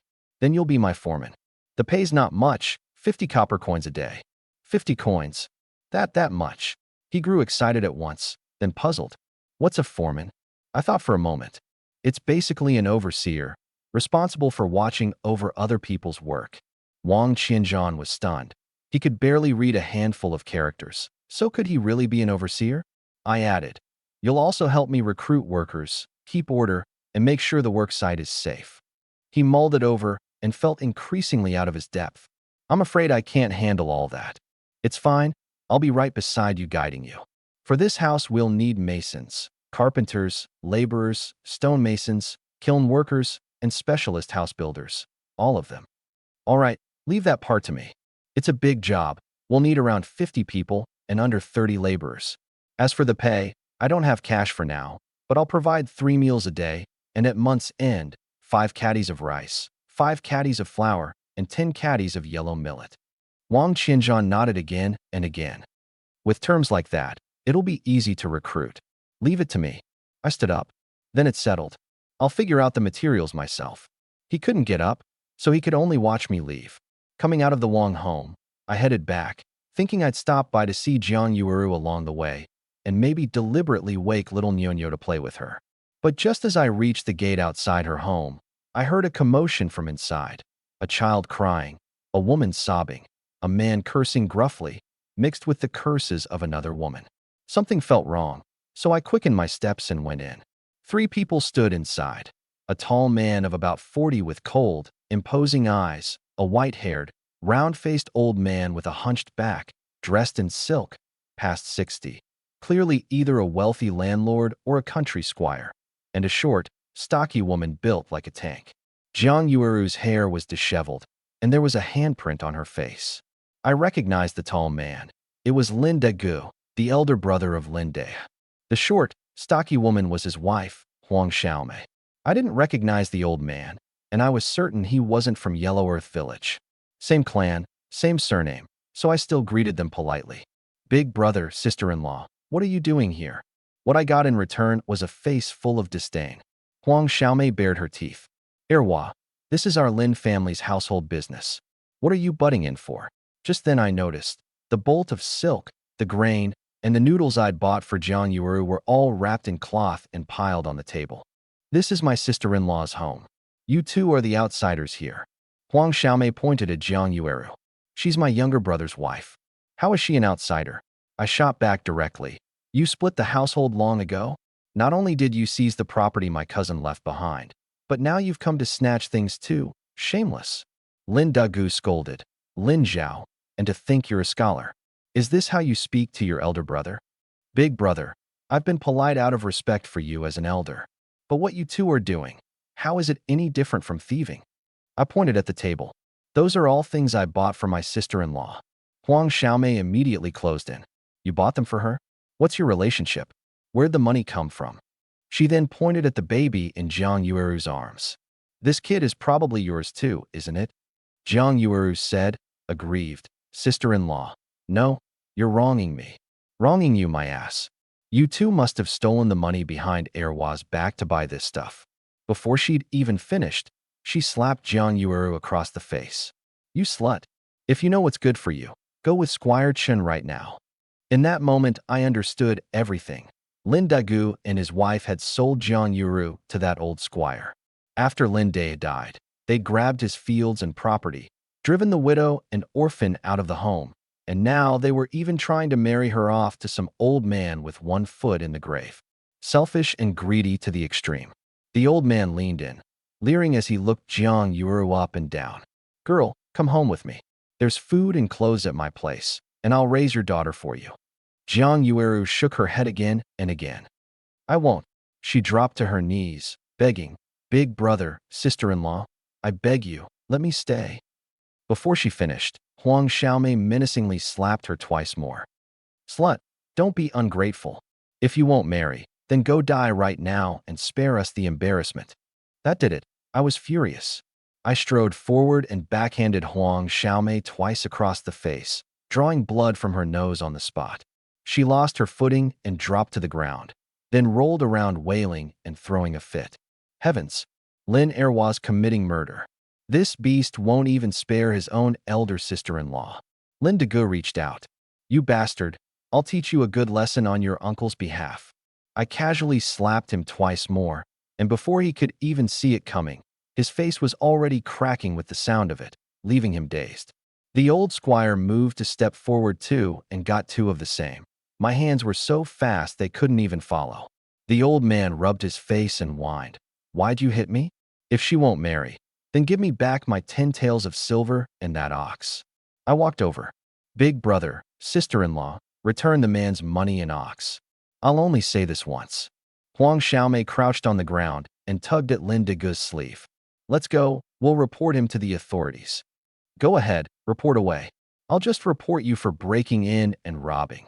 That cloth I bought from a fabric shop in the county town, and I've got proof. Humph. Everyone knows that money belongs to our second son's household. Show me the evidence.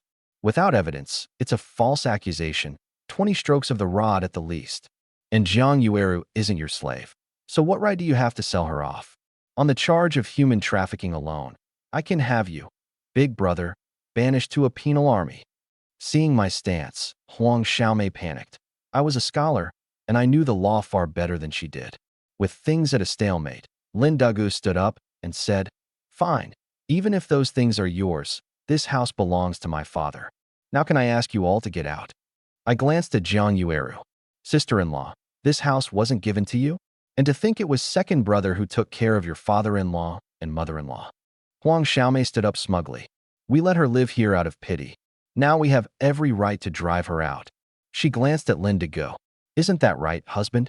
Hearing husband made Lin Degu want to gag. With everyone else starving, how had she managed to stay so plump? He also suddenly realized something was off. By pushing this hard, wasn't he practically driving Jiang Yueru straight into Lin Zhao's arms? He instantly regretted it. But he couldn't win against a shrew like Huang Xiaomei. And besides, Jiang Yueru was said to have a husband-killing fate.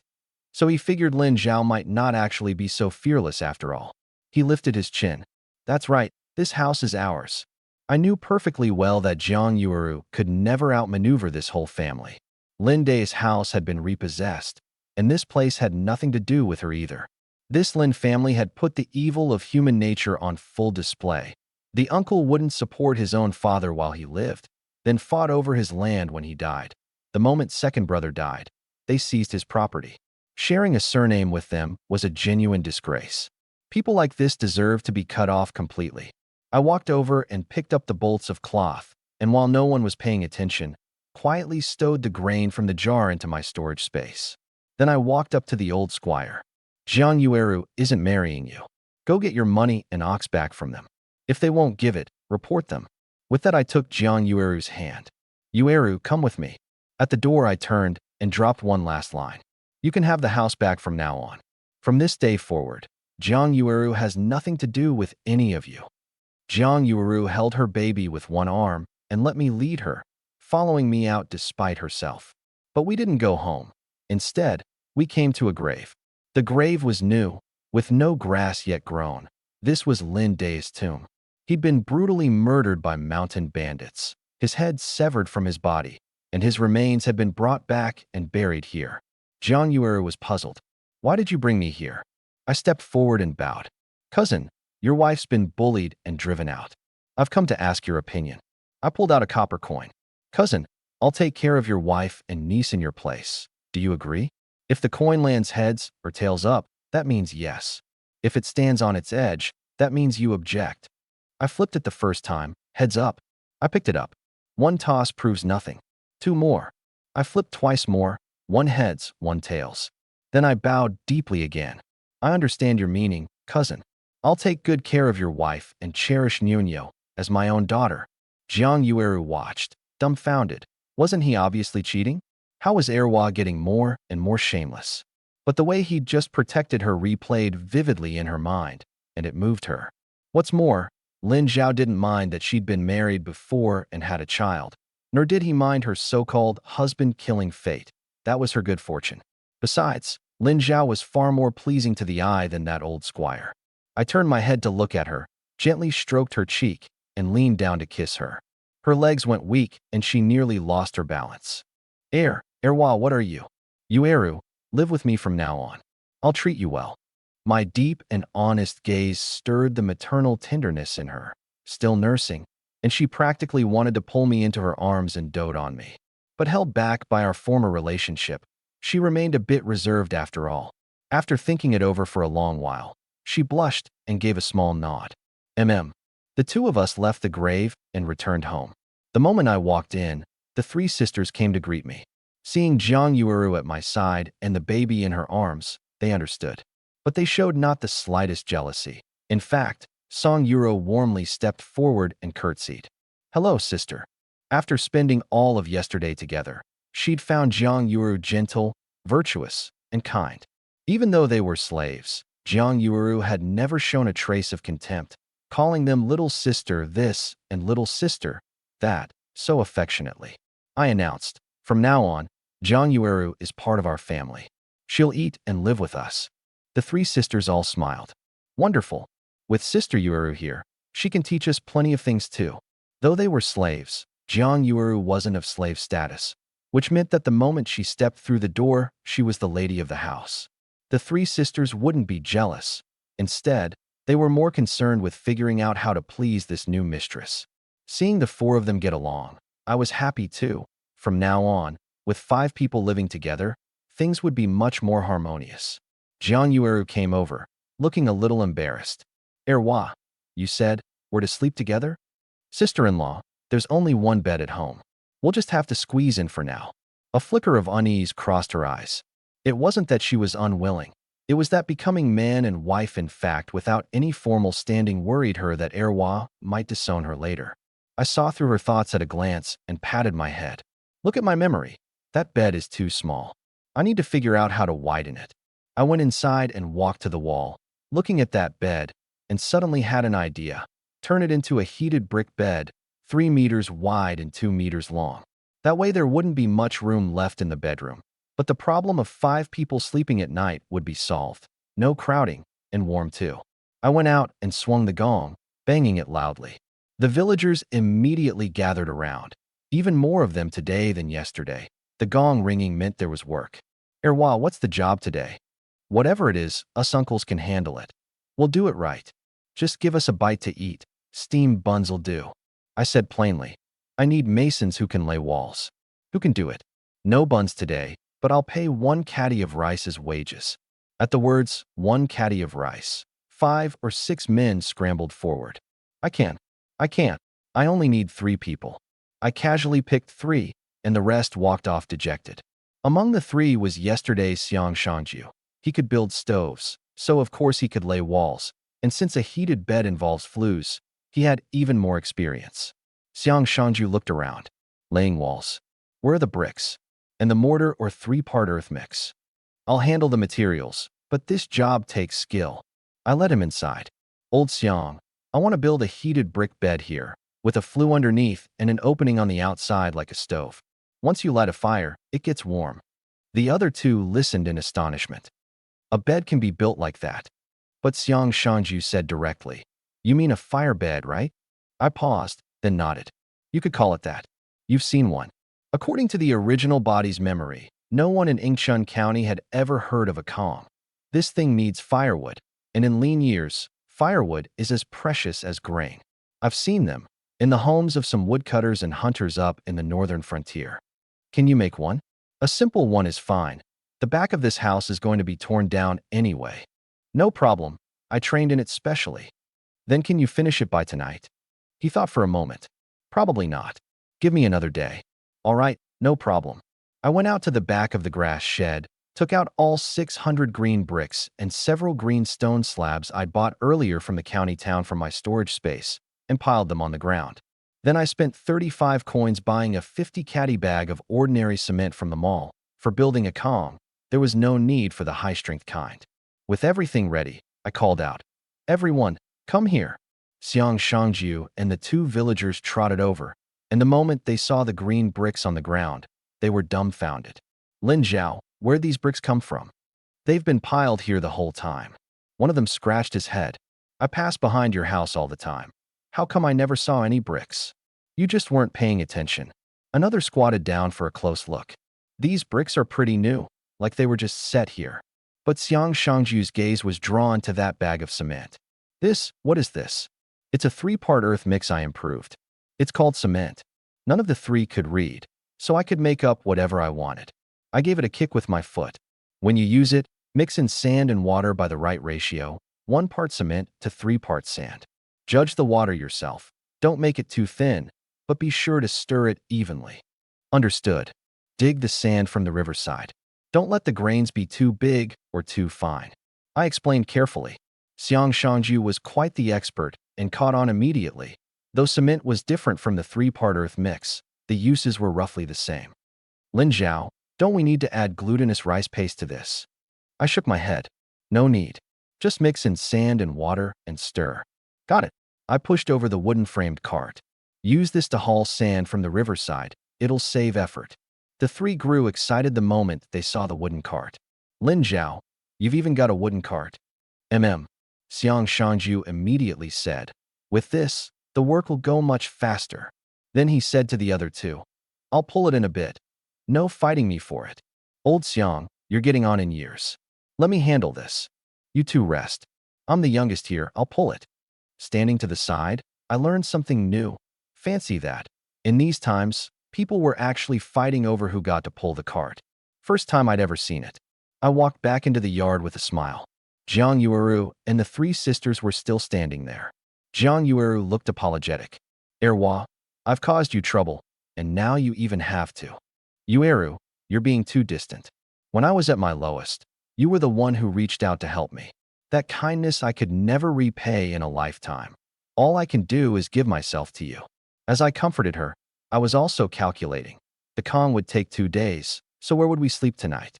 We couldn't very well sit up all night. After thinking it over, I pointed at the ox shed beside us. There's nowhere to sleep tonight, so let's set up a floor bed in there for now. The three sisters were stunned. That ox shed was where they'd been sleeping, so how could their master sleep there? But before they could recover, I'd already gone in and picked a wall. Set up the floor bed right here. I swept clean a patch of ground, brought over some bricks, then said, Big sister, second sister, help me move the things from the bedroom over here. The three sisters ran to fetch them. I found the wooden bedboards and propped them up on the bricks, spread a thick layer of dry grass on top, then laid both the old, well-worn cotton quilt and the new cotton quilt over the grass.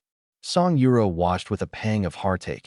That new quilt, and her master was using it as a bottom liner. The two quilts stacked together made a floor bed about 2 meters wide. It would still be a squeeze for 5 adults plus a baby, but it would do for one night. I brought over 2 more quilts to lay on top as covers. Tonight the several of us will all sleep here. The three sisters were long used to it, and answered in unison, Yes, husband. But Jiang Yueru was startled. Why were the three sisters calling Lin Zhao husband? What had Erwa done with them? But then, they were slaves, so whatever Lin Zhao did was reasonable, and she tucked away her curiosity. Yet the thought of squeezing in beside Lin Zhao tonight left her flustered and uneasy. She was afraid he might make some move, and this was an ox shed, so by tomorrow the whole village would know. But she was too embarrassed to refuse, afraid of displeasing him. From all the signs, she suspected he'd set his heart on her long ago. Still, good looks win the day. Not only was she not put off, but deep down she was secretly delighted. I went to the bedroom to check on things. Now that it had been cleared out, it looked a lot more spacious. Xiang Shangju was hunched over, drawing lines, while the other 2 men were chipping holes into the wall. Seeing me come in, he stood up and said, Lin Zhao, since your place is just a thatched hut, I have to rebuild those 2 smoke vents with bricks. Yeah, I think so too. That'll be safer. Looking at the lines he'd drawn, I could tell right away from the layout that it was a flue system, which put me at ease. This old Xiang really knew his trade. I didn't bother him anymore. People in ancient times took their work seriously. Every craftsman had that dedicated spirit. Leaving the bedroom, I dropped down and started doing push-ups on the floor of the cowsheet. The three sisters sat on their stools, unfazed but not daring to ask questions. Jiang Yueru was on the bed, soothing her daughter. When she looked down at me on the floor, her face flushed instantly. Compared to the three sisters, she'd been around the block, and this kind of scene was all too familiar to her. I counted the reps with total focus. I'd spent a lot buying cement, and now the household had another mouth to feed. Women's supplies, baby supplies, they all cost money. I had to earn it fast. After 4,000 reps, a ding went off in my head. Congratulations, host, for completing 50,000 standard push-ups. You have earned a 5-fold boost to your overall physical attributes. I was thrilled, so the 5-fold threshold really was at 50,000. A surge of power instantly coursed through my entire body, and my strength seemed to grow even greater. Jiang Yuru rocked her daughter to sleep, laid her on the bed, then stood up and said, "Erwa, come out here. I need to talk to you." I got up and followed her outside. She led me out past the yard. "Erwa, do you think your sister-in-law is a loose, careless woman?" "Sister-in-law, where's this coming from?" I asked with a smile. She lowered her head, staring at the ground, wringing her hands together, and bit her lip as she said softly, "Lin Zhao, the truth is, I like you too. I dream about you often, and even, but..." I was stunned for a moment, then let out a hearty laugh. "But what, Yueru?" She lifted her head, her face full of quiet resentment. "But you can't treat me like one of those women in a brothel, used and then cast aside." At this point her face turned as red as an apple, and she stammered, "I'm afraid that once you have me, you'll turn around and not want me anymore, that you'll abandon me and my daughter." The way she looked tickled me. She was already a mother, yet still so innocent. But thinking about it, even though she had a child, she was only 20, just 2 years older than me. Back in my time, that was still the prime of youth. I smoothed back her hair for her. "Yueru, don't worry. I'm not the kind of man who's fickle or heartless. Once the house is settled, you and I will hold a wedding ceremony and be married." Just as she was about to speak, I added, "And before that, I won't make a single improper move." She raised her head again to look at my face, and hope for a beautiful future kindled in her heart. Then I explained further. "Yueru, I do push-ups just to train my body. It's a form of practice." Her face reddened again, and she reached out to give my nose a little flick. "Quit lying to me. Don't think I don't know what dirty little thoughts you've got. But I understand, getting some practice in early isn't a bad thing." With that, the corner of her mouth curled up in a smile that was both sweet and mischievous. I couldn't help but chuckle. She actually didn't believe me. She wasn't nearly as innocent as she seemed on the surface. But I didn't plan on explaining. This stuff couldn't be explained. I could hardly tell her I was doing it to buy things from a shop system. Could I? "Let's go, Yueru, get inside. It's windy out here." Okay. Back in the cowshed, she chatted with the 3 sisters while I kept doing push-ups off to the side. As night fell, just past the hour of high, everyone climbed into bed. I laid out the arrangement. "I can handle the cold, so I'll sleep in the middle. Little sister and second sister sleep on my left, eldest sister and Yueru on my right. Eldest sister, help Yueru keep an eye on little Nyonyo." "Yes, husband," Song Yuro answered earnestly. I lay down first, pulling a bit of each blanket over me. On the left I was pressed against Song Yujiao, on the right against Song Yuro, with Jiang Yueru on the far right. The others fell asleep quickly, resting comfortably. The night passed, and little Nyonyo didn't cry or fuss at all. She was very well behaved. Early the next morning, I was the first to rise, and while it was still dark I got back down and did push-ups on the floor. Nyonyo woke up. She was probably hungry. Afraid of disturbing the others, Jiang Yueru quickly sat up, loosened her clothes, and leaned against the fence to nurse her. She stared blankly at me, secretly amazed.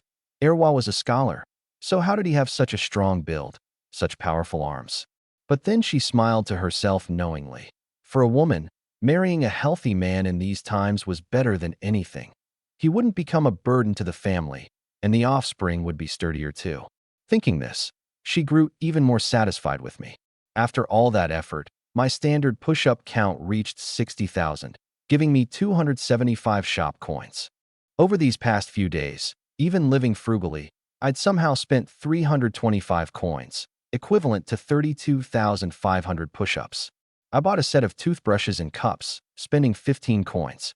I'd thought about buying diapers and formula for Nyonyo, but on second thought I decided against it. At my current rate of earning, diapers would be a luxury I couldn't afford, and formula wasn't really necessary. Better to boost Jiang Yueru's nutrition instead. After breakfast, I started packing dry rations, cloth bags, water pouches, all loaded onto the wooden cart. Jiang Yueru asked curiously, Erwa, what are you packing all this for? I turned to look at her and the three sisters. We're heading to the county town to buy some things. Going to the county town? They were all surprised. I was always full of surprises. The house was about to be built, so I planned to go into town and buy some grain and construction tools. I didn't have many shop coins, but I had a full 300 taels of silver. And this trip wasn't just about spending. I wanted to make another haul too. Everything's packed. Let's go. With that, I hitched myself to the cart. The three sisters followed, and Jiang Yueru was a little taken aback. She'd assumed I'd have the three sisters pull the cart, but she hadn't expected me to pull it myself. This pleased her once more, and she recalled how, a few days earlier when I'd gone to her home to borrow money and clothes, she'd urged me to treat the three sisters better. Looks like Erwa really listens to me, she thought contentedly, feeling a little proud of herself as she scooped up Nyonyo and followed along. The group set off again. Erwa, there are lots of bandits on this road. Should we bring some kind of weapon? I looked back. Yueru, an ordinary wooden stick would be as good as bringing nothing. Bandits aren't pushovers. Song Yuro tugged at her sleeve. Sister Yueru, husband is very capable. Bandits are no match for him at all. As she said this, she couldn't help stealing a glance at me, gauging my reaction, terrified of angering me. I showed no response, but she still hadn't gotten used to it. She lived in fear that one day the old Lin Zhao, the one who used to beat and curse them, would come back. Traveling with the whole family, we couldn't move fast. We rested 4 or 5 times along the way, and the 20-kilometer post road took a grueling 6 hours to walk. By the time we reached the county town, it was already afternoon. Fortunately, today went smoothly. We didn't run into any corpses or any villains. Once inside the town, I made my way to the front of the Dongyang Inn, the biggest in the county. The 5 of us were dressed neatly, not in silk, but not shabby either. A waiter immediately came up to greet us. How many in your party, sirs and madams? Are you looking to stay? I looked around. Waiter, we've got a large party. Do you have a bigger room you could arrange for us? Money's no object. The waiter glanced at the young women beside me, then nodded with a grin. Yes, of course. There's no inn in Ingchun County bigger than our Dongyang Inn. Right this way, please. He led us inside, and everyone's eyes went wide. It was their first time in such a high-end place. The ground floor was huge, with a full 20 tables set out aside from the counter, a scattering of guests seated here and there. Their gazes quickly landed on the young women behind me, and they stared, transfixed. This way, please, sirs and madams. There's also a small courtyard out back. 3 rooms, 2 beds, only. From his expression, I could tell it was a matter of money, so I just said, out with it. How much? 2 taels of silver a night. Hearing 2 taels, Jiang Yuru tugged at me, ready to leave, but I pulled out a silver ingot instead. Is this enough? Enough, more than enough. The waiter beamed. Right this way, please. I reassured Jiang Yuru. Save where we should save, spend where we should spend. Besides, with a party our size, splitting up would be both inconvenient and unsafe. After a few words, she didn't know what to say and could only follow along toward the back courtyard. Just then, a scholar in the corner suddenly spoke up. Strange, wasn't that just now Lin Zhao? The one who'd spoken was a scholar, seated by the window. I hadn't noticed him at all. He patted his own head in disbelief, muttering, That's not right. That kid's so broke he can't even afford tea. Where'd he get the money to stay in such an expensive room? His friend across from him turned to look. Lin Zhao?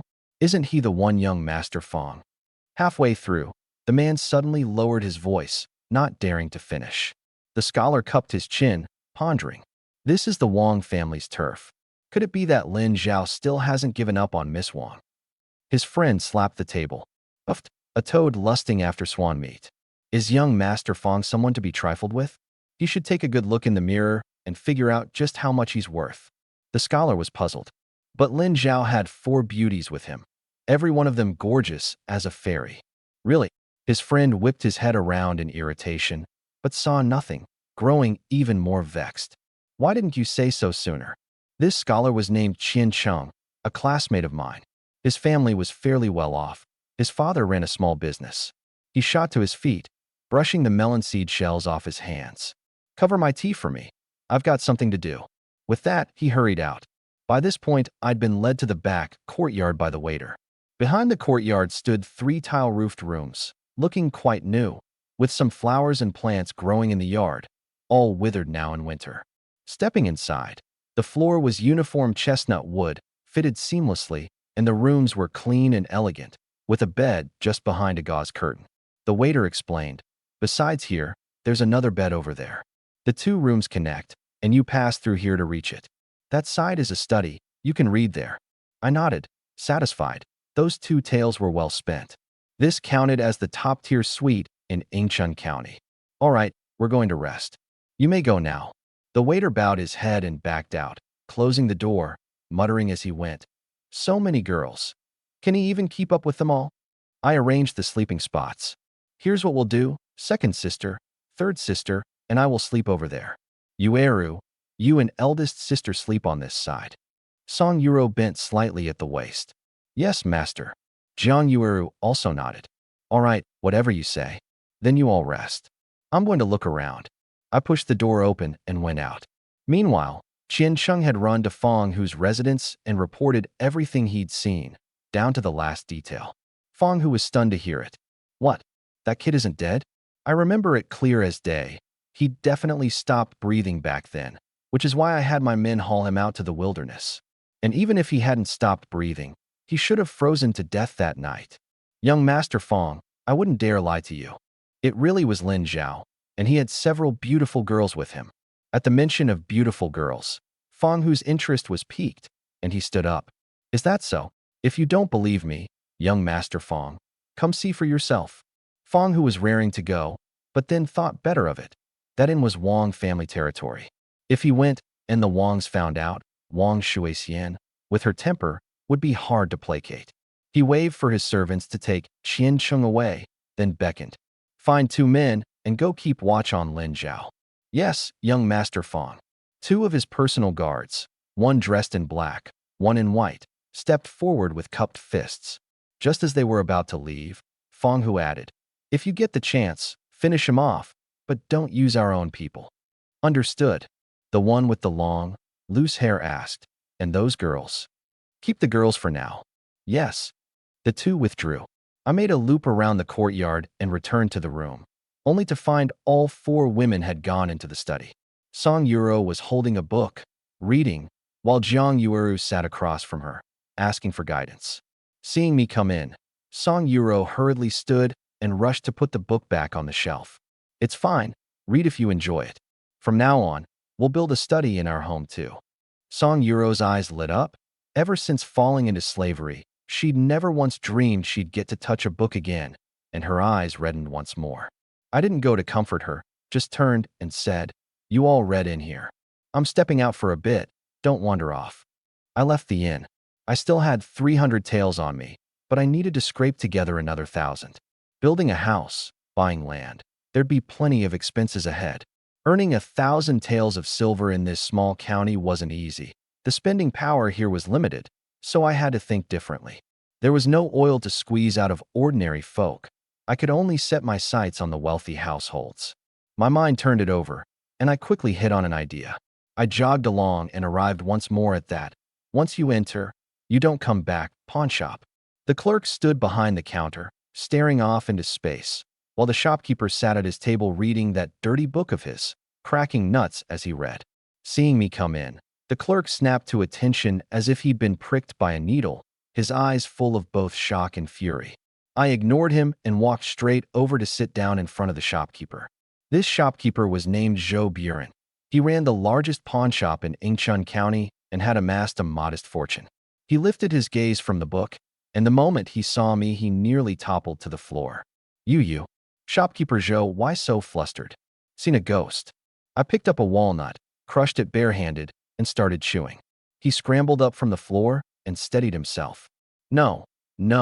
I was just so absorbed in my reading that you startled me." "Sir, what can I do for you?" He kept wiping the sweat from his forehead in fistfuls. Inside, he was in a panic. He'd sent men to kill Lin Zhao and failed, and now the man had come to his door himself. Could it be he was here to settle the score? I answered while chewing the walnut. "I've come to the pawn shop, so naturally I'm here to pawn something." With that, I set a kerosene lighter down on the table. He stared at the exquisite little box and stammered, "WH, what is this?" "It's called a lighter. It's also a family heirloom of mine." "Oh, a lighter?" Seeing his confusion, I flipped open the lid to demonstrate. One flick of the wheel and sparks burst out, a flame shooting up with a pleasant whiff of kerosene. Joe Buren's eyes went wide, and even the clerk leaned in, staring curiously. I snapped the lid shut and set it on the table. "Shopkeeper Joe, what do you think? Isn't it a treasure?" "A treasure. It truly is a treasure. How much do you want to pawn it for?" I held up 5 fingers, and his face lit up with joy. 50 taels. "Good. I'll fetch the money right away." "Shopkeeper Joe, you've misunderstood. I said 500 taels. "WH what?" "500 taels." He shot to his feet on the spot. It wasn't that he couldn't produce 500 taels, but 500 for such a little trinket was truly absurd. "Could you go a little lower?" "This price. Is 500 taels too much? There's not a second one of these in all the world. With connections as wide as yours, are you really worried you can't resell it?" "But this. He hemmed and hawed. Last time it had only been 100 taels, and now I was asking 500. He couldn't bring himself to agree. I suddenly spoke up. "Shopkeeper Joe, on my way back last time, I ran into 3 robbers who insisted I hand over the 100 taels on me. Tell me, what should be done about that?" He recoiled in a sudden panic, staring at me. What do you mean by that? Are you suspecting me?" "Of course not. Don't get worked up." I reassured him with a grin. "What I mean is, those 3 thugs, I killed them with my own hands." Hearing this, his legs gave out, and he slumped to the floor. In truth, he'd long suspected I was the one who'd killed those 3, but hearing me say it out loud still sent chills through him. I went over and helped him up, only then noticing a puddle of water on the floor. Looked like he had prostate trouble from an undisciplined lifestyle. So timid, yet he dared to rob a robber. Glancing at the clerk, I saw he ducked under the counter. The 2 of them thought I'd come to kill them. I patted the dust off him. "Shopkeeper Joe, do you think 500 taels is too much?" Not at all. Not one bit. It's a bargain." He answered lightning fast, his whole body trembling, not daring to look me in the eye. "If it's not too much, then fetch the money and write up the pawn ticket." He hurriedly shouted at the clerk, "Write up the pawn ticket, quick." Then he tottered into the back room and came out, pulling 5 bank notes from his sleeve. There's no cash left. You can redeem these notes at the money house up front." I took them and tucked them into my sleeve, scared out of their wits. They wouldn't dare cheat me. The clerk finished the pawn ticket and handed it over. I took the notes and the ticket and walked out satisfied. 500 taels, that easy. The moment I left, Joe Buren felt his own neck to confirm he was still alive, muttering, "Money lost wards off disaster. Money lost wards off disaster." The clerk sidled up. "Shopkeeper, should we round up a few more men?" Slap. A hand cracked across his face. "That bunch of good-for-nothings you rounded up last time, and you still dare mess with him?" The clerk lowered his head, not daring to make another sound. Joe Buren gazed out the door, his heart brimming with hatred, but he no longer dared to poke that hornet's nest. He walked to the table, flipped open the lighter, and struck it, and sure enough it flared to life again. Maybe this really is a treasure. He tucked the lighter into his robe and instructed the clerk, "Watch the shop. I'm heading home for a bit. I have someone to call on." After that pathetic display, he needed to go home and change his clothes. I left the pawn shop and jogged over to the money house, where I exchanged all 500 taels of notes for cash, then, while no one was watching, stored it away in my space. Directly across from the money house was a jade shop, its storefront lavishly decorated, its pillars painted with gold lacquer. Even from a distance, you could see the dazzling array of jade on the shelves.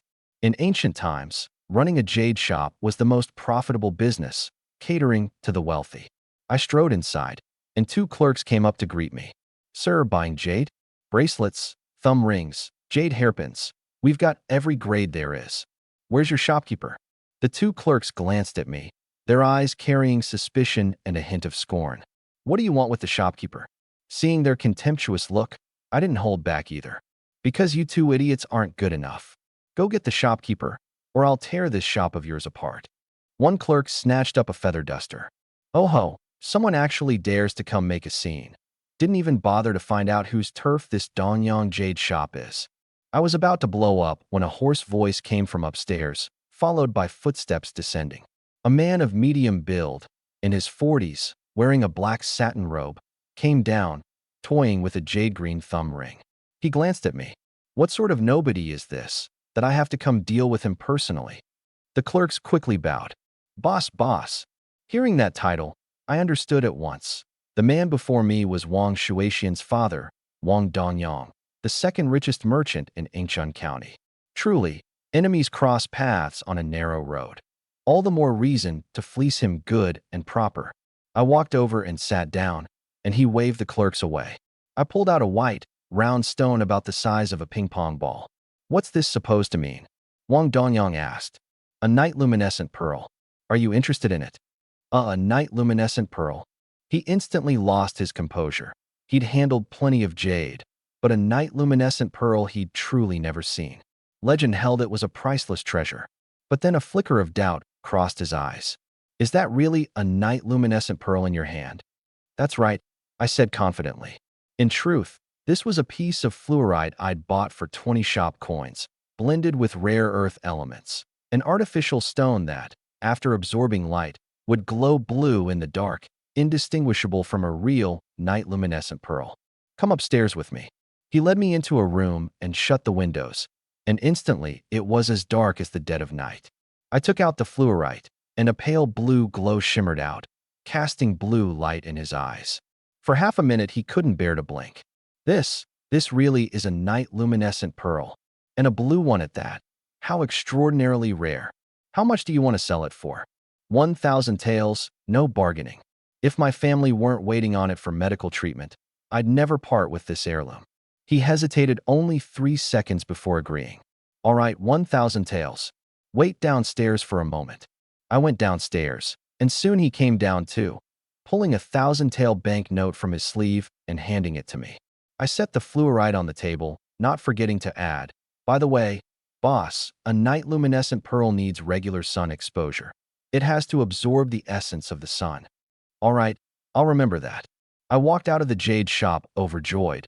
That 1,000 taels had been so easy to earn. Before I knew it, I'd taken in 1,500 taels, which, added to my original 300, came to a total of 1,800. In this era, that kind of money was enough to marry 50 wives. On Yingchuan County's rich list, I'd easily rank in the top 50. But this way of earning couldn't last. My goods were all about novelty, and if I sold too many, the price would crash. I'd have to find another route. Money in hand, I headed straight for the grain shop. With plenty of silver now, there was no need to keep buying grain with shop coins. I bought 800 caddies of yellow millet, 300 caddies of brown rice, and 300 caddies of coarse flour, and had the clerk deliver it to the cart shed behind the Donyang Inn. I went along with him. The place reeked, so almost no one went there. Once the clerk left and no one was around, I swept the whole lot into my space in one go. My space had now exceeded 60,000 liters, more than enough. With all that taken care of, I returned to the inn's back courtyard. Pushing open the door, I found Jiang Yueru and the 3 sisters diligently reading in the study, with Song Yuro still explaining things. Watching her, I knew she must have come from a good family, educated and literate since childhood, her learning no less than Wang Shuexian's. Seeing me return, they all rose. Eldest sister, nothing unusual? They shook their heads. Good then. Keep reading. I'll get some air outside. Call me if anything comes up. I went out front, ordered 2 pots of tea and had them sent into the room, then returned to the back courtyard. By the table, one of the 2 guards stood up. I'll go report to young Master Fong. You keep watch here. With that, he took off running toward the Fong residence. Meanwhile, Zhou Buren, cradling a box, arrived at the Fong residence's back gate by carriage. After tipping the gatekeeper, he was led into a large hall. Fong, who sat in the center, with 2 rows of guards glaring menacingly. He glanced at Zhou Buren. What brings shopkeeper Zhou to my place? Then he looked at the wooden box. What's inside? I've brought 2 treasures for you to appraise, young Master Fong. Treasures? Open it, quick. Zhou Buren first took out that mirror, refitted with a new wooden frame. It looked far more beautiful now. This is a glass mirror. A glass mirror. Fong, who stood and stepped closer, and the moment he saw it, he was astonished. How can this mirror be so clear and lustrous? A treasure, truly a treasure. I'll give this mirror to Shuexian. She's sure to love it. He picked it up and studied it. I really am quite handsome. Zhou Buren hurried to flatter him. Young Master Fong is the #1 handsome man in Yingchun County. Only the #1 beauty is worthy of you. Fong, who was so pleased he could practically float. How much is this glass mirror? I'll take it. Don't be hasty, young Master Fong. There's another treasure. Zhou Buren took out the lighter and demonstrated, dazzling Fong, who once again. This is an even greater treasure. Simply miraculous. Old Zhou, where did you get it? From an extraordinary man. He said there's not a second one in all the world. Zhou Buren's face was full of reluctance. It cost me a full 1,600 taels. He paused, then said through gritted teeth, since you like it so much, young Master Fong, I'll part with it at a loss. Just give me 1,000 taels. Fong, who did the math, such fine goods for only 1,000 taels, truly a bargain. All right, I'll take it. He ordered someone to bring a bank note and handed it over. Zhou Buren could barely contain his elation. Bought for 600, flipped for 1,000, a clean 400 tael profit. If only deals like this came along often. Taking the note, he took his leave at once. Just then, the guard who'd been on watch returned to Fong Hu's side and reported what he'd seen. Fong Hu looked surprised. You're saying Lin Zhao went to the pawn shop? Yes. Fong Hu grew suspicious. Could Zhou Buren be in cahoots with Lin Zhao to swindle me? But then he shook his head. Zhou Buren didn't have the guts, and it was even less likely he'd team up with Lin Zhao. He gave the order, keep watching Lin Zhao. Yes. After the guard left, Fong Hu toyed with the lighter and the mirror. Marvelous. I've seen my share of the world, yet I never knew such things existed. Back at the Donyang Inn, having finished their midday meal, everyone was reading in the room. I went out to the courtyard to do push-ups again. Now with 5-fold stamina, I could easily knock out 3,600 in an hour without the slightest fatigue. As I was doing them, there was suddenly a commotion outside, followed by a sharp smack, a resounding slap, and then a young woman's scolding voice grew nearer and nearer. The nerve of you, daring to make decisions on your own.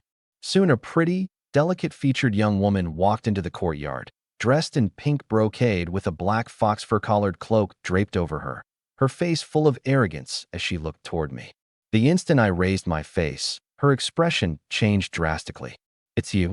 The one who'd come was none other than Wang Shuexian, hailed as the #1 beauty of Yingchun County. The very woman the original owner of this body had relentlessly pursued. I was a bit surprised to see her too. I stood up, patted the dust off my hands, then glanced at the waiter behind her whose face was covered in slap marks. Waiter, what's going on here? The waiter hung his head, not daring to answer. This courtyard was Wang Shuexian's place to rest when she came through, but she only showed up once every couple of months, so the shopkeeper had rented it out on his own initiative. As luck would have it, she'd just been here a few days ago and had come again today, so the waiter became the scapegoat. Wang Shuexian shot me a disdainful glance. Lin Zhao, you'd better just go home and farm. There's no chance for the two of us. My Wang family is one of the top households in Yingchun County. Stop pestering me. It only makes me look down on you more. I was speechless. Her conceited streak hadn't diminished one bit. She actually thought I'd come looking for her. Wang Shuexian, are you out of your mind? This is my private space, and you barged in here rattling on and on. What? Her eyes filled with astonishment, and she looked me up and down again. Could she have mistaken him for someone else? He dared to say she was out of her mind, but then she thought she understood, and scorn welled up in her eyes again. Lin Zhao was playing hard to get. Enough, Lin Zhao. You must have taken on quite a bit of debt to pull all this off. Though I can't imagine who'd still be willing to lend you money. As she was speaking, the three sisters and Jiang Yueru came out of the room and stood behind me, sizing up Wang Shuexian. Wang Shuexian froze for a moment. Though the four women before her were plainly dressed, every one of them was strikingly beautiful. She questioned me with a touch of irritation. Lin Zhao, who are they? I turned to introduce them. They're all my family. Family. She looked them over a few more times, her face full of disbelief. These people were probably shills Lin Zhao had deliberately rounded up. Otherwise, how could it be such a coincidence that they'd stayed at her family's inn, moved into her little courtyard, and run into her. Clearly, he was trying to get her attention, hoping she'd have a change of heart. Her scorn deepened, and she found Lin Zhao childish. Back then, she'd given him a chance only because he was good-looking. But the result had been too disappointing. No money, mediocre in his studies, destined to amount to nothing his whole life. If she'd actually married him, she'd have been the laughingstock of the entire county. Yet she was puzzled. Pulling off all this took money. Where had he gotten it? Borrowed. She couldn't be bothered to think further. She just didn't want him clinging to her and dragging down her reputation. Enough, Lin Zhao, I won't waste more words. Move out immediately, this is my place. Move out. On what grounds? I paid for this, a full 2 taels. Impatient, she called out. Shopkeeper Wong, get in here. The shopkeeper hurried in. At your command, miss. Refund his money, make him leave at once, and clean the rooms. I don't want anyone dirtying my place. Shopkeeper Wong pulled out 2 taels and handed them over. Sorry, sir. Please pack up and go. I looked up at the sky. It's nearly dark. Where do you expect us to move to? Wang Shuixian walked over. That's your problem. What's it got to do with us? With that, she strode straight into the room, immediately spotting the books laid out on the desk, and instantly flared up. Who touched my books? Only then did she notice Song Yuro still holding one. She rushed over and cursed. Get your filthy hands off it. Can you afford to pay if you ruin it? She snatched the book away and gave Song Yuro a hard shove. Song Yuro's ankle hadn't fully healed. She lost her balance and twisted it again, only furrowing her brow and bearing the pain in silence. I quickly steadied her. Eldest sister, are you all right? I'm fine. I was furious. I'd wanted to smooth things over and just move somewhere else, but now I decided to fight this to the bitter end. It's just a lousy book. What's the big deal? Besides, I paid for the right to use this place today, and that includes this study. Wang Shuixian hadn't expected me to protect that girl, but she couldn't be bothered with me. She strode over and sat down at the desk, calling out, Shopkeeper Wang, make them grab their things and get lost this instant. I don't want to see these people anymore. Shopkeeper Wang came in, and I blocked him. Anyone dare come in and try? I paid for this. You think you can just make us move? Not a chance. Wang Shuixian stood up, disappointed. Lin Zhao, you're just after money, aren't you? Shopkeeper Wang, give him another 2 taels and get them out of here at once. You could give me 200 taels and I still wouldn't budge. This isn't about money at all. My face darkened too. Wang Shuixian, apologize to eldest sister right now, then get out of my room. She walked over to face me and sneered. Everyone says you're a scoundrel, and I didn't believe it. But now I see it's true.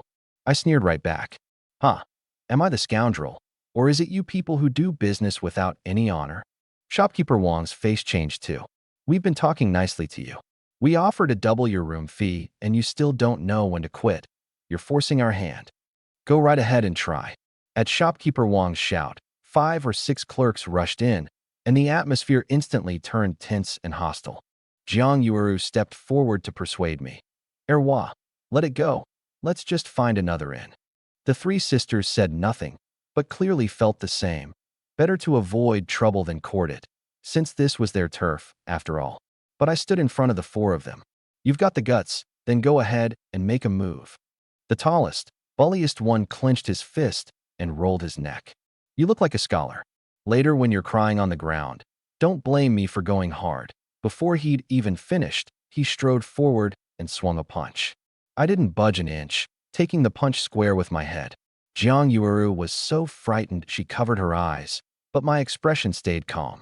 The burly man's face, however, was another story. It took only a few seconds to shift from confusion to a crisis of faith to twisted agony. His fist was still clenched, his arm trembling. Because my 5-fold physical attributes included defense too. His punch was like slamming into an iron plate. Come on again. Haven't you eaten? Provoked, the burly man swung with his other hand. This time I didn't take it head on. I caught it barehanded and gave it a gentle twist. He shrieked over and over, crying for his mother. I followed up with a kick, and he flew off and crashed to the ground, howling nonstop. Everyone in the room was dumbfounded.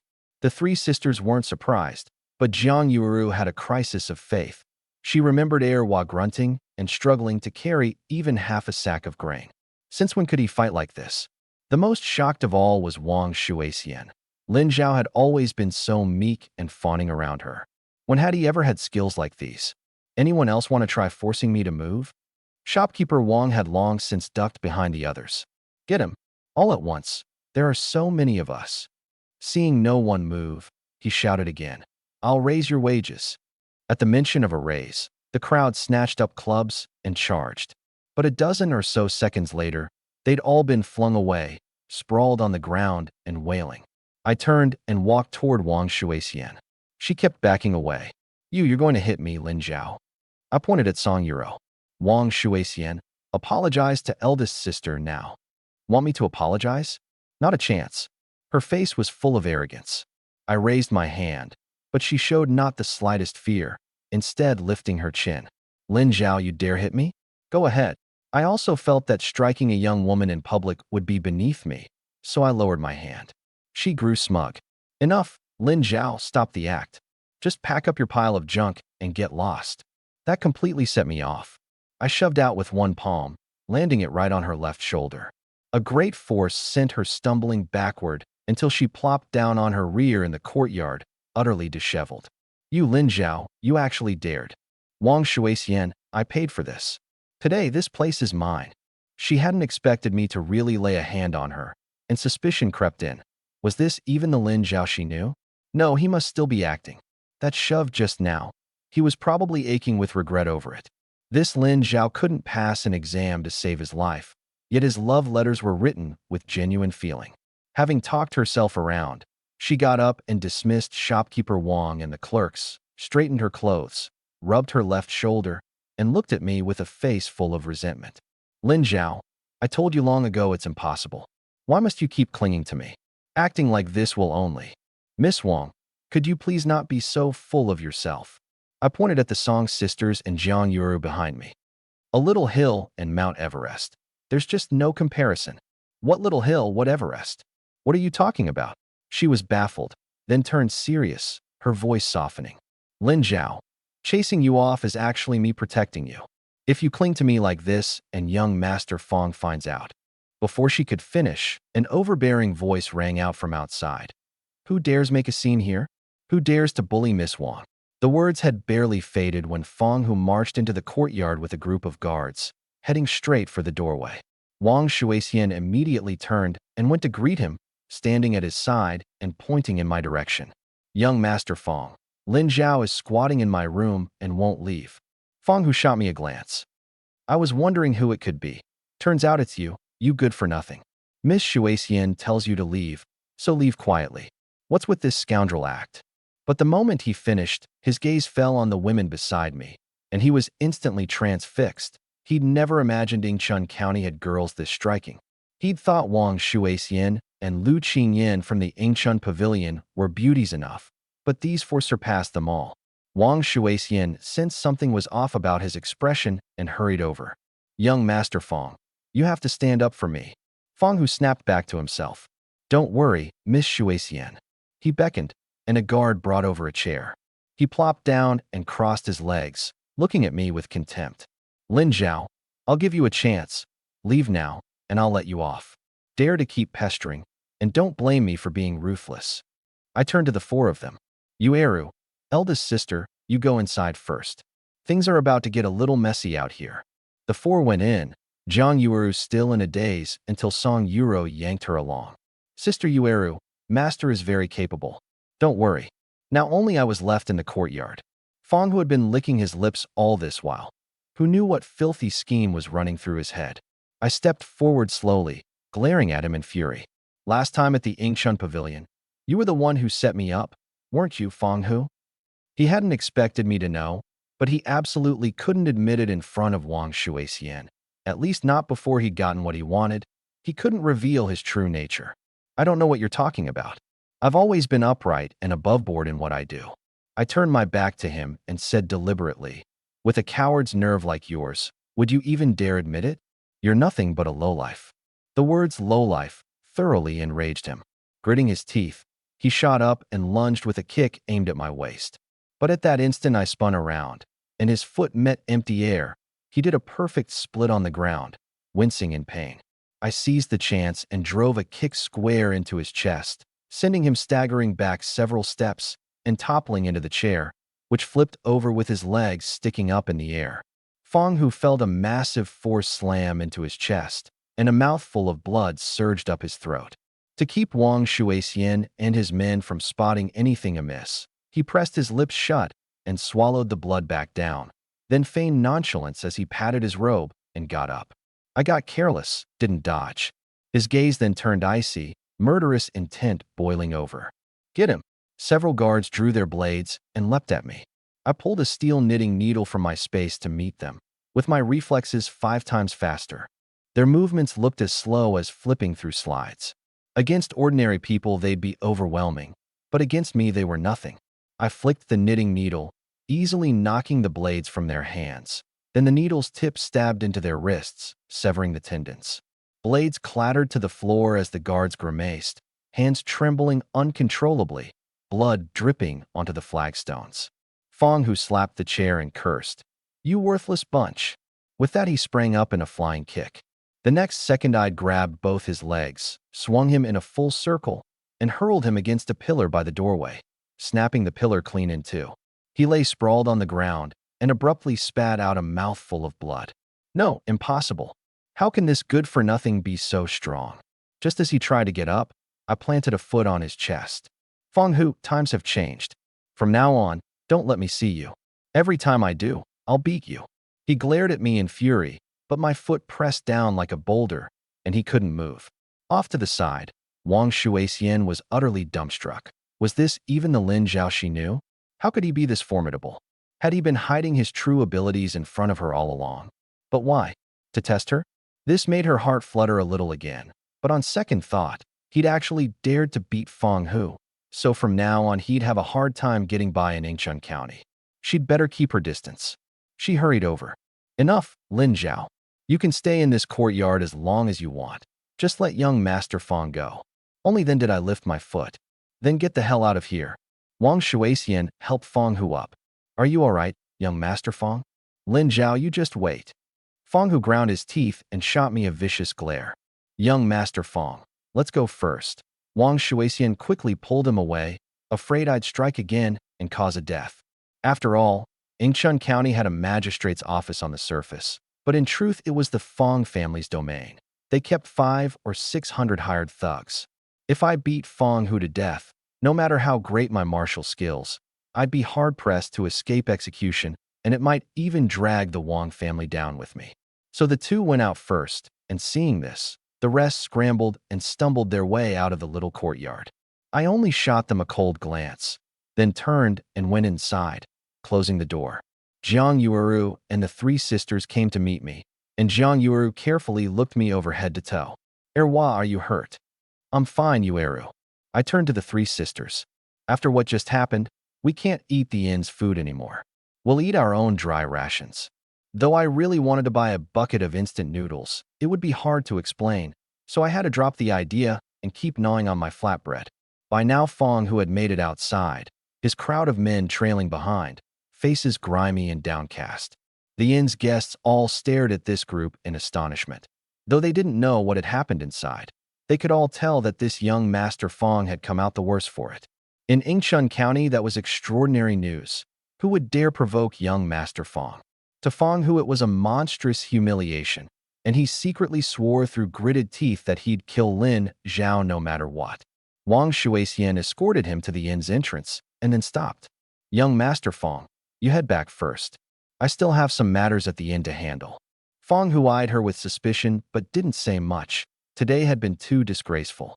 He'd meant to shine in front of her, but instead had been thoroughly shamed, and he was mortified. Let's go back home. He led his men away from the inn. Once in the carriage, he ground his teeth viciously. Lin Zhao, I will see you dead. He lifted the curtain and called to his men outside. Go, find me 10 archers, the best marksmen there are. Yes, young Master Fong. A man took the order and ran off. Fong Hu's eyes flashed with malice. Back to the manor. After nightfall, in the largest courtyard of Fong Hu's rear garden, 10 well-trained archers were already in position, each with a bow on his back and a quiver holding 15 feathered arrows. Fong Hu stood in the center. Are you all truly the finest archers? A tall, lean man stepped forward. In reply, young Master Fong, we're all well-trained bowmen, dead-on accurate, we hit wherever you point. Fong, who had several targets carried in, opened a door and set the targets inside his own room. You stand at the doorway. It's 50 paces from here. Hit the bullseye for me. One archer stepped up, drew his bow, and knocked an arrow, and with a whoosh struck the bullseye dead center. Fong, who nodded, satisfied. Not bad. Anyone even better. A man of medium build who looked sturdy stepped out. Young Master Fong, you could have them place a copper coin on the target. Fong, who ordered it done. The archer drew his bow to full and loosed an arrow. With a crack, the copper coin fell to the ground. Two crisp sounds, one after the other. It had been split in two. A servant retrieved it and handed it over. Holding it, Fong, who was delighted. Excellent, superb archery. What's your name? In reply, young Master Fong, my name is Wu Qiong. Fong, who waved his hand grandly. Reward him 10 taels of silver. And tomorrow, whoever can shoot Lin Zhao dead gets another 100 taels. The archers all stepped forward in unison. Thank you, young Master Fong. Fong, whose gaze turned cold and grim. To make absolutely sure, coat all the arrows with poison. Yes, young Master Fong. Go and prepare. The 10 cupped their fists and withdrew, and Fong, who, hands clasped behind his back, walked into the room, thoroughly pleased with himself. Meanwhile, in the little courtyard of the Dongyang Inn, the four of them and I finished our dry rations and went to sleep. Jiang Yuru slept with the child and Song Yuro in the bedroom next to the side room, while second sister, third sister, and I slept in the main room, the two sisters flanking me on left and right. Second sister, Song Yujiao, was normally the quietest and most serious of the three, yet unexpectedly, she turned out to be the most forward. It completely floored me. This, I supposed, was what people meant by the surprise of a hidden side. But things weren't fully settled yet, so I could only hold back for the time being. In any case, all four were already in my arms. There'd be plenty of chances ahead. The night passed, and early the next morning I went out and bought a good many everyday items. Farming tools, carpentry tools, bamboo baskets, back baskets, rope, along with 7 cotton quilts and 8 bolts of assorted cloth. Yet all of it together cost only 40 taels. When you have plenty of money, it goes a long way. Out of 1,800 taels, I still had over 1,750 left. I placed only a few quilts and bolts of cloth on the cart, stowing the rest in my space, leaving a large empty area on the cart. When Jiang Yuru and the 3 sisters finished packing and came out, they saw me pulling up the cart, on which sat 4 cotton quilts and 3 bolts of red cloth, nothing else. Jiang Yuru came forward in shock. Erwa, where did you get so much money? Don't worry. Yueru, I didn't steal it or rob anyone. It's all clean money. I patted the cart bed. Come on, all 4 of you get on. Today you ride home. Seeing her still frozen there, I simply walked over and lifted her, child and all, onto the cart. She let out a reflexive little yah. Again, her gaze blank, her cheeks slightly flushed, her legs going weak, and it took her a good while to recover. Then I looked at Song Yuro. Eldest sister, you get on too. But husband, how could we let you pull the cart? Without another word, I took her by the waist and lifted her onto the cart. The moment she was in my arms, her whole body went limp, completely beyond her control. Then I lifted second and third sister up one by one. With the 4 beauties settled in, I played the cart driver. My strength now was so great that if not for the rough road and lack of suspension, I could even have pulled it at a run. Everyone hold on tight, we're heading home. I led the mule out of town. In a carriage far behind, Wang Shuixian lifted the curtain and watched, surprised and stirred by an odd feeling. Those 4 women didn't seem to be people Lin Zhao had rounded up just to spite her. One of them even carried a newborn barely a month old. Could it be Lin Zhao's? She was full of doubts. As she puzzled over it, she suddenly noticed several men in black carrying bows stealthily following behind. She knew at a glance it was Fong Hu's doing. The only ones in Yingchun County who could muster that many archers were the Fong family. It seemed Lin Zhao was in grave danger this time. Wang Shuixian murmured to herself, Lin Zhao, you brought this on yourself. We soon left town, following the post road north toward Shuanghe Town. Past Shuanghe Town, another 10 kilometers east, across a stone arch bridge, lay the direction of Huangtu village. This stretch of road was flat but sparsely populated, flanked by high mountains where bandits often lurked. There used to be two villages here, one called Changsho village, the other Degui village. But after years of disaster and rampant banditry, the villagers either starved to death or fled, and the place fell to ruin. Still, people often passed through. There were several more villages farther in beyond Huangtu village, and this was the only route, so the road hadn't been overgrown with weeds. Before long, we came to a ruined village, with a dirt road over 3 meters wide running through it. The houses on both sides broken or collapsed. This had once been Changsho village. I tied the mule cart to a locust tree, and everyone walked over to a millstone. Let's rest here a bit. As everyone sat down, I pretended to rummage and took several sesame buns from my space to hand out to them. Though the push-up shop couldn't sell weapons or cigarettes, it could sell cooked food, even ready-made hot stir-fried dishes, more like a cross between an online store and a food delivery platform. Only those dishes weren't cheap. The cheapest, pickled cucumbers, were 20 yuan a serving, and hot and sour shredded potatoes 30. So I'd never bought any ready-made dishes. Now that there were 5 mouths in the family, I really didn't have the nerve to splurge on stir-fry. Eat first, I'm going to relieve myself. I got up and headed toward the other end of the village. I'd just reached a dirt-walled yard when an arrow suddenly shot at me, aimed straight for my head. An archer hiding on a rooftop was gloating. "Ha ha, that 100 taels is mine." But the next second he realized I'd vanished. As he stood there stunned, an arrow abruptly flew out and pierced his head. Before he could make a sound, he tumbled off the roof and crashed into the yard, his face turning black in an instant. I immediately realized the arrows were poisoned, and I'd have to be careful. I climbed onto the roof, jumped down, gathered his bow and arrows into my space, and crouched to examine him closely. Just then, I caught a glimpse of 2 shadows flickering in the house across the way. A vivid sense of the final circle in a battle royale game washed over me, and the corner of my mouth curled up. When it comes to playing the sneaky survivor, I'm a professional. I circled around to the back, ready to give them a surprise. The 2 archers were crouched inside, quietly conferring. The 2 of us coordinate, one in front, one behind. How about 50 taels each? Fine. I'll go out and draw him in. You hide on the roof, and when he comes, shoot him from behind. Good. One archer leapt out the window and was about to climb the wall, but the moment he landed, he ran right into me. Before he could make a sound, I reached out and snapped his neck, then picked up his bow and arrows and stowed them in my space. The one inside had just stepped out the door when an arrow flew out and lodged in his head. His eyes went wide, and he collapsed without a chance to scream. As usual, I went over to collect the bow. Picking up gear is standard procedure, after all. Then I did the same again, taking out 6 more. My hearing was now extraordinarily sharp. I could clearly make out the faintest footsteps and breathing 20 meters away. In this kind of alley, fighting these archers couldn't put their skills to any use. I simply steamrolled them. At that moment, Wu Qiong, draped in dry grass, was hiding in the brush high up on a hillside, watching the whole scene unfold below, and he was deeply impressed. What formidable skills. It seems I can't play hide and seek with him. I'll have to face him head on. He looked toward the group eating by the millstone, slung his bow, and dashed off in that direction. Sure enough, I was quickly drawn back over. Running along the high ground, Wu Qiong loosed arrows, each one flying precisely at me, but I dodged them all with ease.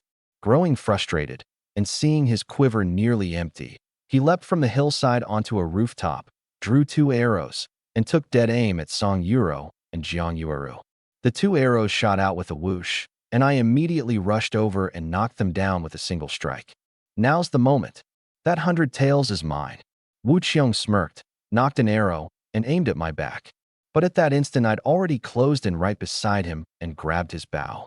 No, impossible. How could?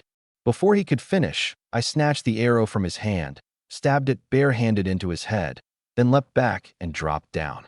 Wu Qiong's face twisted in agony, black blood streaming from the top of his head, and with a thud he pitched off the roof and slammed hard onto the ground, his eyes still glaring wide, unwilling to close in death. I dusted off my hands and turned, tilting my ear to listen. There was no more movement anywhere. They were all wiped out. These men had to have been sent by Feng Hu. A pity none of them carried any silver, but the arrows were all coated with poison, which could prove useful down the road. I stowed the bows in my space and walked back toward Jiang Yueru and the others. The four had finished eating and were gazing at me, mesmerized. Erwa, that man just now. Must have been some wandering bandit. I took care of him. No, no. Erwa, how did you run so fast just now? And you can fly? For a moment, I didn't know how to explain. The boost to overall physical attributes naturally included running and jumping. Oh, I'm light on my feet. Been nimble since I was a kid. Didn't your cousin ever tell you? I asked in return. Jiang Yueru scratched her head. Linde really had never mentioned it. The three sisters exchanged a glance, and Song Yuro said in a low voice, "Husband says he's as light as a swallow. How come we've never seen it?" Third sister, "Master must have deliberately kept it hidden before and not told us. He has his reasons." Only then did Song Yuding nod and stop asking. The three sisters hadn't noticed the archers I'd taken out elsewhere at all. "Come on, get on the cart, we'll keep going." The four beauties climbed back onto the cart, and we headed for Huangta village. Around midday, I made it smoothly to the village entrance and crossed the small stone bridge. A group of villagers immediately gathered around. They all knew about my building the fire kong at home and having Wang Qinzhan hire workers. Erwa, how'd you strike it so rich? Right, going to the county town and buying all this stuff. I hear you're about to hire people. Uncle here's got nothing else, but I've got plenty of muscle. The villagers questioned me as they walked, following all the way to the door of my thatched hut, looking for all the world like a wedding procession seeing off a bride. Just then the old country doctor came over. "Lin Zhao, you're the most educated person in our village. If you can, don't forget to lend the villagers a hand." Someone chimed in, "That's right, Erwa. We can all work. Just give us food. Even wheat bran will do." Everyone gazed at me expectantly. Looking at these fellow villagers in their tattered clothes, sallow and gaunt, I couldn't bear to refuse. Compared to other villages, the people of Huangta village still held on to their humanity, unlike some places where, to survive, people would even dig up corpses. I smiled. Rest assured, everyone. There's a lot I'm going to be doing next: building houses, digging irrigation channels, planting rice, every one of them short on hands. The villagers instantly grew lively. Erwa, really? Planting rice too? Of course it's true. Everyone cheered. But there were also some hostile eyes in the crowd. Lin Dagu and his wife wore stony faces. Not a single villager had blamed me for bringing Jiang Yuru home, and there was almost no gossip behind my back either, which left the couple stewing with resentment, hoping only that I'd meet with disaster and drop dead in the street. No idea where this kid got rich. Could it really be the family fortune his old man left him? Lin Dagu muttered. Huang Xiaomei pouted, her face twitching. I bet it's nothing honest. Probably earned by selling his looks. And who knows whether he sold himself to a man or a woman. Lin Dagu flushed and flung his sleeve as he turned around. Home. Let him gloat for now. There'll come a day he's crying. Huang Xiaomei hurried after him. Exactly. Let's see how many more days he can keep gloating. After the two left, I looked at everyone. Everyone head back for now. Come gather here again the morning after tomorrow. Having sent the villagers off, I looked toward my little courtyard. There was now an extra cook stove outside. Stepping inside, I saw the bedroom's brick wall was already built, and Xiang Shangju had even thoughtfully smoothed a layer of yellow clay over it. I checked through the whole place. Apart from the bedroom, there were no signs anyone had entered anywhere else, and not a single item or bit of grain was missing. It seemed that although old Xiang was a rough sort, his character was upright, which pleased me greatly. I'd just come out of the house when Xiang Shangju walked out of the cowshed.